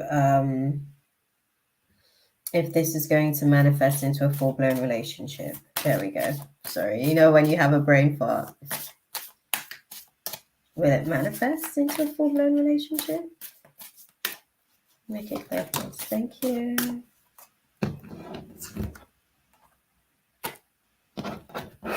Okay. So give me a timeline.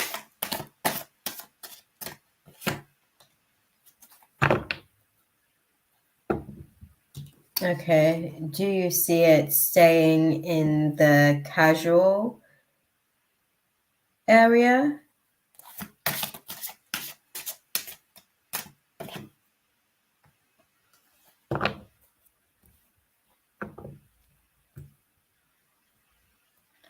Okay. So do you see it manifesting into a full-blown relationship beyond this point?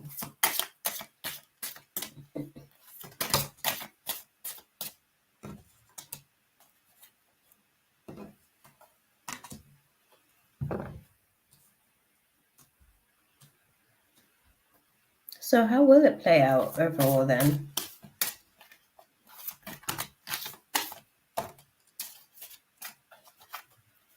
Sorry, I'm trying to get as much clarity. You heard me ask a bunch of questions there because I have to just respond to the cards as they come out so I can just get it all in.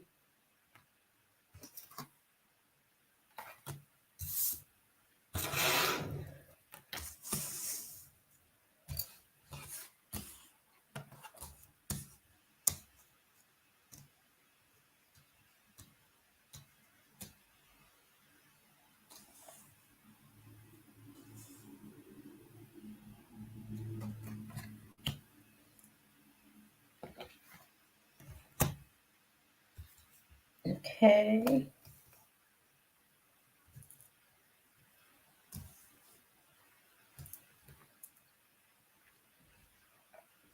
Okay, so this is going to be strenuous work, my love. Okay. It would get a little bit more it will kind of get a little bit more serious, but it won't actually manifest into like a full-blown relationship situation for you guys to really be able to kind of like lean into. It's going to be a bit of a challenge in that regards. What I'm seeing is with the situation, I guess in the next few weeks, you guys are going to continue to flirt with the idea of whether or not it could be something more than where it's at the minute. That's going to linger in the space whilst you guys kind of develop a little bit more steamy over the course of the next few weeks, right? And then it's kind of like going to be hot and cold for a good 7 weeks or so, 6-7 weeks. And then it feels like from there, it's a situation where there's a little bit of a disconnect. So it's almost like old issues die hard. So some of the issues that you guys are dealing with, they continue to be a factor to the situation. It's interesting. What should I do? Because he is scared, and I can see that because this is kind of why you guys struggle to really be able to move forward. Very early or very late, depending on how you look at it, Kay. I mean, she hasn't slept yet, technically speaking. So technically it's very late. That part. But yeah, I'm gonna be honest with you. It develops into a bit of a situationship for a while, but even then that fizzles out as well. I think that they aren't necessarily willing to, yeah, they're not necessarily willing to commit right now. I think that they don't really see a reason as to why. I'm gonna say this to you. You guys want two completely different things, and because you guys want two different things, you guys are fighting to basically bring each other onto each other's page, right? Either you're going to budge or he's going to budge, and I don't see that he's likely to budge on the I think he's going to try and make an effort for a little while, but then he falls off anyways. And then it's a little bit tricky for you to kind of navigate from there. They're saying to me that this situation, yeah, they're saying to me that the situation doesn't necessarily last for even, I guess, a year from now, to be fair. They're sort of saying that this right here, I guess, and this taking it to the next level type thing is going to determine how long you guys are in each other's lives. That's the best way that I can put that. But yeah. 5 a.m., 6 a.m. is an interesting time. Yeah, definitely. Definitely. I'm sorry that I didn't have more pleasant news for you, Smaradinia. You know what it is? It's just that you guys are basically both on different pages about what it is that you guys want.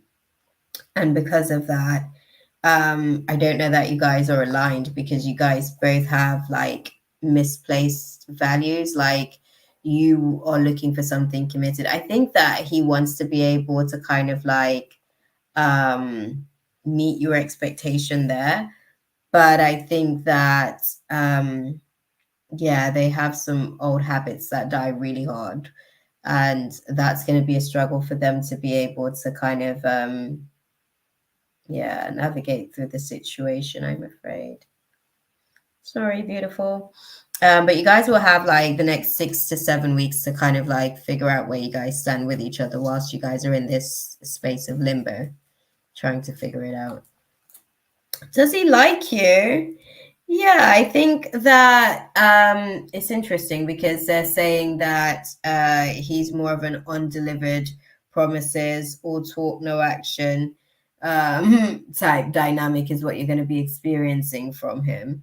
But for the most part, does he like you? I think so. Yeah. I think it's one of those things where it's like timing is a major factor with everything.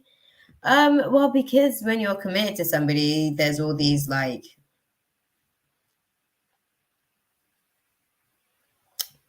I just mentioned to you that obviously with you being his first serious situation, if that was to like manifest as the case, he would have to learn boyfriend etiquette. Like when you're not in a relationship, when you've never been in a relationship, it's easy to be selfish. You don't have anybody to be accountable for. You don't have anybody to consider. It's a very easy life. It's like living life on easy mode, really.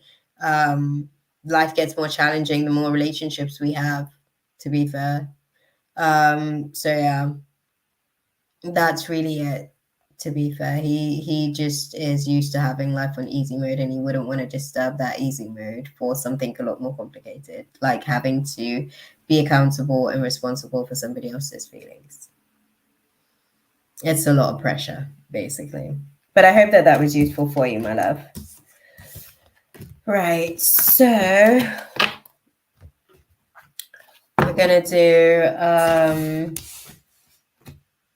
are you okay, Casey, for me to quickly go into Mina's question, wrap her up, and then come back in and finish you up? Is that okay? Sorry, do you know what? Let's go and that's okay. That's okay, Smaradinia. Thank you for actually like updating us on the situation, girl. And I'm glad that you guys, you know, are actually like working, figuring out like whether or not that space is for you guys. I know obviously we've had discussions in terms of the outcome, but yeah, well it's complicated, my love. It's really complicated. It's just a lot. I think that you guys want different things. And oh, thank you, Kay. Just because Mina's literally, it's like 6 a.m. I'm concerned. Snap. Mimi, do you want to go?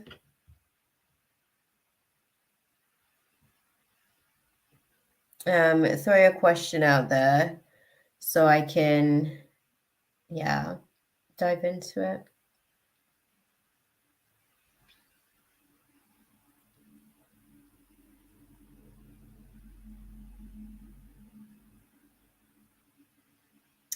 Oh, that's what's up. I love that. Look at you manifesting out here. That's what's up. Snaps for you, Kay. Love that. Okay. That part. I love that for you.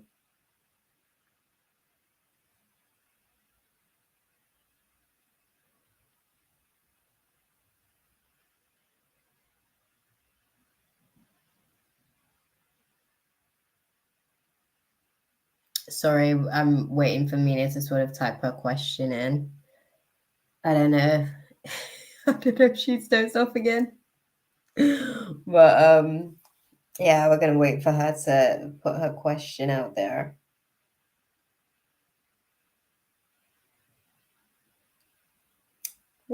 There we go. What are the current feelings / intentions of Showcat towards me? Thank you for your precious time and energy. Okay, Lego. I literally just said I don't know if she does off again. Because I literally was like, after you did the last two like list updates, it was like, yeah. She had a quick 6 minutes.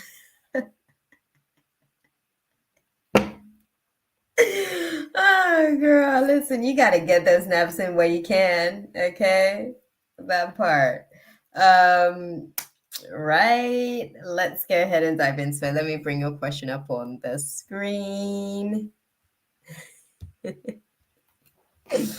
Okay, so what are the current feelings of Showcat towards Mina? Let's start there, and then we'll unpack the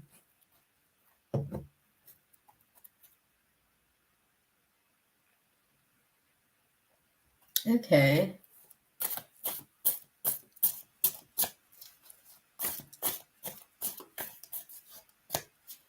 What are Showcat's current feelings towards Mina?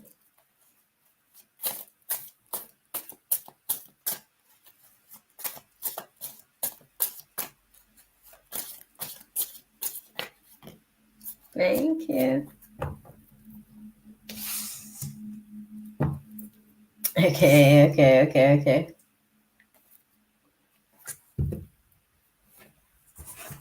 Oh, that's interesting. His feelings is that he's kind of he's maintaining emotional balance and control as you guys are kind of like navigating through a contentious time at the minute. Did you guys recently have like a clash in terms of like actions and how you guys do things? Let me ask you that.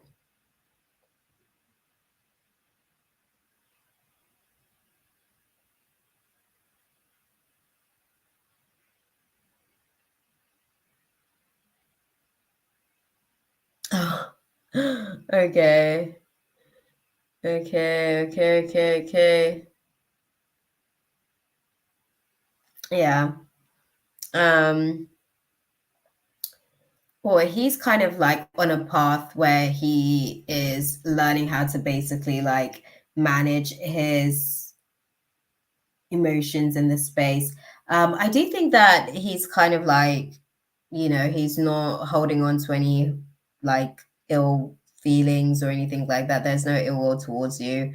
I do think that he's just learning how to basically be like, not allow for the space here to move him to his own detriment, emotionally speaking. And I think that he's still trying to figure out how to be a little bit less combative, basically. I think that that's the one thing, like, if anything, he's evaluated and he's thinking to himself, like, maybe I should be a little bit less combative. But I think he also gets a kick out of it as well, to be fair. So I think that would be a challenge for him, even if he's come to that realization. Applying the actions probably going to be a little bit difficult. And I think that for the most part, he's he hasn't really got much foresight. I think he's still trying to figure out, okay, where do I stand in the situation? Are you guys in communication at the minute?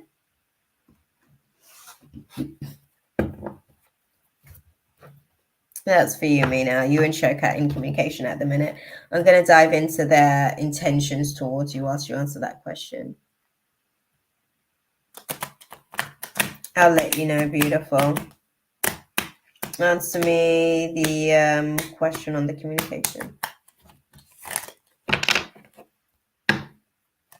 Oh.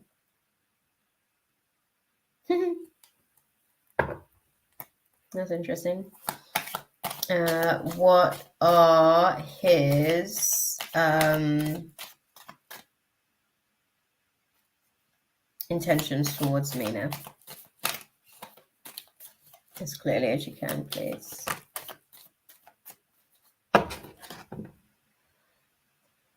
Okay.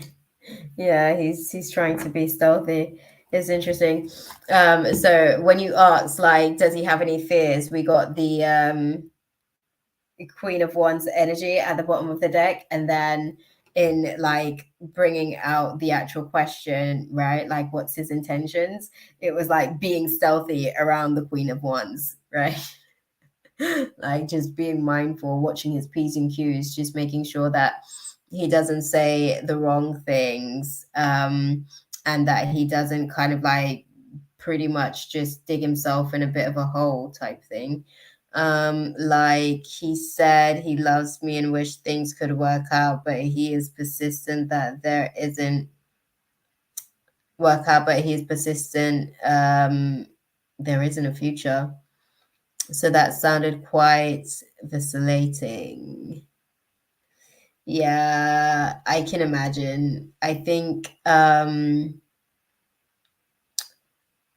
it's tricky. It's tricky because like I said, his fear is navigating through, and when I say like that, Queen of Wands energy, it's somebody who's quite exuberant, somebody just who exudes warmth. So you question yourself a little bit, like, oh, if I can't get on with this type of person, who can I get along with? I must be the problem type thing, you know.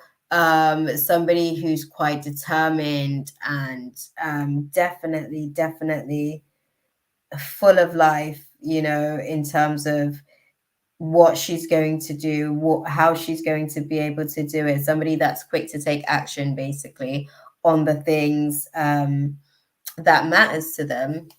And he also says he isn't worthy of me. Yeah, I can tell. I can tell. Because he definitely sort of like puts you on a bit of a pedestal, in that Queen of Wands role in his mind's eye, I guess. But yeah, he's just trying to be emotionally cool, calm, and collected about the situation as best as he can for the most part, because it's almost like, you know, he kind of just wants to say the right things to appease you, even in these moments of conflict.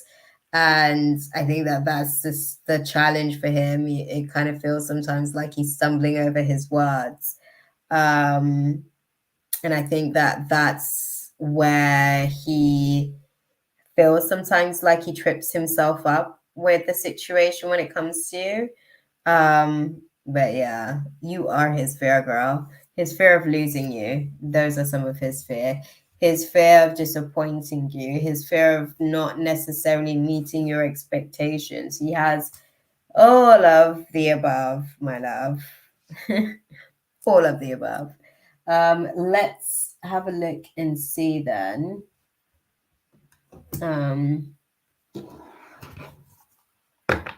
How does Mina best navigate the space then with Showcat?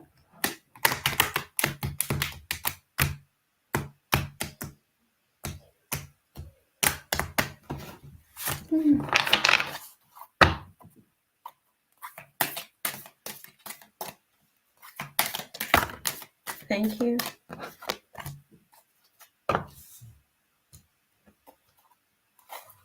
Okay. Okay.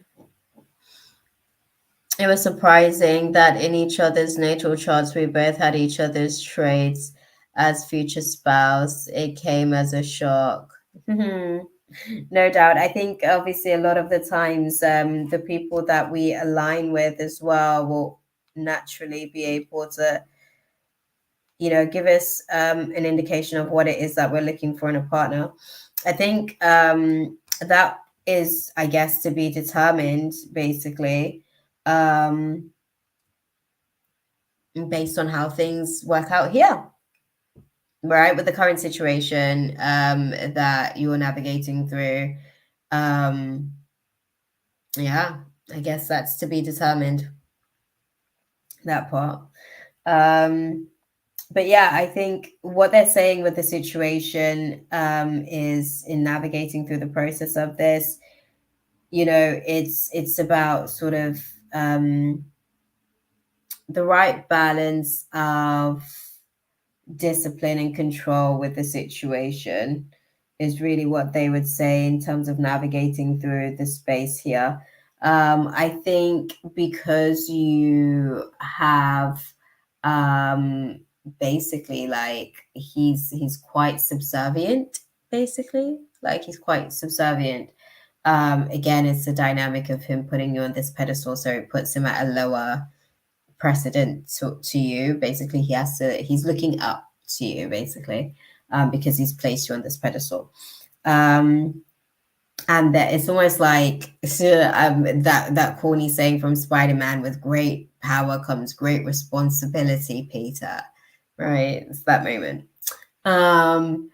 Like that gives you power in the space, and that gives you like power in terms of how careful or lack thereof you are with his feelings, right? Because he's literally just giving you like all of himself. Like he's just like, here's my heart, right? He's like just throwing it out to give it to you. So that it takes a lot of discipline and self-control to really be able to kind of navigate through a situation like this and be able to come out on the other side having tapped into the abundance that's there. And the abundance mindset is that everything and anything is possible. So as you move through this space, I guess, it's really to be able to make sure that you kind of navigate through this space tactilely, as best as you can. And I think obviously as the future unfolds, you guys will learn so much more about why the alignment's necessary, right? What's the guidance then overall for Mina? Any advice or anything that you guys want to let her know? Thank you. Communicate clearly. Okay. Oh, interesting. They're saying it's not necessarily an opportunity, and there's never really the right or perfect opportunity to communicate clearly, but definitely try your best to communicate as effectively as you can with the situation. Yeah. Within the next couple of weeks that you guys will be like past all of this energy that you guys are navigating through, but this stuff that you guys are navigating through at the minute is really to kind of like make sure that the relationship stuff is in balance. Sometimes we can do too much or we can do too little in relationships depending on what a person needs. So you guys are finding the right balance of what you need to do and not do when it comes to each other and certain situations that you guys are navigating through, like this combative energy. As far as your differences in opinion, you guys are navigating through those spaces, and learning how to basically be better at communicating from that place of passion when you're engaging with others as well. And you're learning that from the class that you're sitting with each other. So that part. Couldn't have done it without each other, But I hope that that was useful for you, beautiful. I hope that it was good. Right.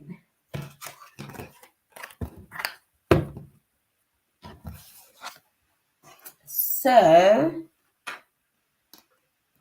okay, we are back to you, closing out the space. I'm gonna do like a day where I just do like readings for new subscribers. I think that's okay, beautiful. I think that was the only way that I because the guides were like, you're always giving readings to the same people. I'm like, yeah, because those same people come and like show up for your every week. What you mean? So the guides are like, well, naturally they're going to be on the list because they know the whole process of everything. So I need to get another live in. I don't know when I'm going to be able to fit that in, but I'll try and figure it out. I need to get another live in for new subscribers. I need to grow the channel, guys. This is supposed to be a whole thing, like in the future, where we have these open discussions about so many things. Yeah, they are. They are right. Because they're like, oh, basically what was happening is that some people are complaining that they're not basically able to come in and get readings. So their guides started to complain to my guides. So then my guides had to let me know that I need to fix that, basically.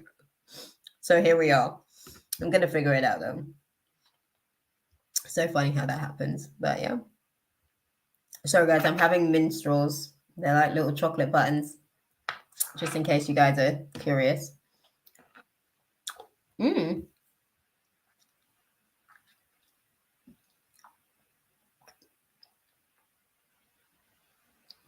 Mm.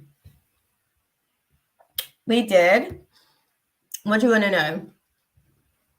Talk to me so I can like properly unpack the file.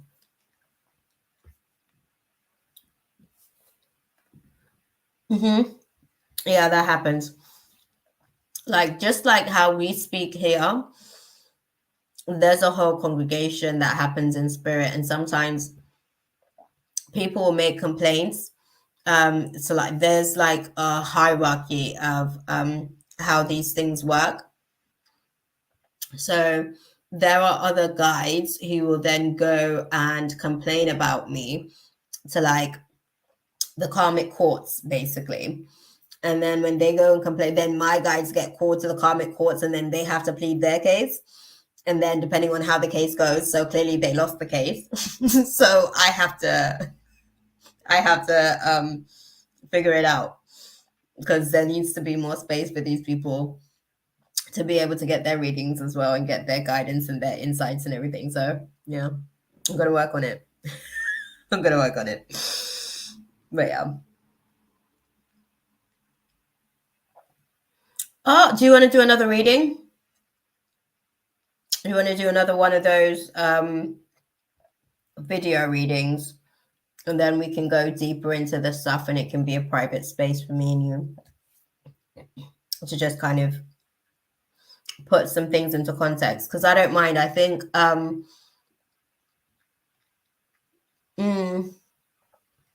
yeah, that it is a hierarchy.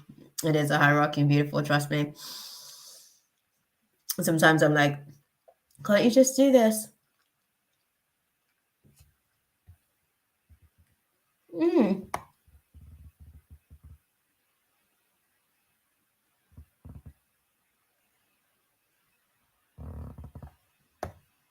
No, beautiful. Do you want to put your question? Okay. Do you want me to, because it was, to be fair, right? When I did that video for you as well, girl, I was getting downloads about that like situation. It was like they were reminding me about that assignment, and they were giving me bits and pieces because I wasn't tuning into the channel, but I knew that I had that channel that I needed to do. Okay, we can do this question now, and then you'll send me like other questions basically that you want privately as well. Yeah, is that what you're saying? But yeah, they were like giving me download for like days before I actually like fully went into the reading and everything, and just let everything come through like my crown. But yeah, so okay, so you wanted more insight on your family's connection. Yes, to help clear space on the life. Oh no, you're good, girl. Everything's closed. The free list is closed. The donation list is closed. The list is closed. You girl's been here for like 5 hours. Okay? That 5 hours flew by quickly though, because if I was to go to work for like 5 hours, I would feel like, oh my God, it's been 5 hours. When's the day going to be over? But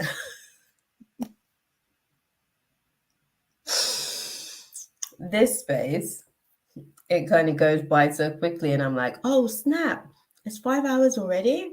When did that happen? You know? But yeah. So do you want to read this question here in this space? Yeah.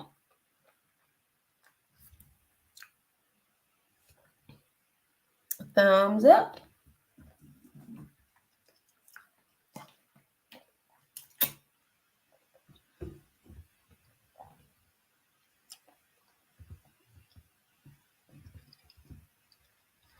Okay. So what exactly, when you say you want more insight, because this is where I'm trying to like steer the flow of the information directly into what it is that you want to know. Right. So when you say you want to know more about the Asiatic ancestry, what exactly do you want to know more of? Like, direct me or steer me into how to be able to go into the channel to gather some of that insight, pretty much.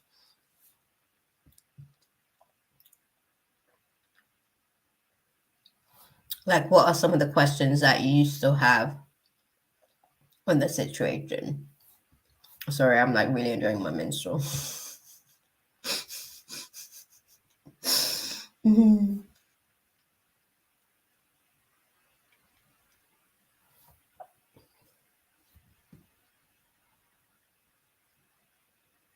See, this doesn't, the French Polynesian thing doesn't surprise me, because I spoke to you when we were speaking about the European thing. I said I get French in there as well, so that doesn't surprise me. The Native American thing, obviously, we've spoken about that.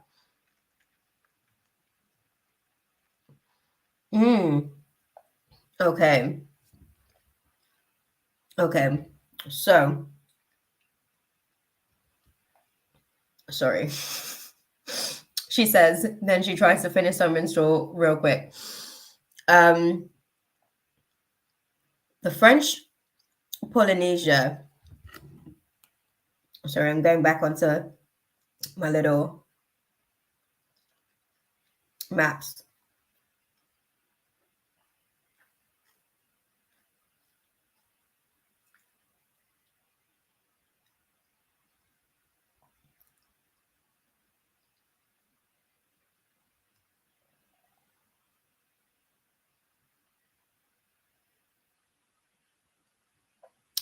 Okay. Okay. Interesting. I wasn't expecting French Polynesia.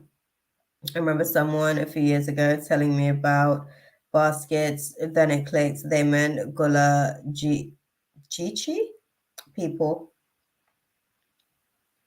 Interesting. Sorry.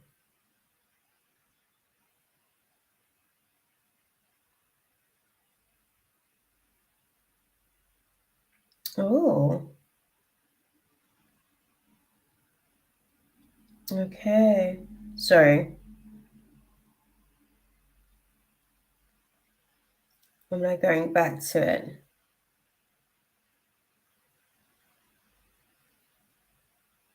Sorry, I have to basically like update my info as well to be able to give as much insight.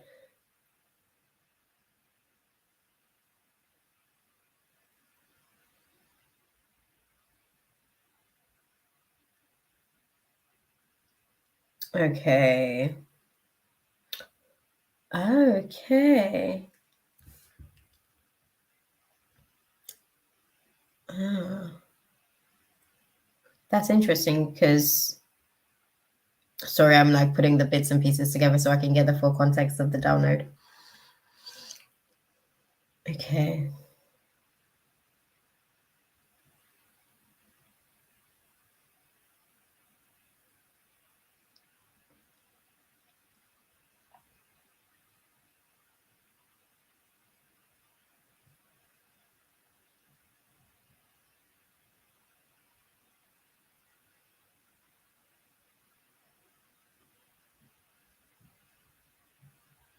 Oh, French Polynesia is nowhere near those other places.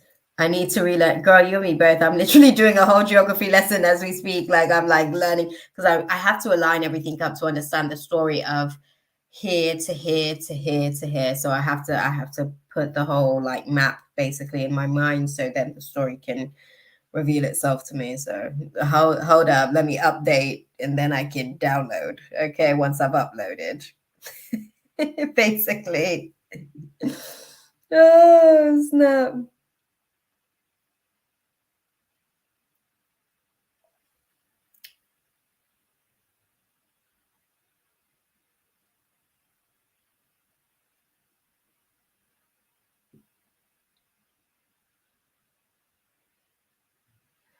Okay.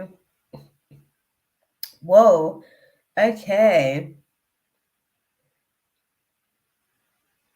Ah, interesting. Sorry, I'm like getting an understanding of how, because you are right, they are nowhere close to each other, to be fair. So that's interesting. Talk to me about this particular dynamic there. Sorry, I'm gonna go and pull some cards now. Talk to me about this particular dynamic then, in terms of the family situation. We've got French Polynesia, and I think she said as well we have Gulajichi people. Put it into context. How did this come to be?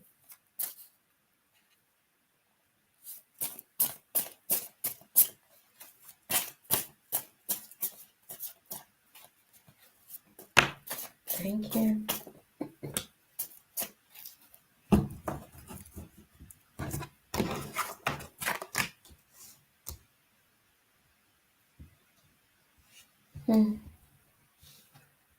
I'm trying to figure out how they got connected to so many groups and all.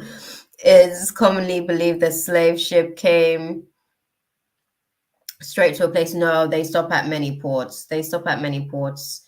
Sometimes they'd have to stop off to basically like let certain things, and sometimes they'd stop and pick up other slaves as well at other places and fill the thingy, like the ships with more slaves. So sometimes they would take like slaves from like two different ports and stuff like that. So there's a lot. Many are taking DNA tests and learning they have other roots. That part, trust me. Listen, I only learned this year that I have Chinese, Portuguese. I knew that I was Indian. I knew that there was Indian in there anyways. But it's definitely it was funny because I have like this thing where I've got like these little things that pop up on my leg.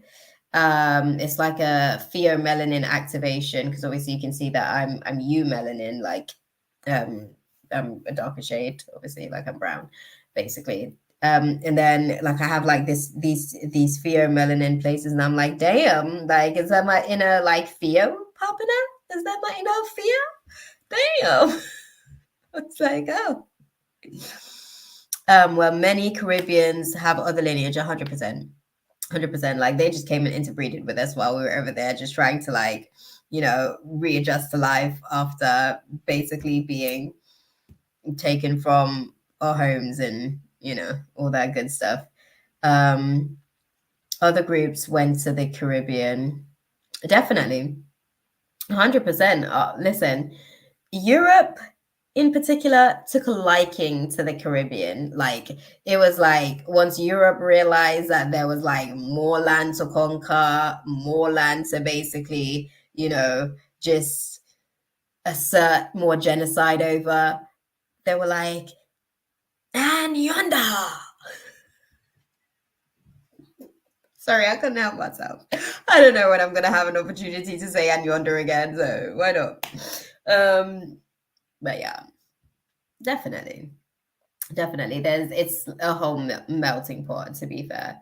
But interesting. Sorry, I'm like looking at the dynamics of the situation. Sorry, I'm laughing at the cards from earlier when I did your reading. It proper like tickled me again because I'm thinking like they just kept it like so straightforward. But yeah, okay, so what was going on, like what allowed for this situation to come to be? Ah. Oh.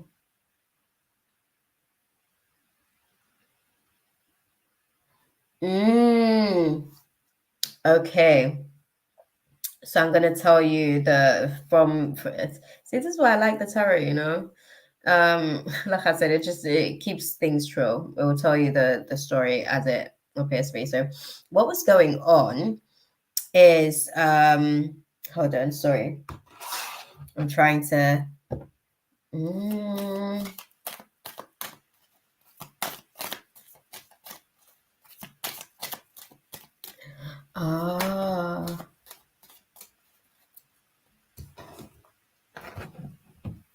sorry.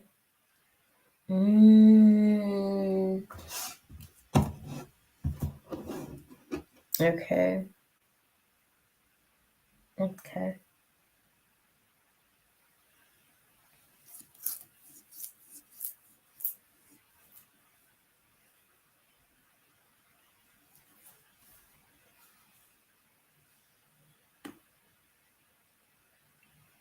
Sorry.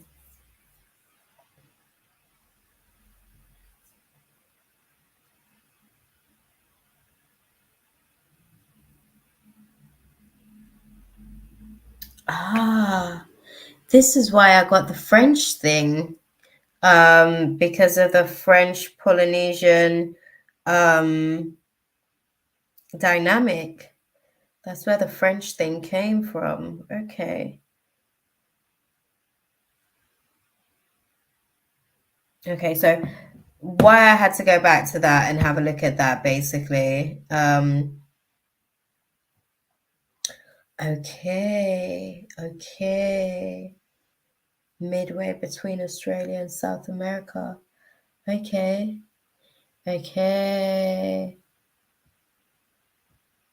Sorry.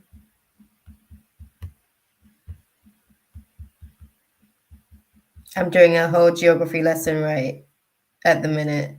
It's important. so I can like really present the info.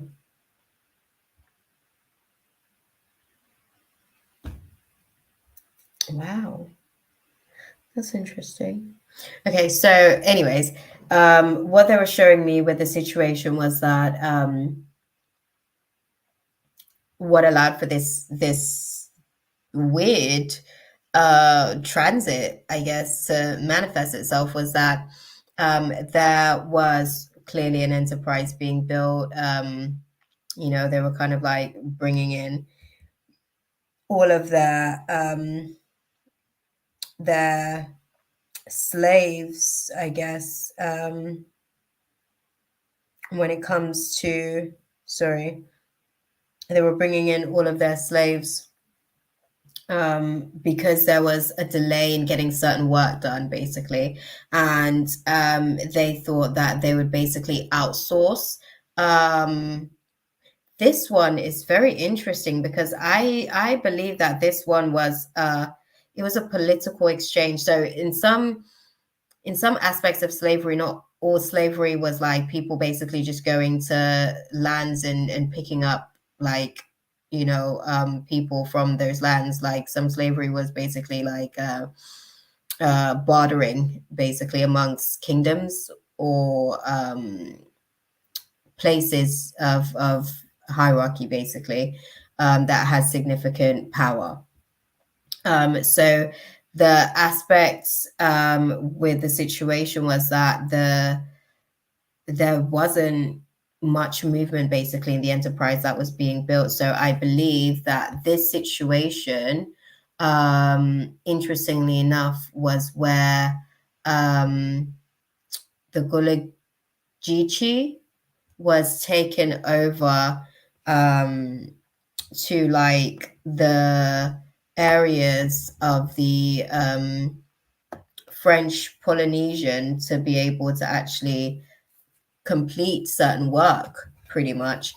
Them in particular, because they had certain strengths in certain craftsmanship, actually, that they needed for the work that they were doing there. I think they basically like lured them there under false pretenses. I believe that the government told them that they were going to be migrating for work in one capacity, and they landed themselves in a slavery sort of situation where they then had to kind of like figure out basically I'm presuming these European ancestors had some type of role, not just doing low level work. No, not at all, not at all. These European ancestors were basically going out to source the next lot of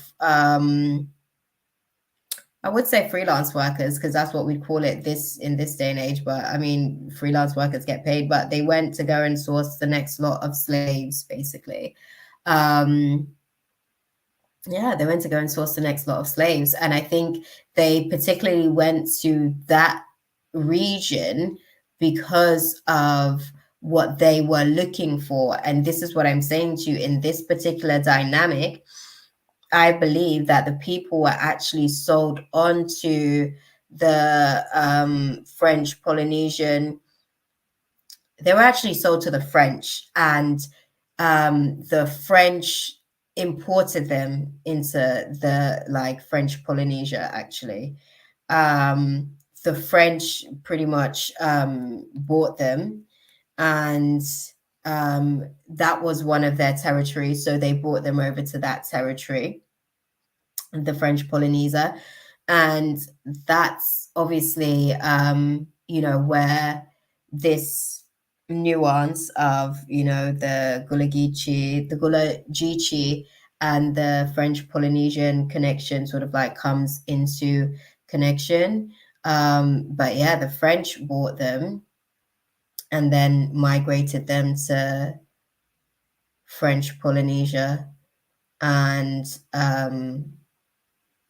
from there, they then kind of acclimated themselves to the new identity in the space. Like they had to do a lot of like building work, to be fair, right?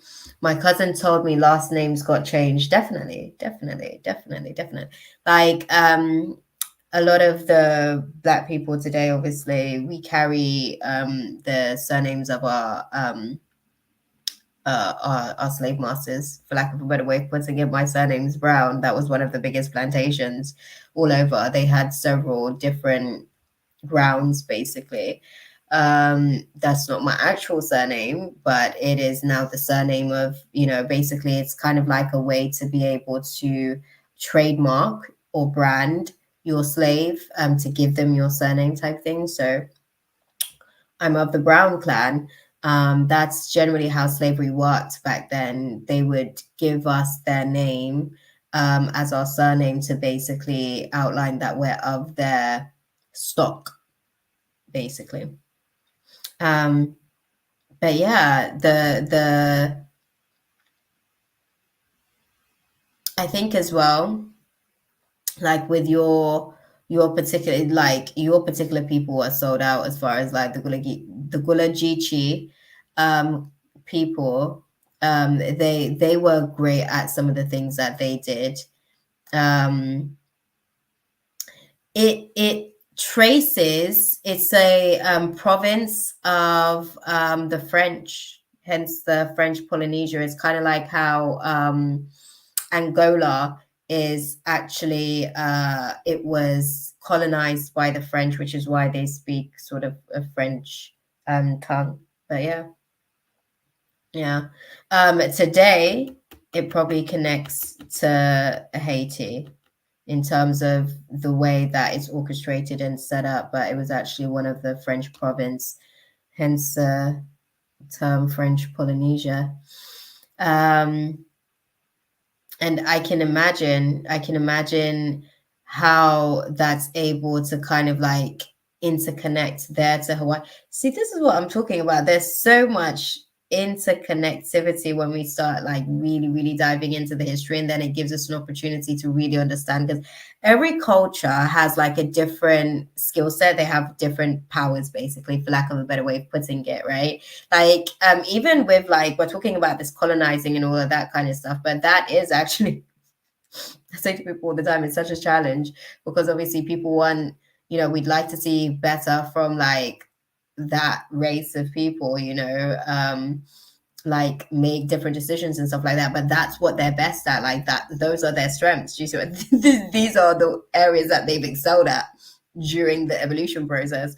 So it's like, you know what I mean? Can they really do anything about the situation?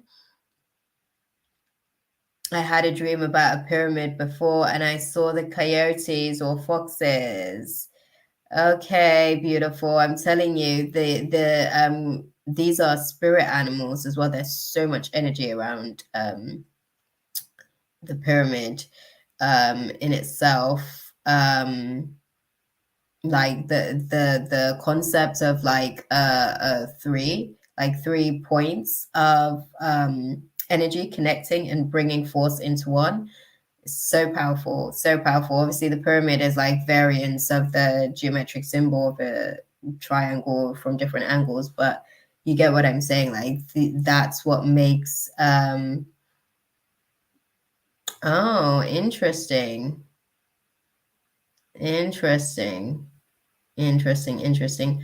It's so interesting to kind of like see how everything kind of interconnects with each other. When I asked the question, basically, that was so like rubbish in terms of what transpired there, as far as like the people being sold to the French, because they had a debt. Unfortunately, they had a debt that they owed to the French that they had to settle, basically. And that's how they settled it. They sold a lot of their people into slavery. The government did, from what I hear in terms of that story there, when it comes to your ancestry, which is how that dynamic developed. What I'm seeing as well, just on the cards, in terms of what was the question that I asked here as well, actually? how okay, how were they sort of like in navigating through it? And I think that there was definitely a lot of fear of like change when it comes to the situation, you know, fear of whether or not they'll be able to persevere, the odds of those dynamics. I think I'd say this much, and I don't even want to get into too much details because I feel like they're taking me so far into certain things now. I can feel my crown opening into this space, but it's like there was a lot of fear about whether or not you guys were going to be able to come back, whether or not you guys were going to survive it. The people didn't necessarily know that there had been people that had been sold on. It wasn't something that the government let them know. It was something that the streets let them know, basically.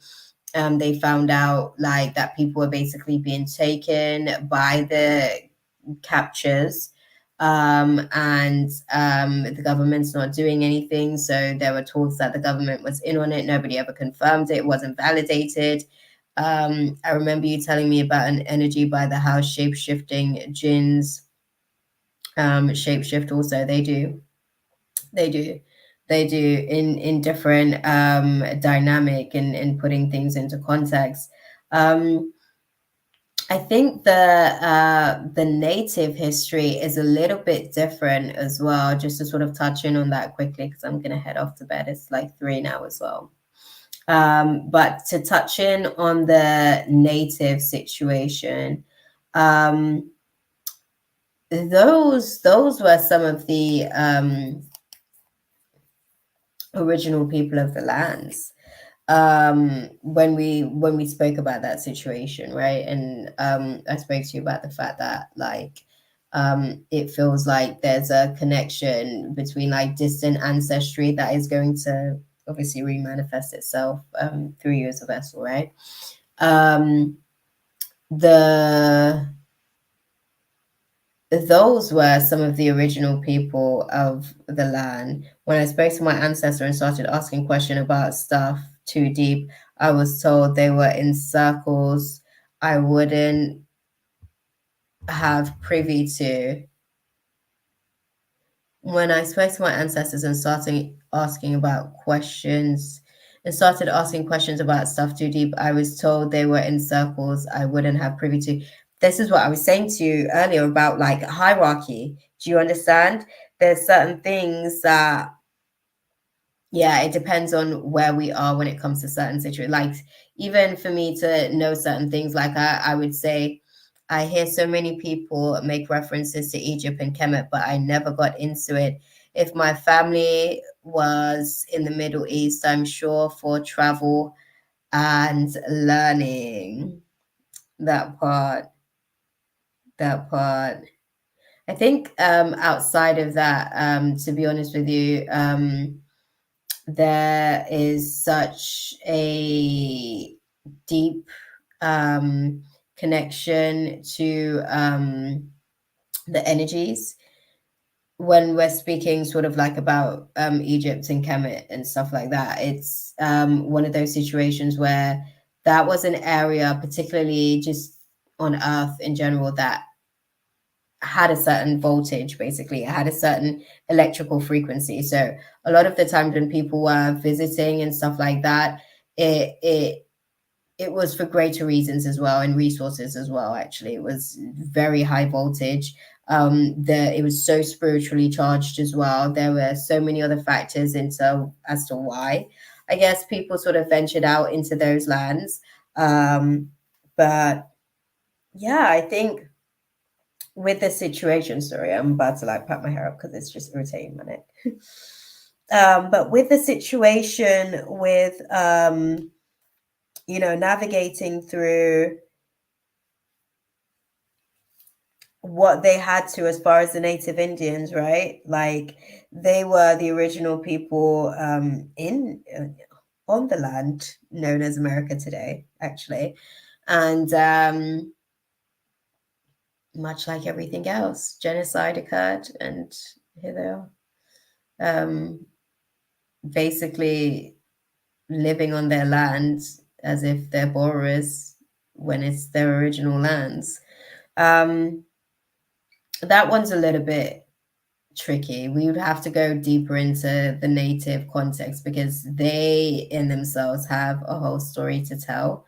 And I believe that one is far more complicated because there's so many levels of betrayal and treachery when it comes to their story, to be honest with you. But yeah, I hope that that was useful for you because I feel like I'm shutting down now. Like my mind stopped receiving any way of a channel as well. I'm actually gonna go. It's like 3 a.m, but I'm still gonna go and have something to eat and go to bed. But I hope that that was useful for you because yeah, I think it's important for us to really grasp it. It's so interesting. Yeah, I think when, you know, because a lot of our history has basically been lost, um, where this generation basically is being prompted to prepare for the next generation so that they can be re-educated and they can, do you understand? Like there's a path that can be paved for them at a younger stage of life itself, just kind of playing out, you know, and their upbringing being something that's going to be able to give them an opportunity to know who they are in their adult years, and it's not something that they have to figure out. Do you see what I'm saying?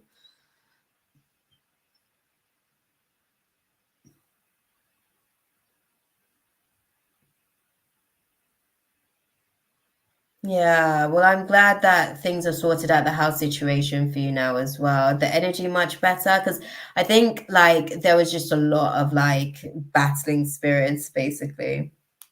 I felt I didn't know much about family history. I'm like, there has to be more. Trust me, God, there's a whole bunch more. There's a whole bunch more. Like the deeper and deeper and deeper you go, because the lineages, it's at this point we have at least minimum 5 different mixtures because there's so much history that's basically taken place since the dawn of time to now. So we generally have especially people of color, to be fair, have at least 5 different minimum, right? 5 different cultural like gene pools basically within this. I had good things pop up rather faster. That's what's up. Love that. Good for you, beautiful. We love the fact that the space has obviously cleared itself out. Now you've got more space to be at. Sorry, I'm going to start packing up shop as well because they're telling me pack up shop now. Now the space can actually sort of do what it do for you. And at least you don't have to oh, I literally had a card in here the whole time as well. The 5 of Pentacles didn't make it out the deck. Yeah, I am beautiful. I am. It has been quite the long day, but I feel like with everything that you're sort of doing now in terms of like just bringing a lot of this stuff to light, asking all the right questions, you know, it sounds like you're getting somewhere because listen, when you start getting those answers like basically like they can't share, that means you're asking the right questions. It means you're asking the right question. If I could know their history from the beginning of time, that would be, listen, do you see what I'm saying? That's exactly why God wants us to be able to prepare for the next generation coming in so we can give them as much advantage as possible so that they can know and learn and understand how to actually basically like execute being like the best actual version of the human that has manifested as their physical body, you know.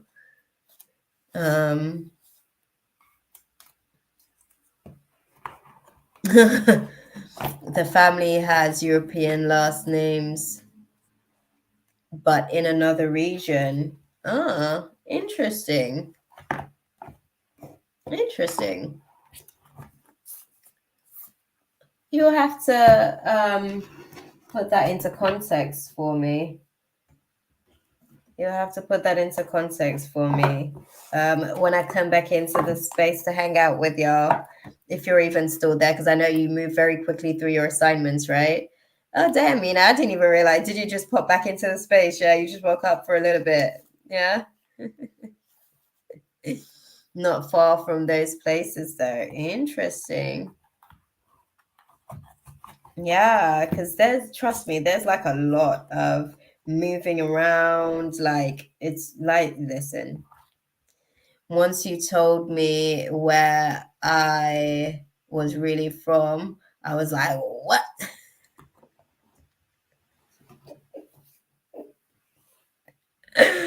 Girl, I'm telling you. It's important though. Like, realize I was more hungry than sleepy. Girl, you and me both. I was literally just saying, I know it's like 3 a.m., but I'm about to have something to eat before I go to bed. Okay. I'm still gonna have something to eat. I know it's late and they say you ain't supposed to eat, but I mean, they just have to take that up with God, okay? Because your girl's hungry, okay? But okay, what did you find, Kay? There was a big migration, so it makes sense. Where was there a big migration?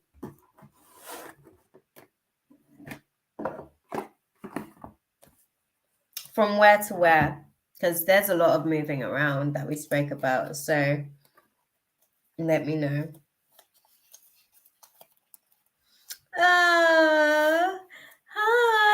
Hi guys. How are you doing?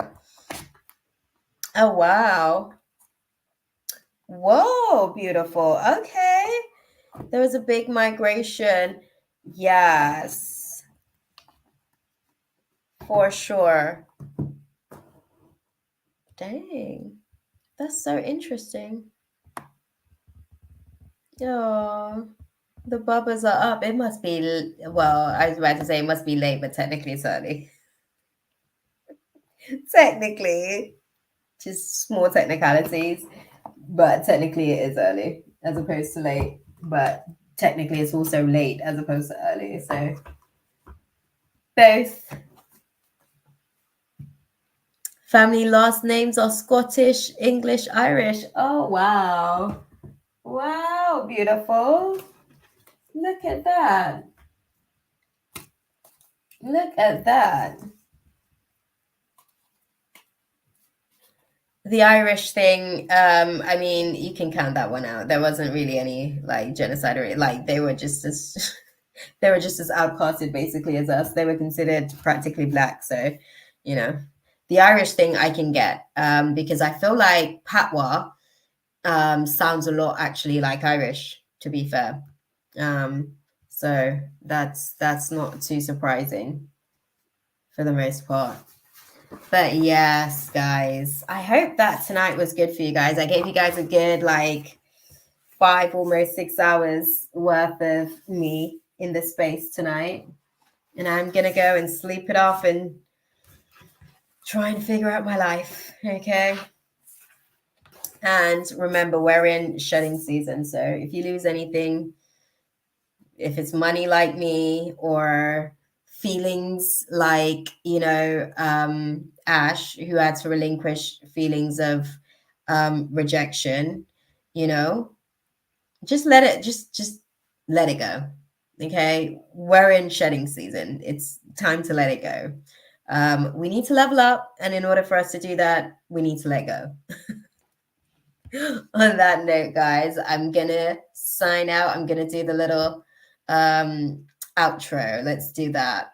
All the things they said to hold her back, they never seem to leave her head and tend to keep her mind at war. All the things they said to hold her back, they keep her locked inside of all the times when she's been hurt before. Right, guys. I love you guys. Thank you guys for hanging out with me. Katie, keep up the awesome work, girl. You're out here just getting, you're like, grabbing everything. Mina, thank you for being dope as always. So appreciate you. And I appreciate your moments of moving with the tides of your body's natural rhythm and showing back up into the space because you're committed to the process. I appreciate you, beautiful. On that note, I will see you guys not next week, but the week after, and we'll do this all again and vibe and hang out. Okay, thank you guys. Mwah, mwah, mwah. I hope you guys have a super couple of weeks without me, and I'll catch you guys later. Bye. That part. Bye, beautiful Mina.